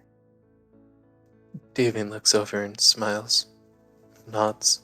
Don't be too long. No, I won't. Trust me.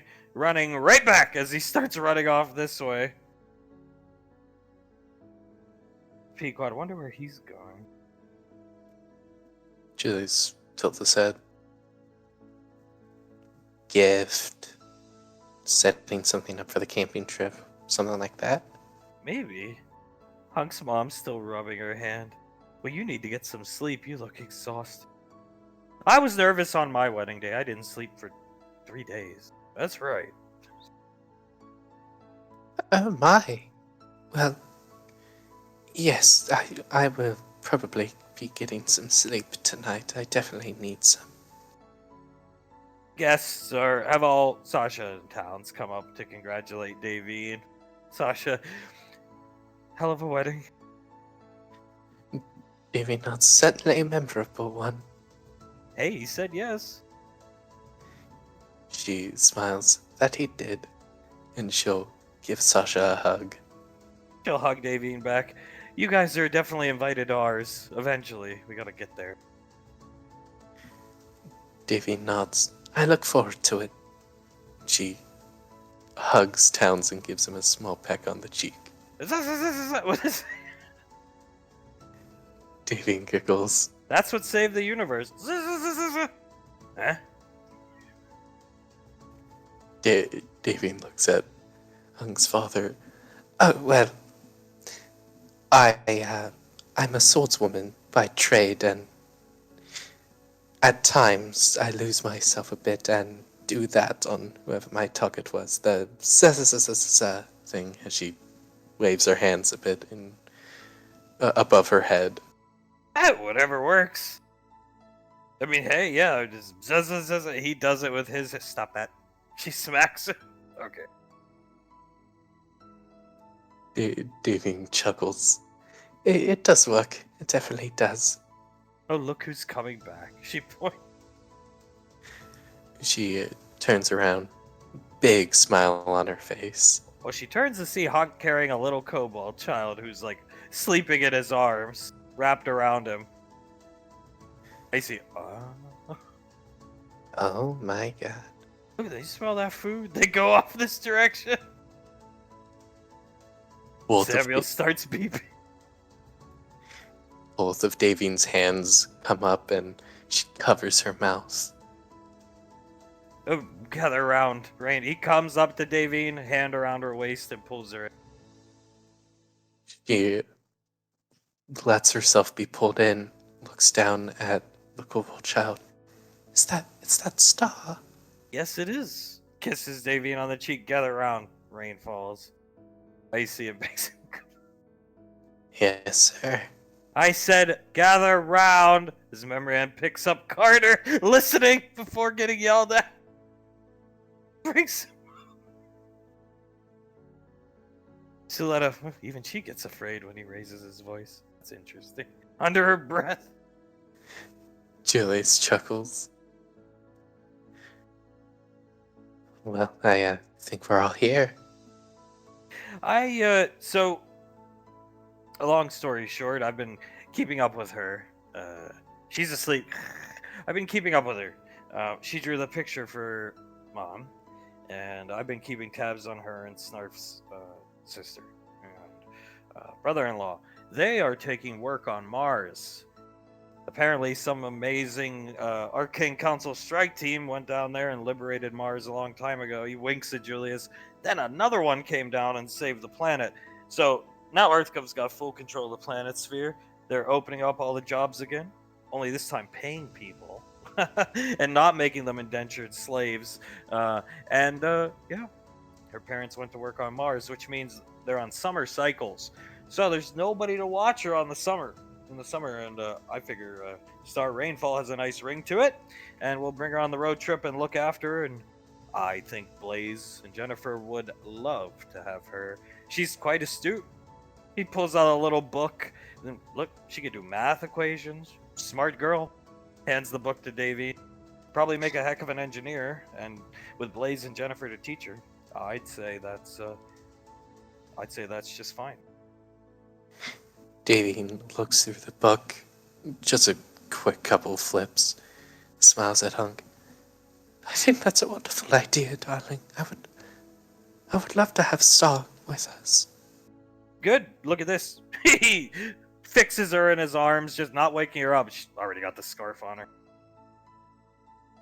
Oh, and it looks wonderful on her, too. He kisses Davian on the temple. So, Star Rainfall, if we're all in agreement. Pequod, hand over her mouth, cry. Icy. Oh. Julius puts an arm around Pequod and nods. I don't mean to speak for everyone when I say it, but I think we're all in agreement, yeah. You are really fucking cool. Banksy looking at Hunk. I don't try, honestly. He looks at Banks. And Davian looks up at him. And that's even more cool that you don't even try. He'll give Davian a kiss on the lips. Feeling good?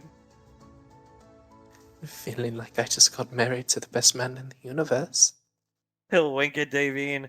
Let's go do the rounds, Rainfalls, and thank everybody for coming. And then let's sneak the hell out of here and get on that road trip. Davy nods. Wonderful idea, darling. We have a sigil at the RV, right? Icy already done. Okay, good. Let's browse or peruse the place for like 20 minutes and then hit the road. If that's good with you guys, David, good with you, honey, but what do you think, Julius? Julius puts both of his thumbs up. Sounds good to me, Dad. Pequod, why don't you take me for a fly over that lake? I'm not hungry. I'd rather eat once we get wherever we're gonna eat. I've lost my appetite from crying. Julius looks at her, takes one of her hands, gives her a little twirl, picks her up and starts floating up and up. There you go. You guys get that. Man, I guess it really was a good decision to suddenly start flying with you. I don't know why it took you this long to think about doing this. She's looking around. You fly over the lake. Honestly, I don't know either. Maybe it was something with the cold blocking my mind, but I don't know. At that moment, I just clicked that it was all over and I just wanted to fly with you. Wanted to take you flying instead of you take me flying. She smiles, gives you a light kiss on the lips as Hunk will. Let's go, Davy. Take Davy into the crowd, but holding her real tight. Davine holds onto Hunk just as tight as he holds onto her and gives him a kiss on the chest. The Rainfalls, in classic Rainfall fashion, will woo the guests for about 20 to 25 minutes and then Istrum out. As flashing to the final map, we will see Ash in this game. Ash finds himself in front of a giant, though it's not Kellard like the picture. It's just metal statue. Oh my gods. Colonel Curtis coming up here, opening his canteen, starting to drink. Like, sits down. That is a beautiful thing. Yeah, mate. So, every day they're going to wake you up and you're going to go on that long mile run. You're going to run by this place multiple times. Upon your last run, you got to run up, touch the statue. Last leg of that mile, I should say. To prove that you finished it. Yep, you touch the statue, there'll be an instructor here. Then you'll be actually begin your day. You'll have your breakfast, get on out there. And this is where your graduation ceremony takes place. Curtis, yeah, this is where she'll give you the badge. The rest of the suckers, like we said, get the cadet badge. You get your badge back, but yeah. That's incredible. And this thing is just as much here as motivation, but just to show what Rangers are, too. Yeah, I don't know the exact date, but I know as soon as Lorelei was deemed the head honcho of the Rangers, deservedly so, she had this statue erected here, and it's been part of the training ever since. So this baby's old, mate. 600 plus something, maybe 5, I don't know. I mean, you can tell the armor's not what we wear now. But it's a No, symbol. vague similarities, but yeah. No, but this is a symbol of what we are. It's incredible. Frontier Rangers were the first branch. Later on, they added in the shock troopers for more direct engagement, like quick response forces. So, wanted something that could bolster the front lines of large-scale engagements, because most of us were out on the frontier. There was tons of uncharted planets back then. So, No, it makes sense. And you need both. You're always going to need shock troops just in case, but I mean, humanity, elvenkind, whatever you want to call it, one thing that we all have is that desire to explore, right? So as long as that desire is part of us, they're gonna need people like us. yeah, that's right. He gestures to the statue. Cyrus, Sasha, they've all graduated. He puts his foot down on the ground here, kicks around some dirt. Right here, getting their little cadet badges. Well then, I'm just going to have to follow in their footsteps, eh? You will, yeah. Oh man. Is it alright if I take the pack off now? Oh yeah, I think you're done for the day. I mean, we got nothing left to. I mean, you're gonna go through some courses that just land navigation. You're ahead of the game, but you got to go through the courses anyway. Course. And yeah, there ain't much left, at least on our end. Well, if you boys were helping in with the actual training, you can always torture me there. Yeah, we will be there for sure. I look forward to it. He's gonna take the bag off, let it hit the ground, and just gonna flop onto the ground next to it, using it as a seat. Oh, gods. It's gonna be every day for the next few months, ain't it? 8 months, yeah. But I mean, the next 2 months of schooling and conditioning, and then you get into the thick of it. Yeah. Well, I'd almost rather be in the thick of it sooner. Schooling's never been my strong suit. Same. He shrugs, lights his cigarette. Never got to go. By the time I was actually in a classroom, I was already a grown-ass man. I got to go. Didn't much like it. Didn't perform well there. Military, performed well in. I can tell you did. You're a damn badass. I try. Wanted to be a ranger since I saw the poster of Lorelei. Took the long way to get there, but yeah. I pretty much did too. I wanted to be a ranger ever since they got us out when the mission we went on with Sasha went sideways. Well, one more hurdle for you, then you'll be one again. Hey, that's something else I can add to my resume. How many people can say they're 2-time rangers? 2-time ranger. Yeah, I think you'd be the first. See, I mean, that's something to put, something to write home about. Yeah, you just don't send it to Integra. No, I don't think so. And I'm gonna try not to shoot for 3 time. Don't think it's possible. Now, you should make yourself. We've said it, so I don't really want to say it again. But Lorelai's still going to be in charge. Then Sasha takes over. It makes Sasha's a general's life. Well, a good one is a terrible life. You know, when you're at work, you're responsible for how many thousands of people, all this stress, all these meetings, all this dumb shit. The least we can do as grunts, whether we're officers or just enlisted, is be the best we can be for them, make their life easier. Yes, sir. That's the plan. That's why I'm planning on taking any advanced schooling I can once I get out of, once I pass selection, I should say. Be the best asset she can have. Yep, Lorelai, then Sasha. Colonel Curtis. I was talking to Zap the other day. Looks at you. Oh, gods, what did he say? He was. I mean, I'm only bringing it up because you say Sasha. He was but he has pictures of Lorelai up everywhere, right? In the apartment, which I think is just hilarious that she lets you guys get away with that. But he got a thing for Sasha's legs. Something like the best legs and thighs he's ever seen. I can't imitate. Oh, Christ. Yeah, he says he likes them long and slender legs. That's what Mr. Chirac told me. Well, fair enough, I suppose. I mean, he doesn't have bad taste, I'll give the man that. No, he probably thinks he's on cloud 9 when he's in that apartment. Oh my, surrounded by beautiful women. Old Sap's having the time of his life. And I was shocked that the general didn't chew our heads off for having those pictures, but I believe what she said was she knew what she was getting into when she took them, so she can't exactly be mad at us. Do you think he'll have pictures of Sasha up at the academy in his private dwelling? Yes. Curtis. If Sasha dares to take pictures like Lorelai did, he'll have those, and if not, he'll find other ones to have.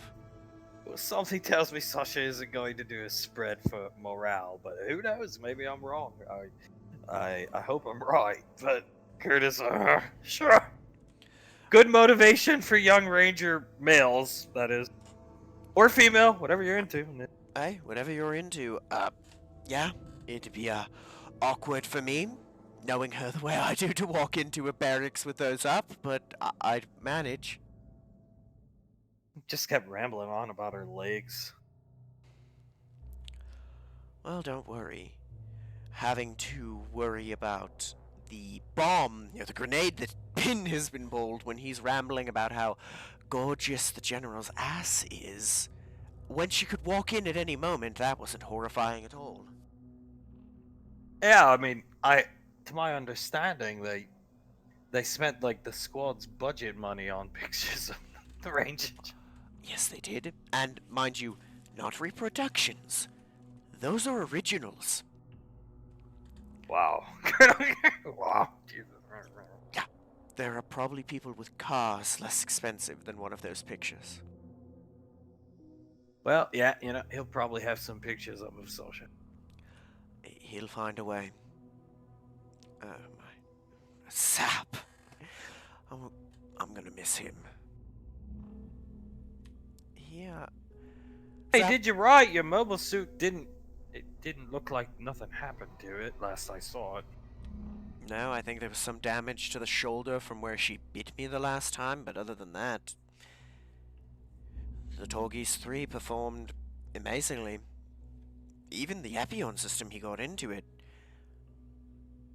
The old boy didn't fight me at all. Well, I mean, he did you right. If he likes looking at some beautiful women, let him have it. Hey, let him have it. Sasha, Yeah, I mean, she's way too young for him, but hey, whatever. As long as he's just looking at the menu and not trying to grab anything, I suppose we can't say anything. Like, she's more in my age range. I thought she was hot the first time I saw her. No, that's fair. I thought she was a very pretty girl the first time I saw her.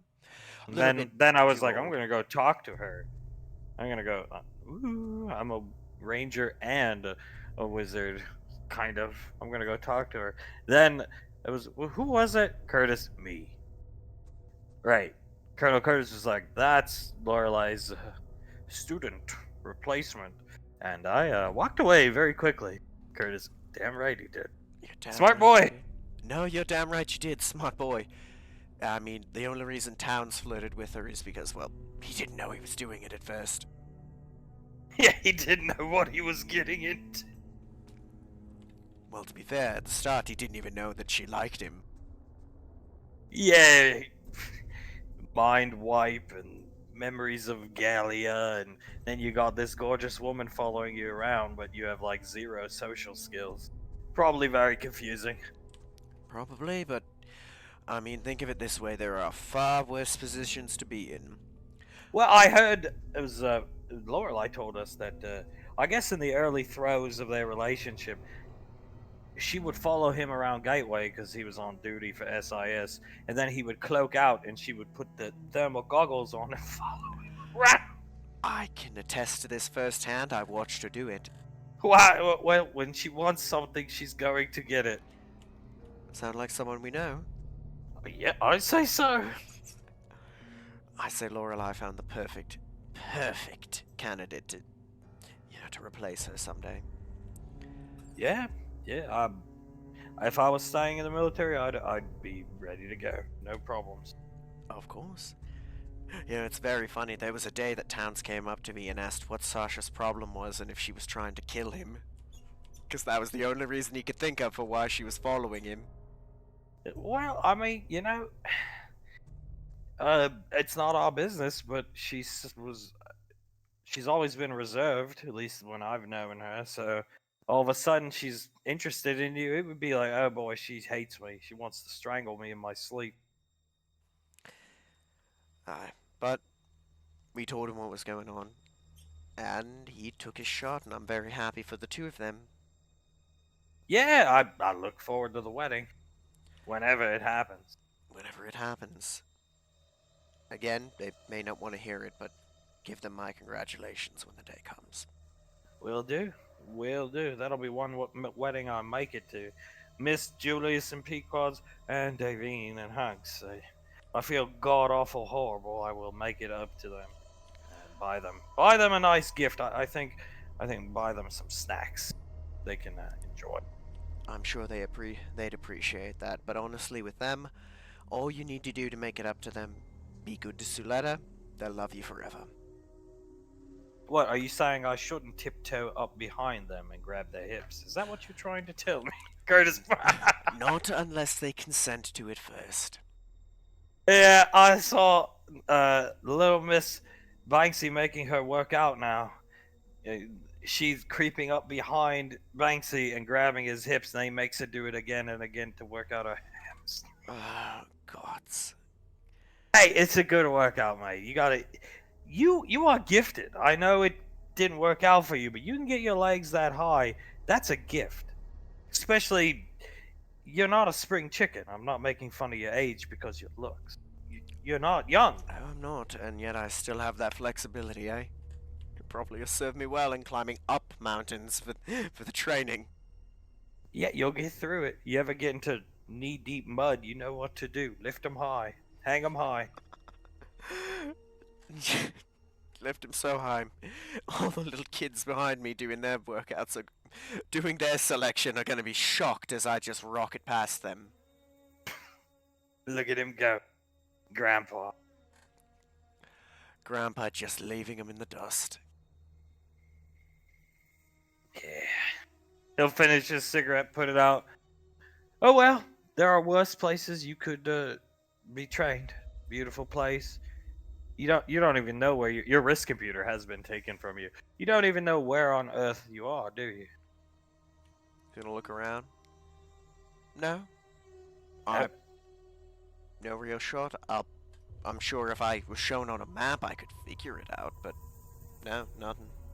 That's why they make you hand draw your own maps when you go on marches alone. Classified, secret place. Most rangers that graduate don't ever know where the training took place. You don't get to find out until you're doing what you guys are doing. Until you're on cadre, until you're one of the instructors, that's right, yeah. It's top six, deep six stuff. Well, just gonna have to get to the point where I can find out. It's a beautiful place. You know, Lorelei originally wanted selection to be done in the Himalayas, the mountains. It's how Jesus Christ. Gods. I'm happy she chose not to go with that. Somebody brought it up to her that, well, you know, it would definitely weed out the weak, but at the same time, people would most likely die. And she was dissuaded out of it by Gondar, I think, her husband. Thank God for that little tabaxi, man. Thank God for Gondar, because, like you said, you don't want people to die, because even if they can't make it as rangers, they still can make it elsewhere in the military. That's right. It's not for everyone. No, it's not. But gods, do I love it. Yeah, and it's been good to you, and it will continue to be good to you. Good pay, good benefits. You have a kid, he'll get the benefits. I mean, it's a good line of work. And it's even better when you've got hundreds of thousands of credits coming in for miniatures made out of you. Yeah, at this point, this is almost, recreation I'm getting paid for, isn't it? Yeah, that and Malcolm movies, and the more Malcolm movies she buys up, and the more people that sign up for the streaming service, the more you get. So, and she's buying the vast majority of them. I think she's got all of them, including the unreleased catalogs, because, well, she's General Rico's daughter, and her father is a good father. Oh my. And who knows what minis she'll release in the future. I'm gonna have to start setting aside a college fund for, if we have a child. That is not a bad idea. That is not a bad idea. Especially once the house is paid off and, you know, you don't gotta pay Tommy anymore. Put it away and save it. No, exactly. Once I'm done with, selection, that's gonna be the first thing. Talk to a financial planner. Get set up for the future. I'm never gonna get used to being able to say that there's a future to be had. Well, yeah, I mean, you lived in the thick of it for a long time. So, years. Years? I mean, one form or another, basically my whole life, eh? This is... Sucks the door that did close, but I'm cautiously optimistic about the one that's opening up. I think things are, for the first time in a while, looking at least a little up. I'd say so. My wife is willing to give me the time of day. I've got a line for work I really want to do, and I've got a ton of money rolling in because my face is on miniatures and in movies. If that isn't looking up, I don't know what is. Yeah, wait till she opens the Rainfall game service, live service. All the Malcolm games on the Amalco, you don't need consoles anymore. She's just gonna have it on an app. You buy the games on your computer, your wrist computer, wherever you want. Download them. You'll be getting a check for that too. Because your fucking face is all over all the games. Well, I suppose Malcolm hating my guts had an unintended benefit, didn't it? I'd say Malcolm has sufficiently lost at this point. Yeah, I mean, he's dead. He lost back then, but yeah. Now all of his ways in which he tried to humiliate me have bitten him in the ass, and now I am making money off of him. Yes, you are. That feels... that feels like winning almost as much as being victorious in those fights the other day did. Yeah, it was worth getting vomited on a few times. 28. That's more than a few. That was 28 times just filming that one scene. Making the noise. Oh. Oh. There's just something about your face that made the man vomit. I mean, I can't blame him with how I looked at the end, but still. Put me into anaphylaxis, the bastard. eating kiwis or something like that. Avocado. Avocado, yep. He ate avocado toast buttered with avocado butter. And I think he made them drink like avocado smoothie, like avocado milk-based smoothies on set. Jesus Christ. And like I said, he tried to make an aerosolized like avocado grenade. He ended up throwing it into my room while he was in there, and locked himself in with it. Hey, well, he probably smelled pretty good for a few days, I guess. But I suppose he would have. I still steered clear of him, but yeah. Colonel Curtis, standing up with the shotgun, points up to the statue. That's what you want to be, right? Sir, yes, sir. Gestures with his other hand, then pick up the ruck, put it on your back, and leave Malcolm behind you. Will do, sir. He's gonna pick it up and put it on. Far as I think, Malcolm's just a funny story to tell when people need a laugh. That is the way to look at it, mate. That is the way. Dead and gone and ain't ever coming back. And, if I can make it through him, I don't think I have much to fear from Sears. And you're actually being paid. Remember that. Not your bank account being drained by Lorelei. Yeah, that's true. She's actually paying me this time and not using it to fund a shitty wrestling league.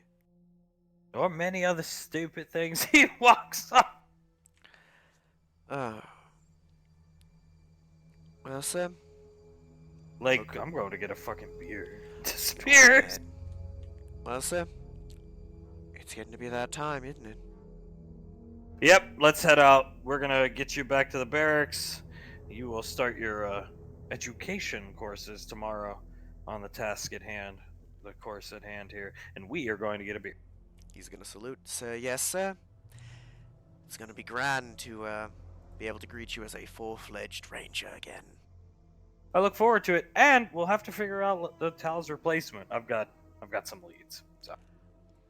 Whoever you think, sir, I'd be glad to, honored to assist you in the selection process if that time comes. I have a pool of leads I want to go through. Only like 4 or 5 people, rangers, but maybe there'll be somebody in this class that's a standout. We'll see. Either way, when the time comes, just like he taught you, you'll teach whoever that person is. Yes, sir, and I'll teach them little tricks of the trade that I've picked up that Tal doesn't know. Little ways of how to pistoleering, I should say. Teach them everything I know, same way he taught me everything he does. And you'll get your AK. Huh? Yes, I will. I think it'll be a beautiful companion to Shatter, don't you? Yep. And with that said, move out, cadet. Sir, yes, sir. As we say goodbye to Ash for the final time in this game. Flashing here, Hunk has a chai tea in his hand and hands it to Davine.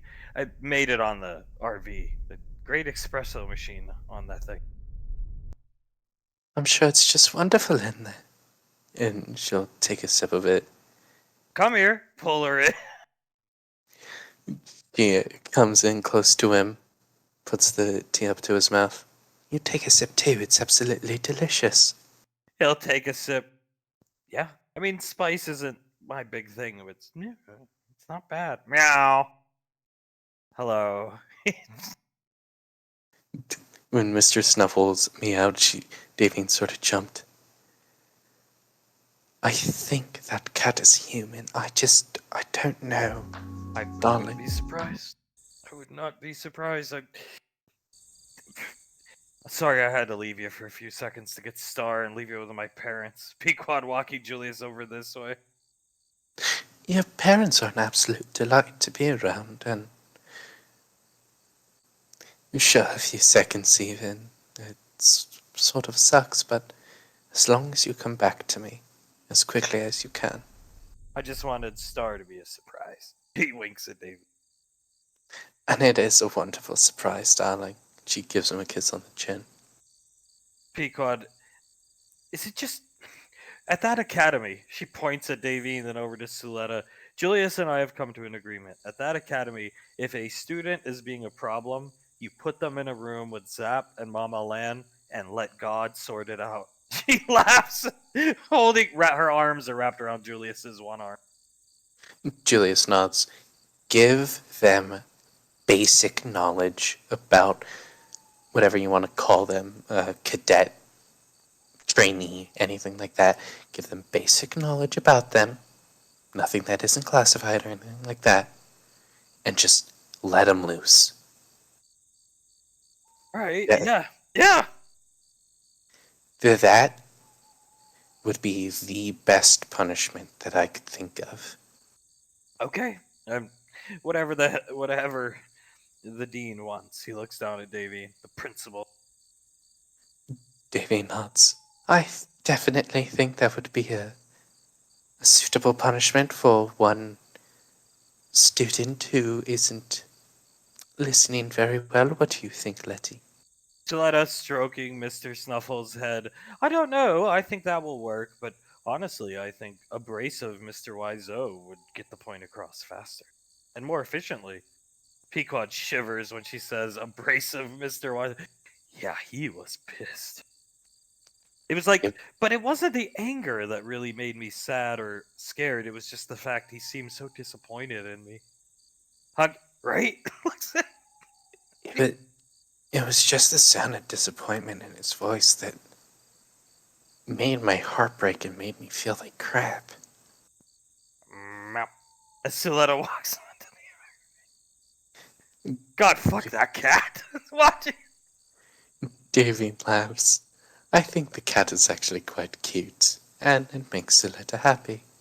If it makes her happy, that's all that matters. Exactly. She gives Hunk a kiss on the cheek. Pequod kissing Julius his hand. Hunk, you two ready to go? Ready to rock and roll? Get Laz up on that RV and we are out. OUT. 4 months, thanks to Dad. Pequod. Yeah, sure. Julius looks at Hunk. You really gave it to her, huh? You damn right, large and in charge. Your mother loved it. I love it when your father's large and in charge. I will always be large and in charge. Julius scoffs a bit. Right. Well, I'm glad you got the 4 months off for us. Damn good work, Dad. Good, and you can pay me back by taking shifts driving the RV. Yes, sir. He gives him a little salute, picks Pequod up as she's holding Laz and carries her onto the RV. Everybody moves on to the RV. Hunk will set Davine down here with her drink. Looks down at her. Looks at the control panel. Sits down.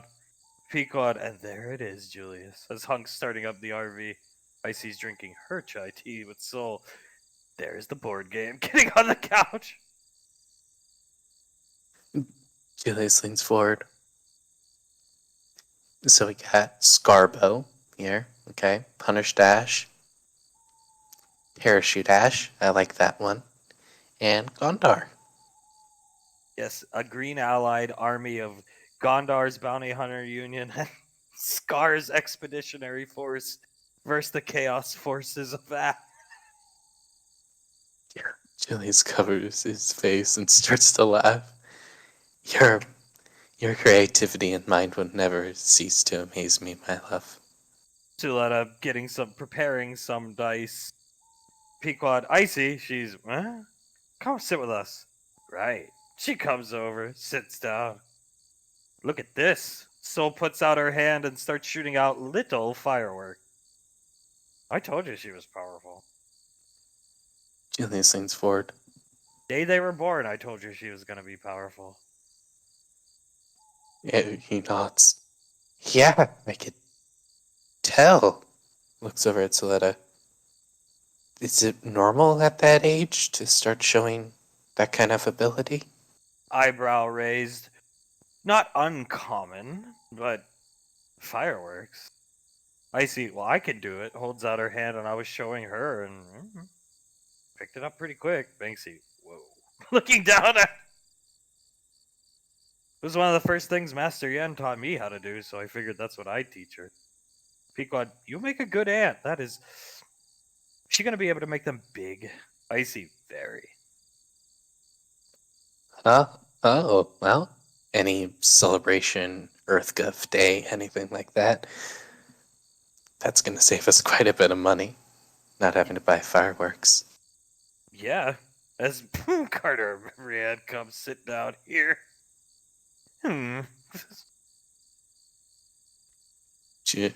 Julius looks up at the two of them, leans over to Pequod. God damn, that is my boy right there. Already making Hello. Star reaching out to Pequod. Take her in her arms. Zanzibar. And walks off. Icy, he said he's tired of babysitting. There you go, Zanzibar. Go ahead and take a break. Ugh. Why is he going in the bathroom? Pequod, oh god.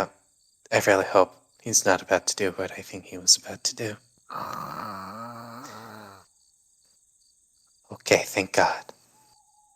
He's the one brainfall with no brains. Icy shrugs. Yeah. Sipping. And yet we all love him just as much. Juletta, about to say something, looks out the window. This RV is moving. Doesn't feel like we're moving in here. This is top of the line. Rolls some dice. I choose to destroy this Asherion unit.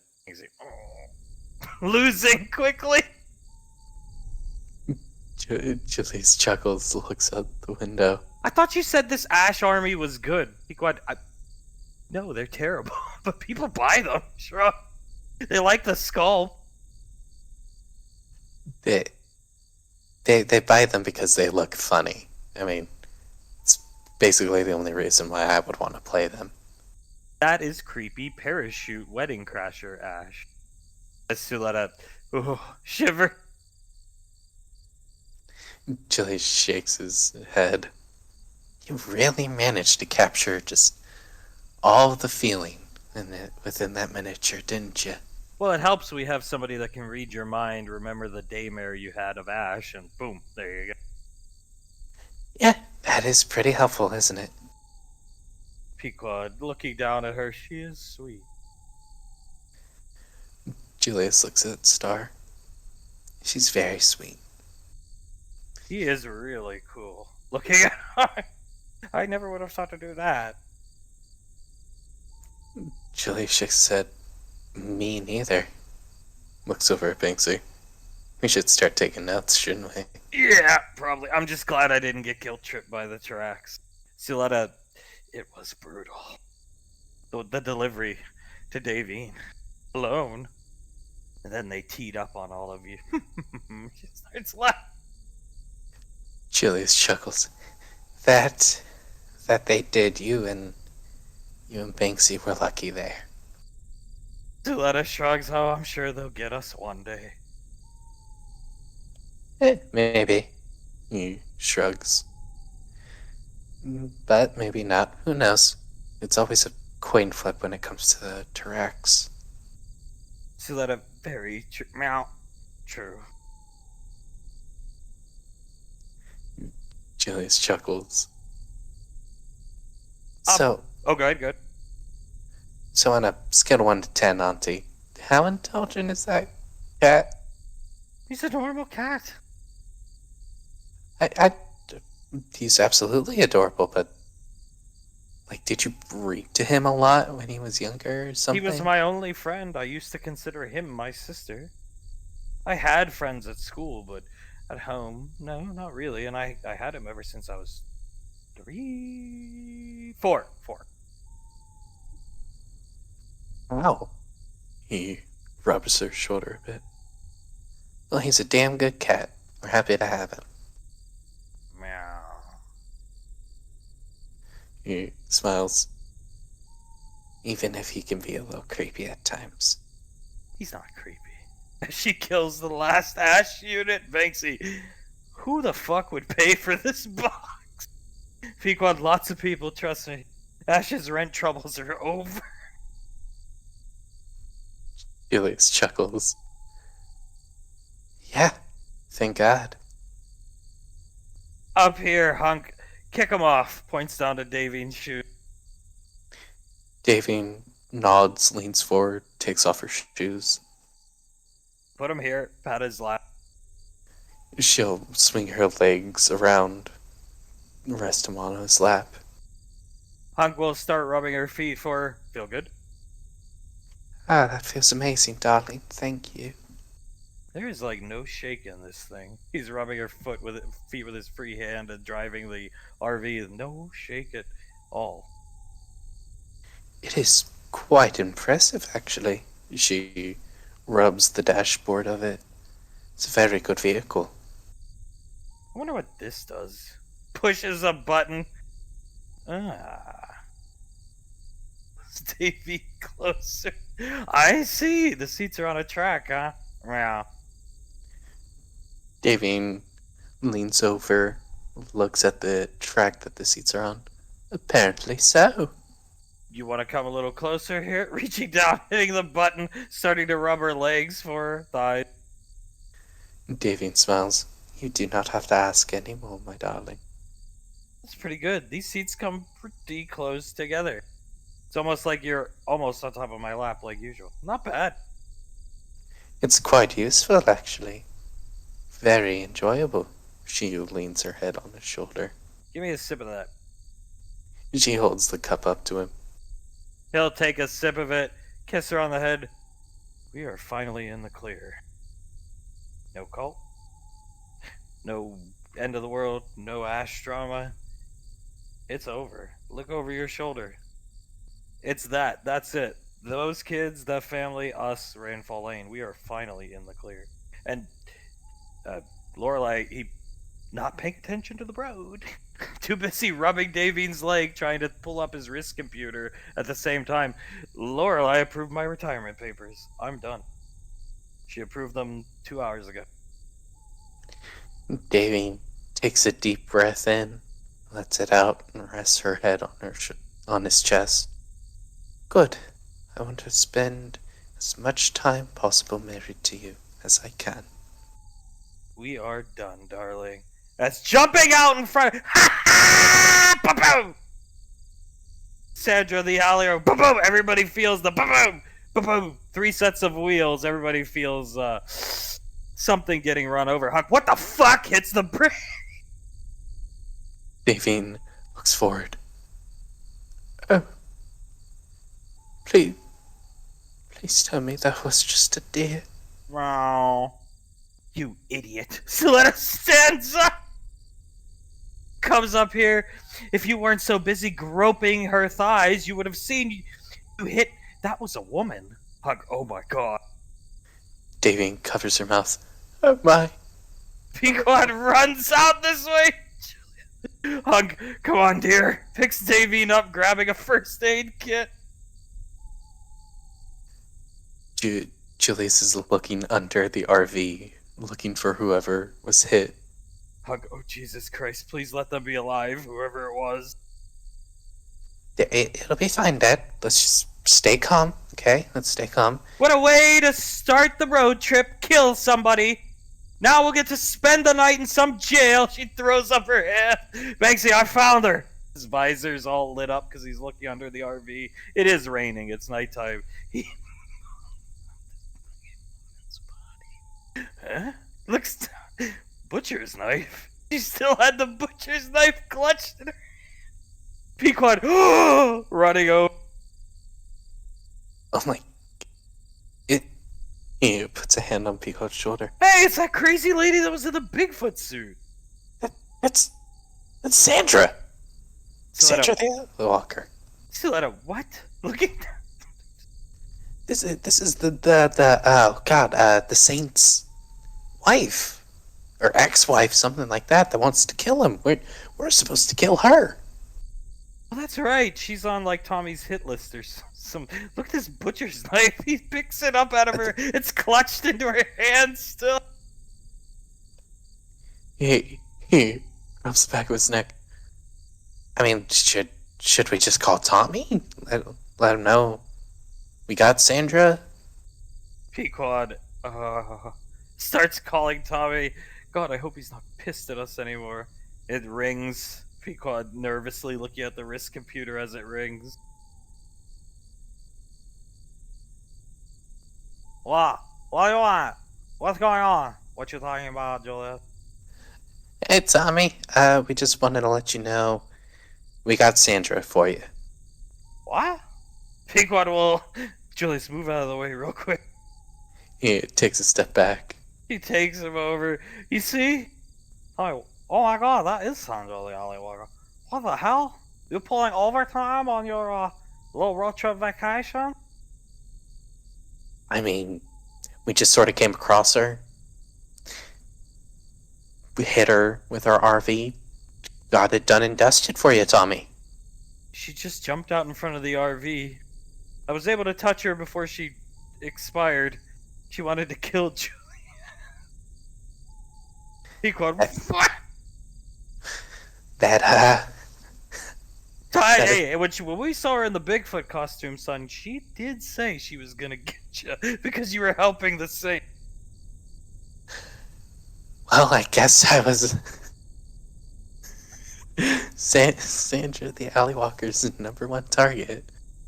Which would explain the butcher cleaver. You see? Dad took care of it, nah? Looking down at Davey. Davey nods. Oh, you took care of it, alright.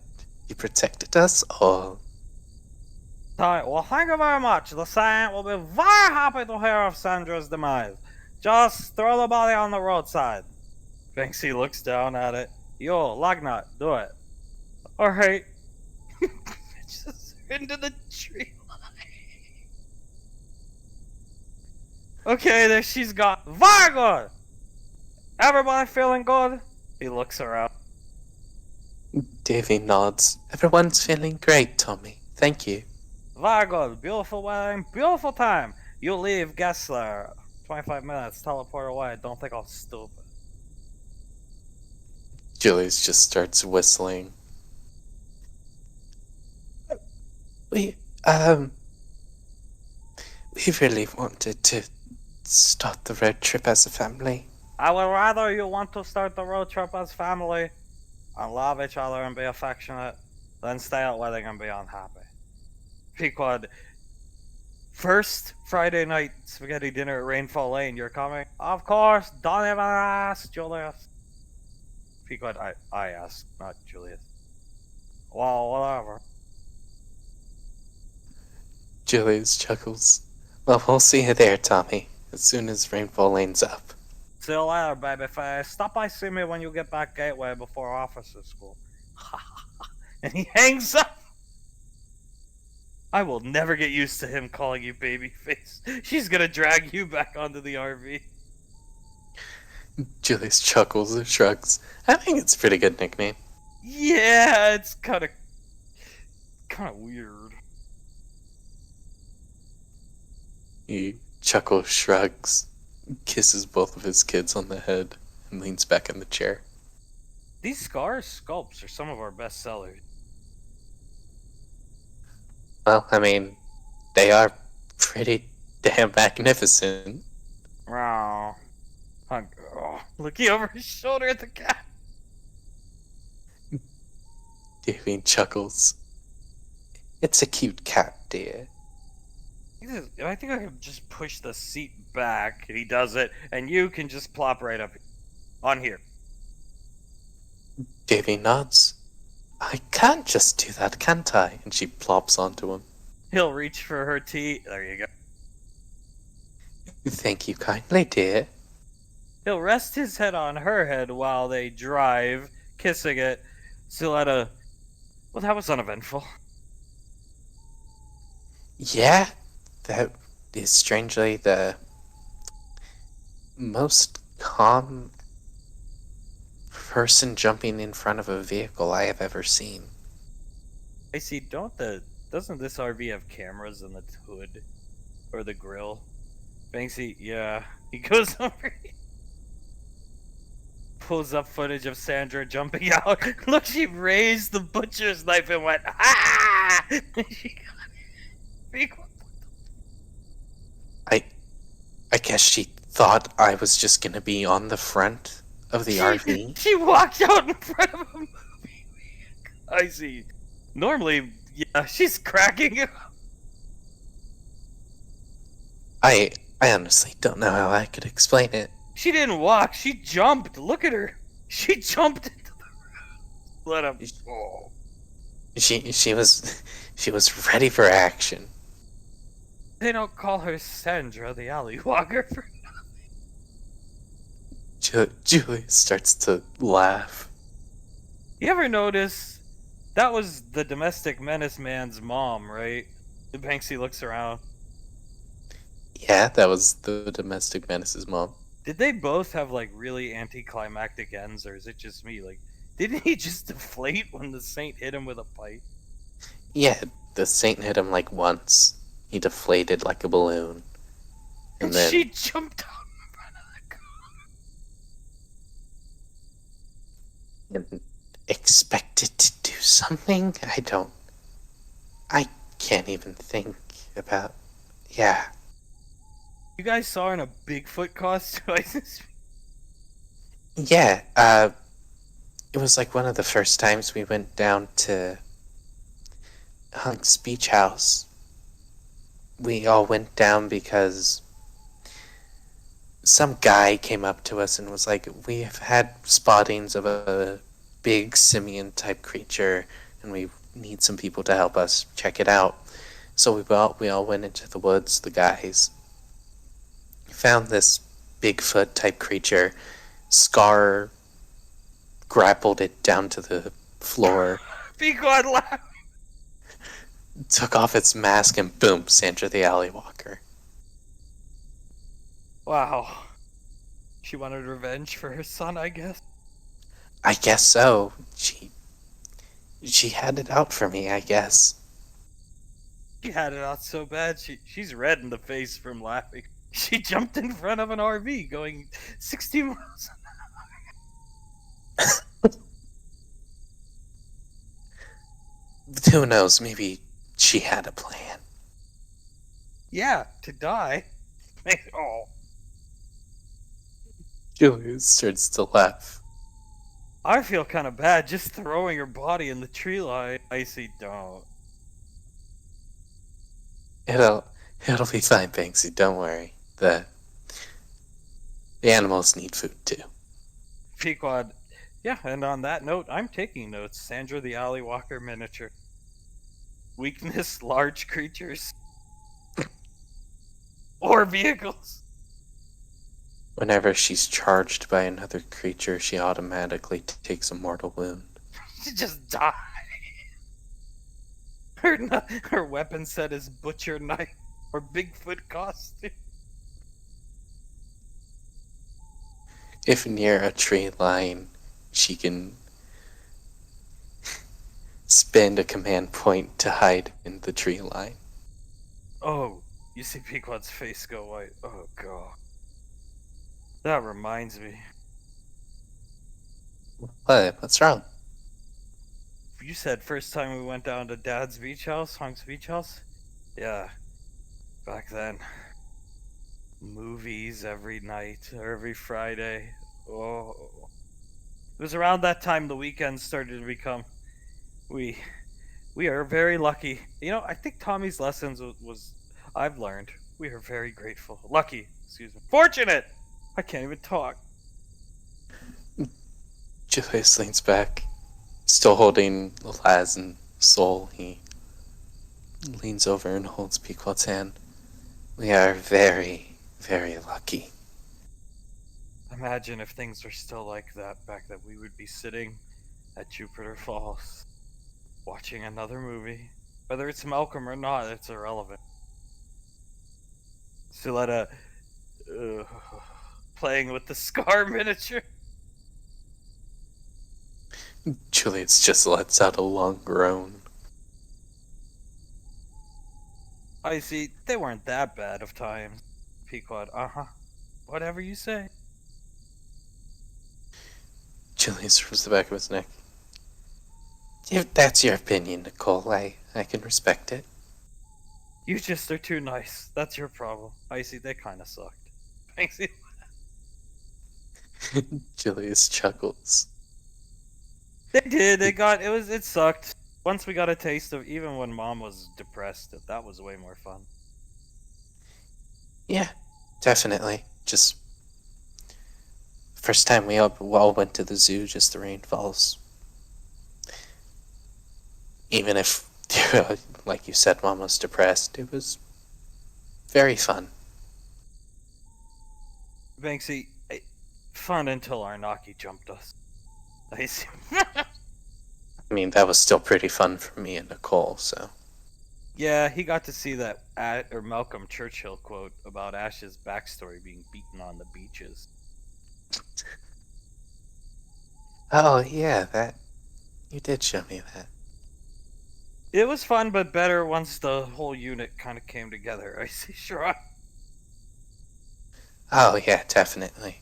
When Suletta came in to spend time with Mom, too, and then Dad, it all felt way more complete. Suletta playing still with the Scar miniature. Trust me, I'd much rather have been with you guys, but my family. Smiles. But a part of me does feel responsible for poor Blaze. I had to walk around Gateway with Ash. And nothing, I mean, he's fun to talk to, or whatever, it's fine. Nothing against the Sherion, but it's just, if that's all you're doing. Imagine how many times he heard Trailblazer. Pequod shivers. She takes Laz from Julius, crawls on Julius's lap with Laz, but oh my god. Julius hugs around Pequod's waist. Oh my god, We brought him back from the dead to torment him. I see. Aww. we need to do something for him. I don't think he minded. He likes the company. So let it know I agree, but it's just that's all he ended up doing. With anybody, it would become mundane unless it's the love of your life, which, last I checked, a Sherion is not the love of Blaze's life, and vice versa in Ash's case. I see, I kind of remember, we'd come back from the weekend and I'd be like, what's going on, Scar? Nothing. Blaze is just hiding in the armory from Ash, hoping not to go on another goddamn walk around Gateway. What? Oh god, poor Blaze. Now I see why Sasha and Towns left for the weekend. Because Yeah, they were always the smarter out of all of us. we'll make it up to Blaze. Suletta sets the Scar miniature down. Oh yeah, 100%. Just gotta figure out how. Maybe we can give him his own miniature in the game. Pequod being worked on right now as we speak. Is that all they did? Was just walk around Gateway? Suletta, no, they would go and talk to the Rangers. Then Sergeant Hamer. And then sometimes Ash would screw up and Sergeant Hamer would scream at Ash.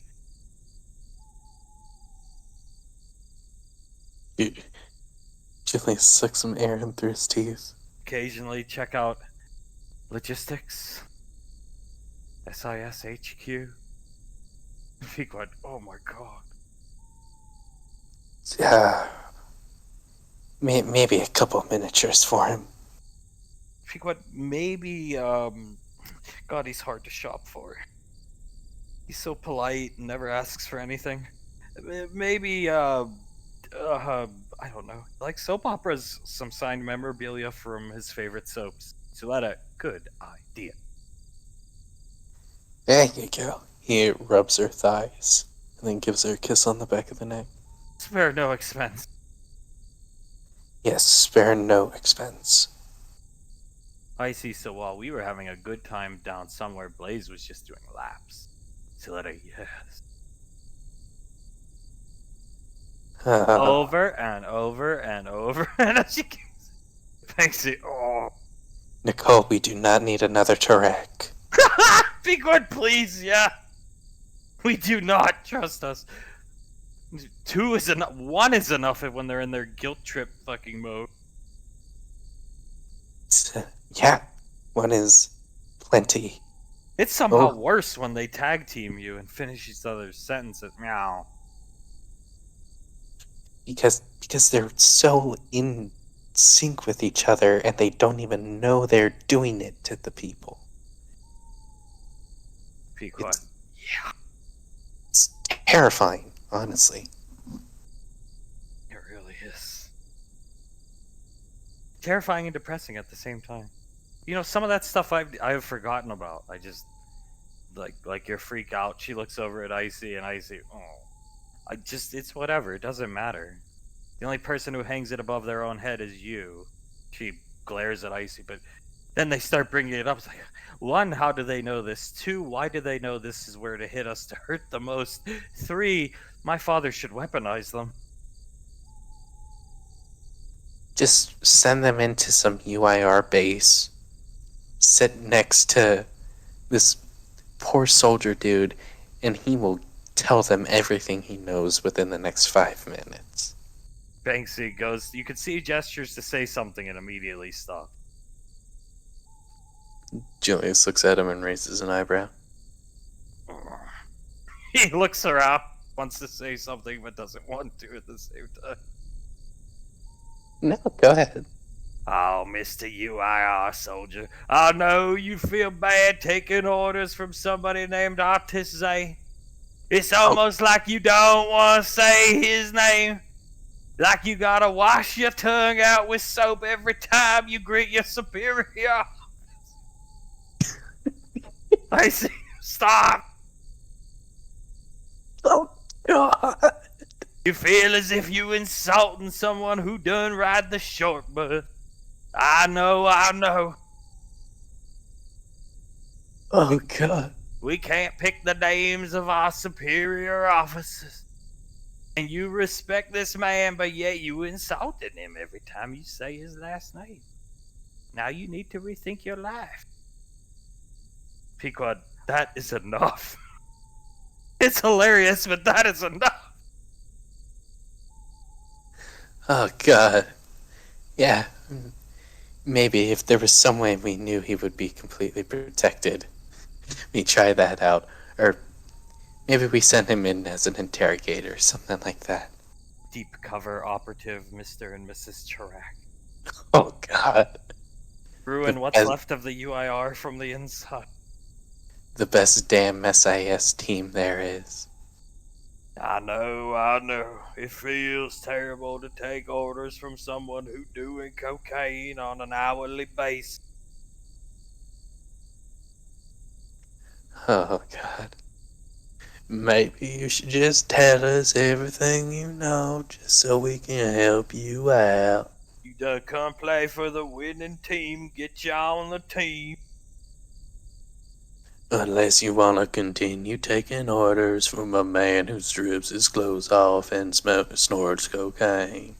You've seen that man's genitalia more than you've seen your own.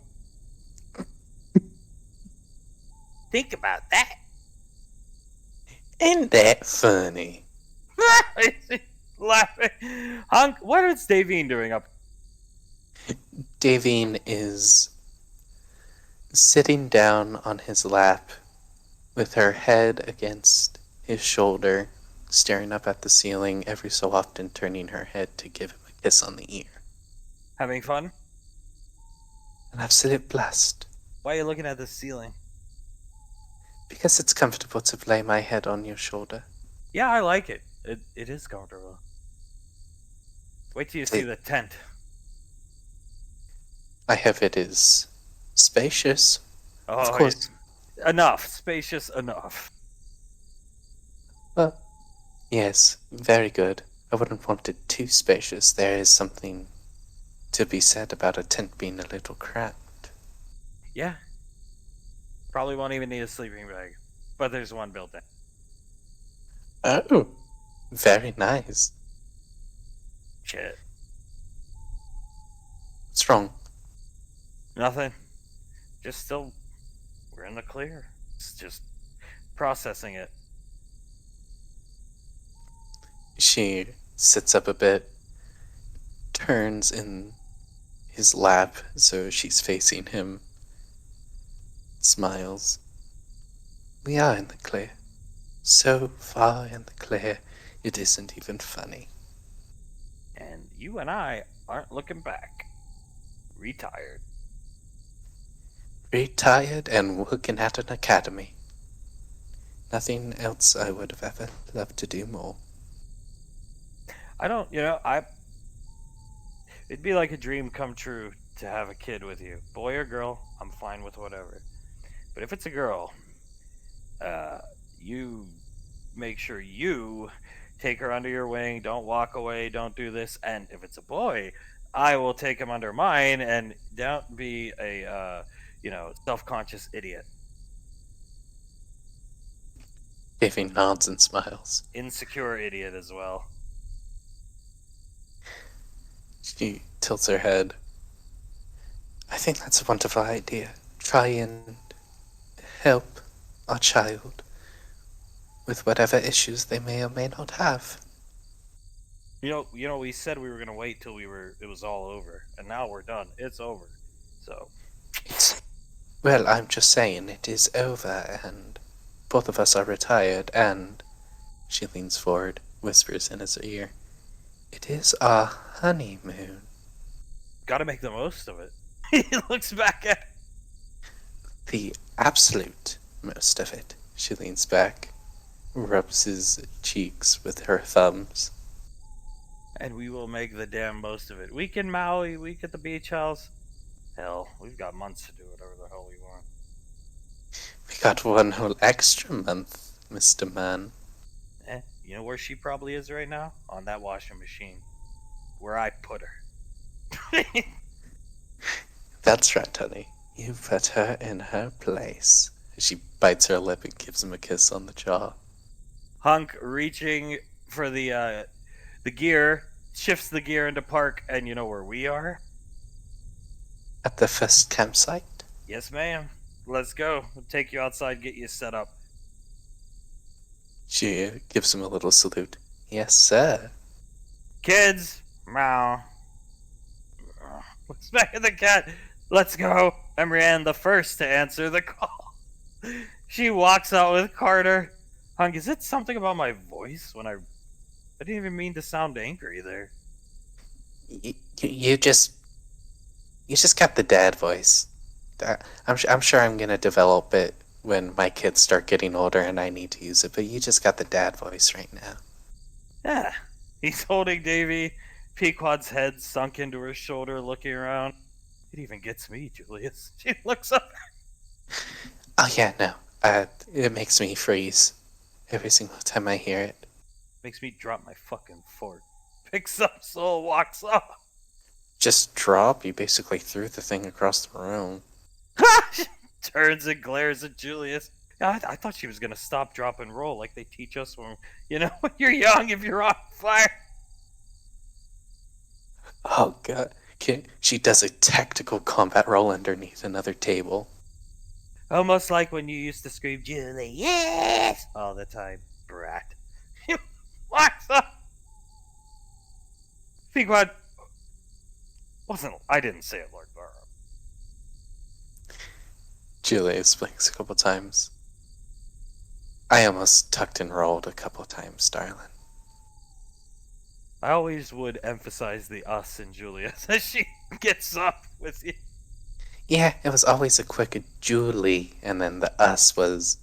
There's so slight pause before it.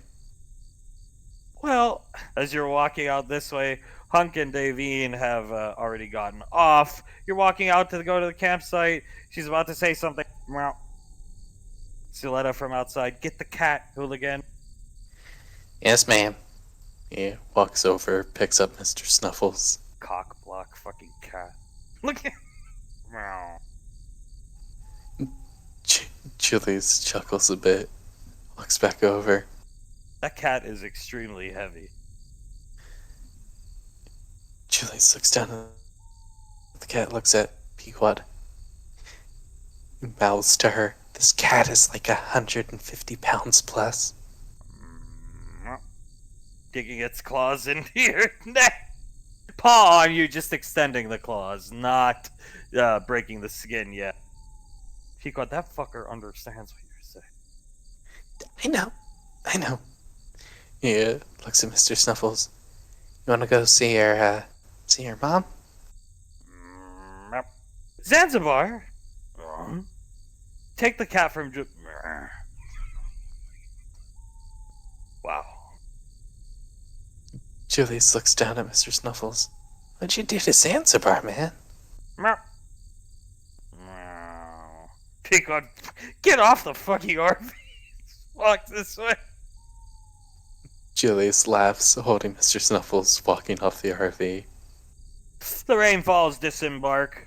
Hunk's inside. He's just prepping some things. Everybody's sitting around the fire. It needs to be lit though. Julius walks up to the fire. God, having fire hands is so useful. Snaps, lights the fire up.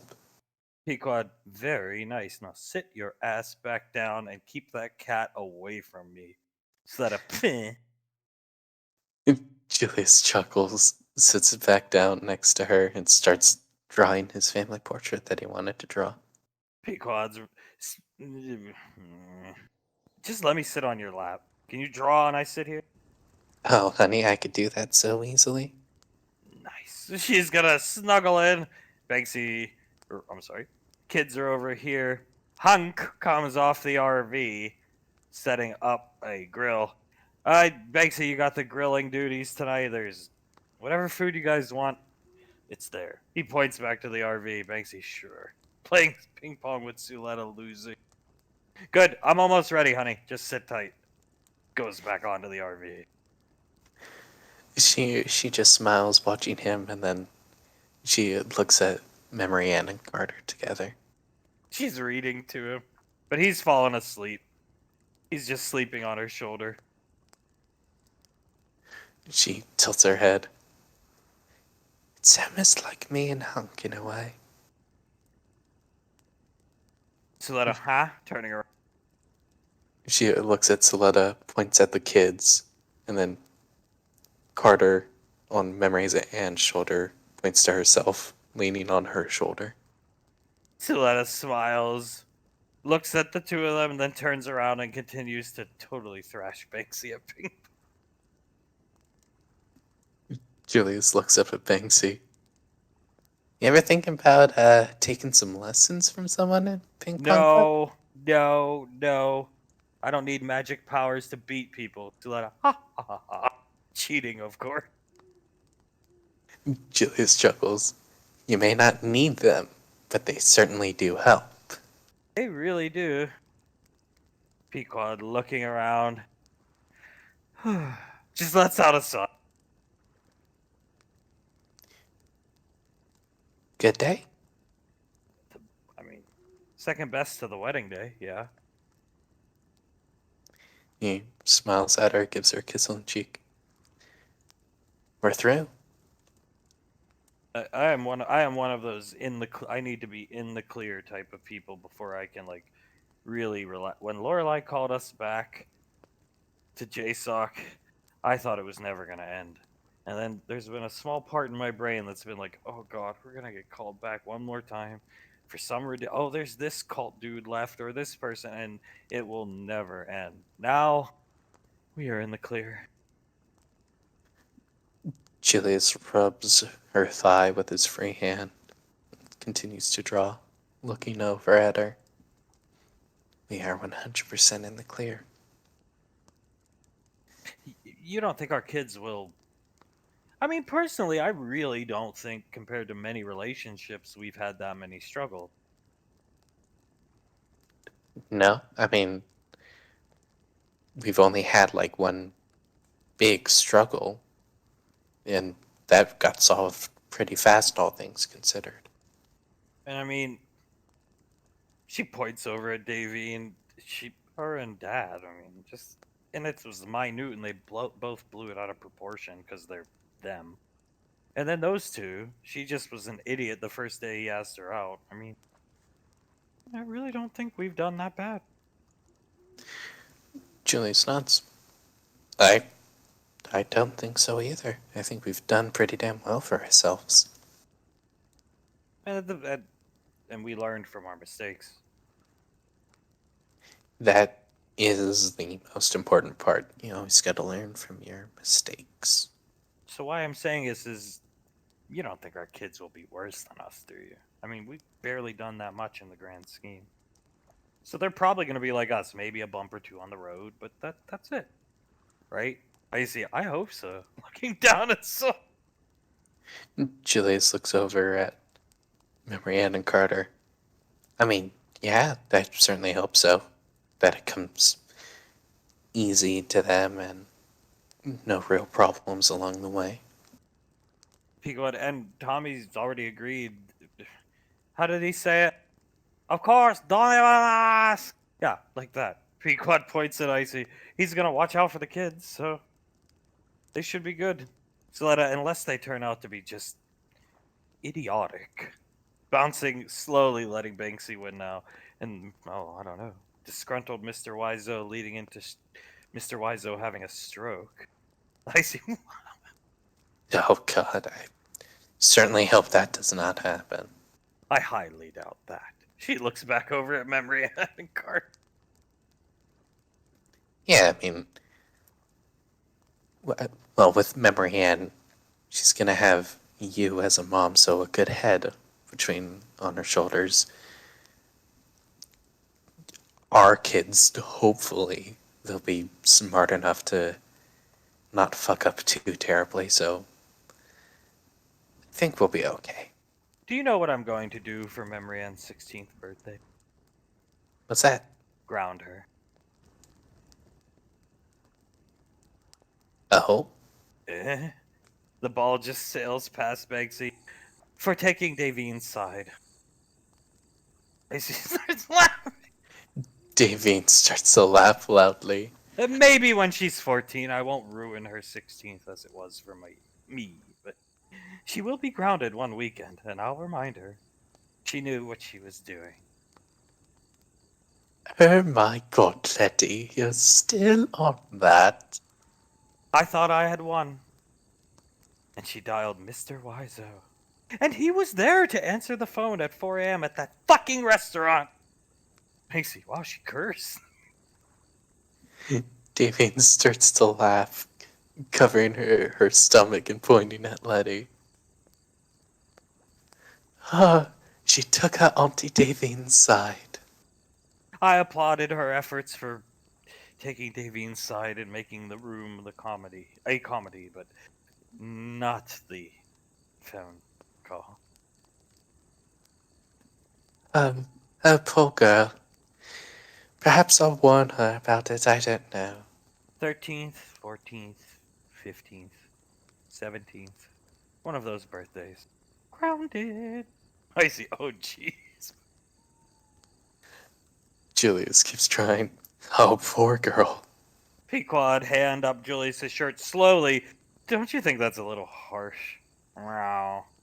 No, and Mr. Snuffles agrees it should be 2 weeks of grounding. Julius's eyes widen, looking over at Mr. Snuffles.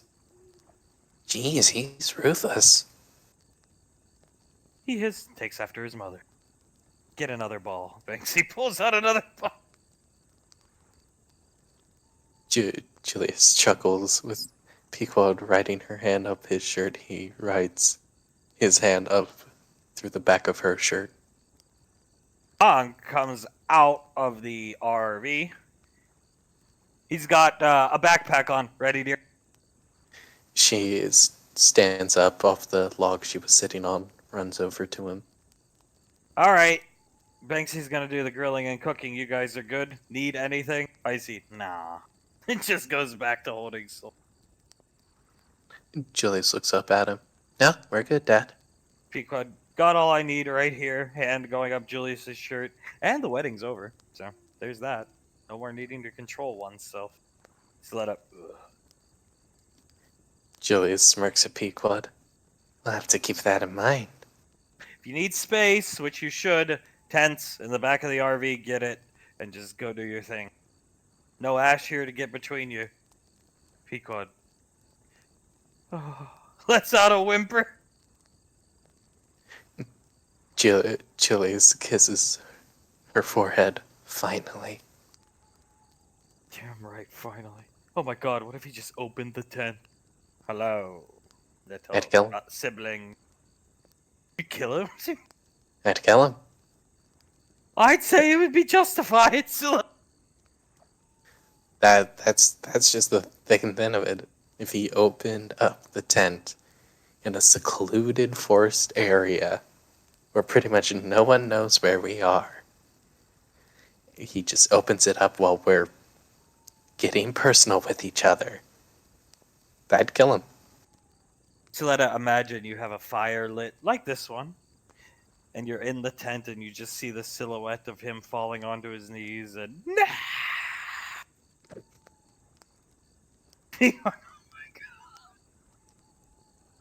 That I wouldn't kill him for. That would just be straight up funny.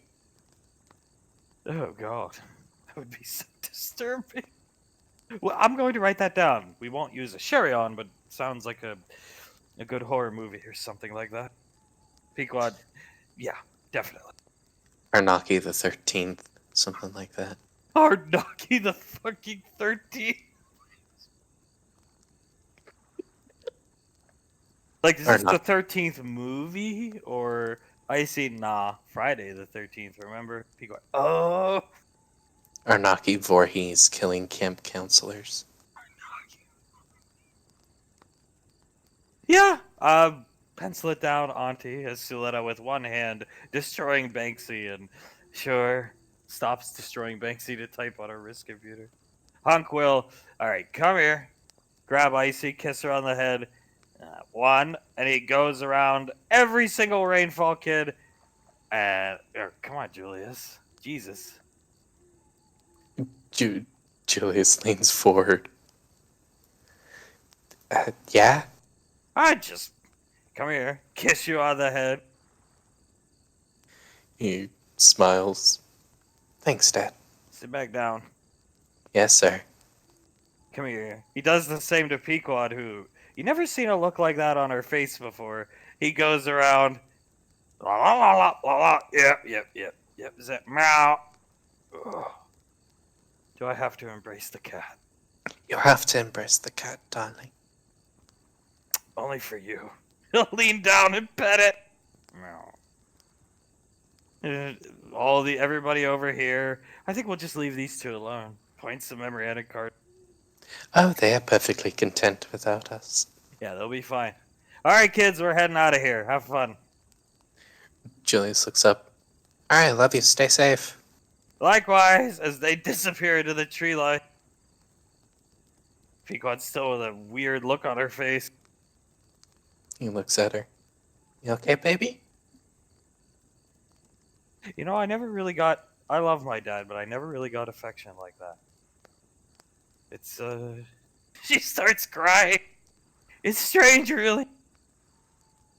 Really weird. Sets down the guitar she just picked up. I can't play. He sets down his pencil. The drawing can wait a little.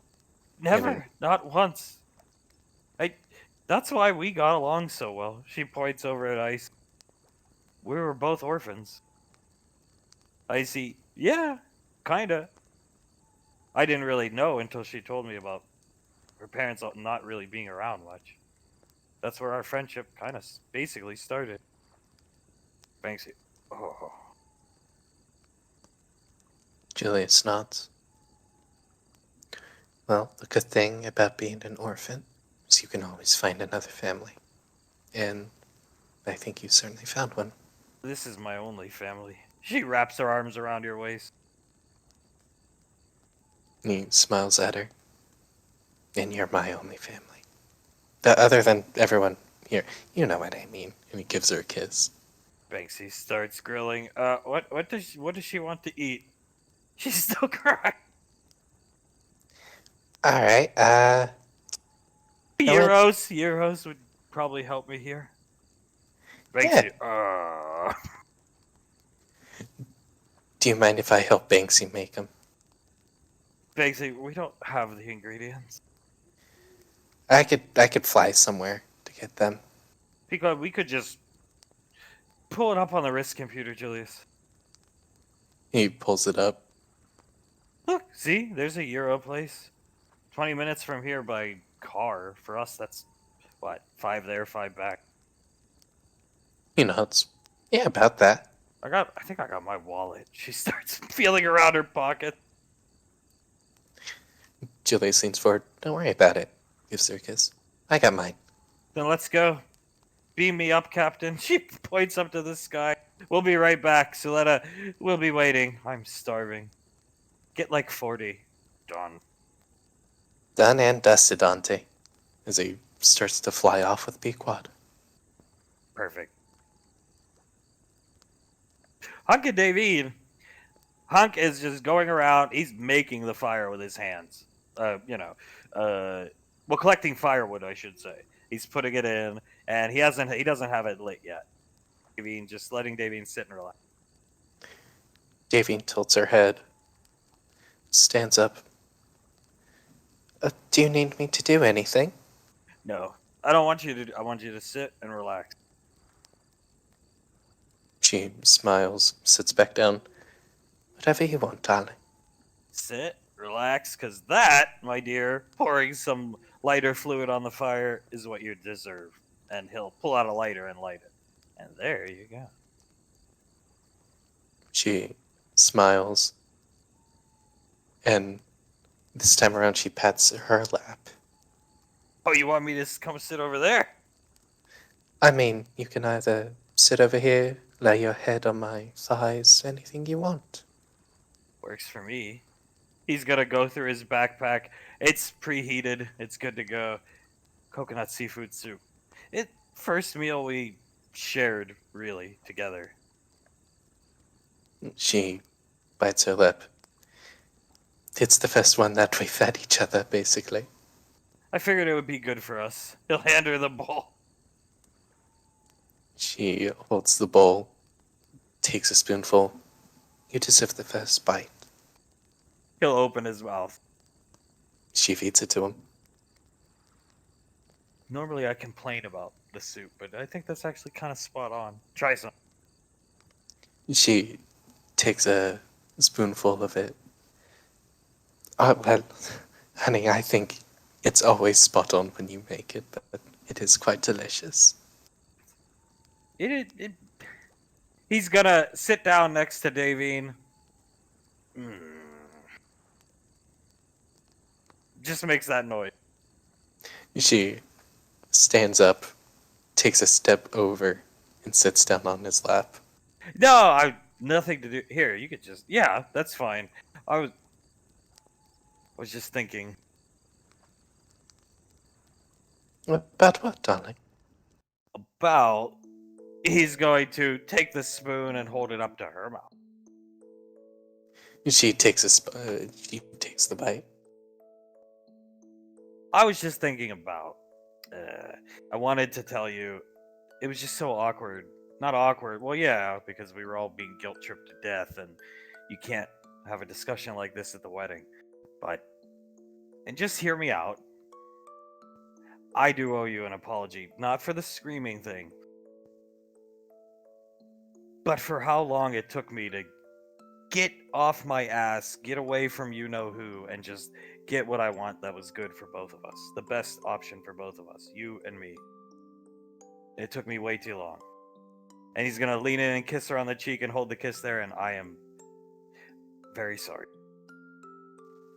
She smiles at him, cups his cheek with her free hand. As long as there is an ending in this world, where it is just you and I together. She shakes her head. There's no need to apologize because the ending will always make the journey worth it. He will turn her face up to him and plant a kiss on her lips. Couldn't have said it better myself, actually, sweetheart. She smiles and shrugs. I have my moments every so often. Yes, you do. This looks damn good on you. Holding up her hand with the ring, really good. She smiles, holds up his hand with the ring on it. I think this one looks better. And she kisses his finger with the ring on it. I used to say the Rainfall last name in front of my last name, in front of my first name, and think, oh man, that sounds damn good.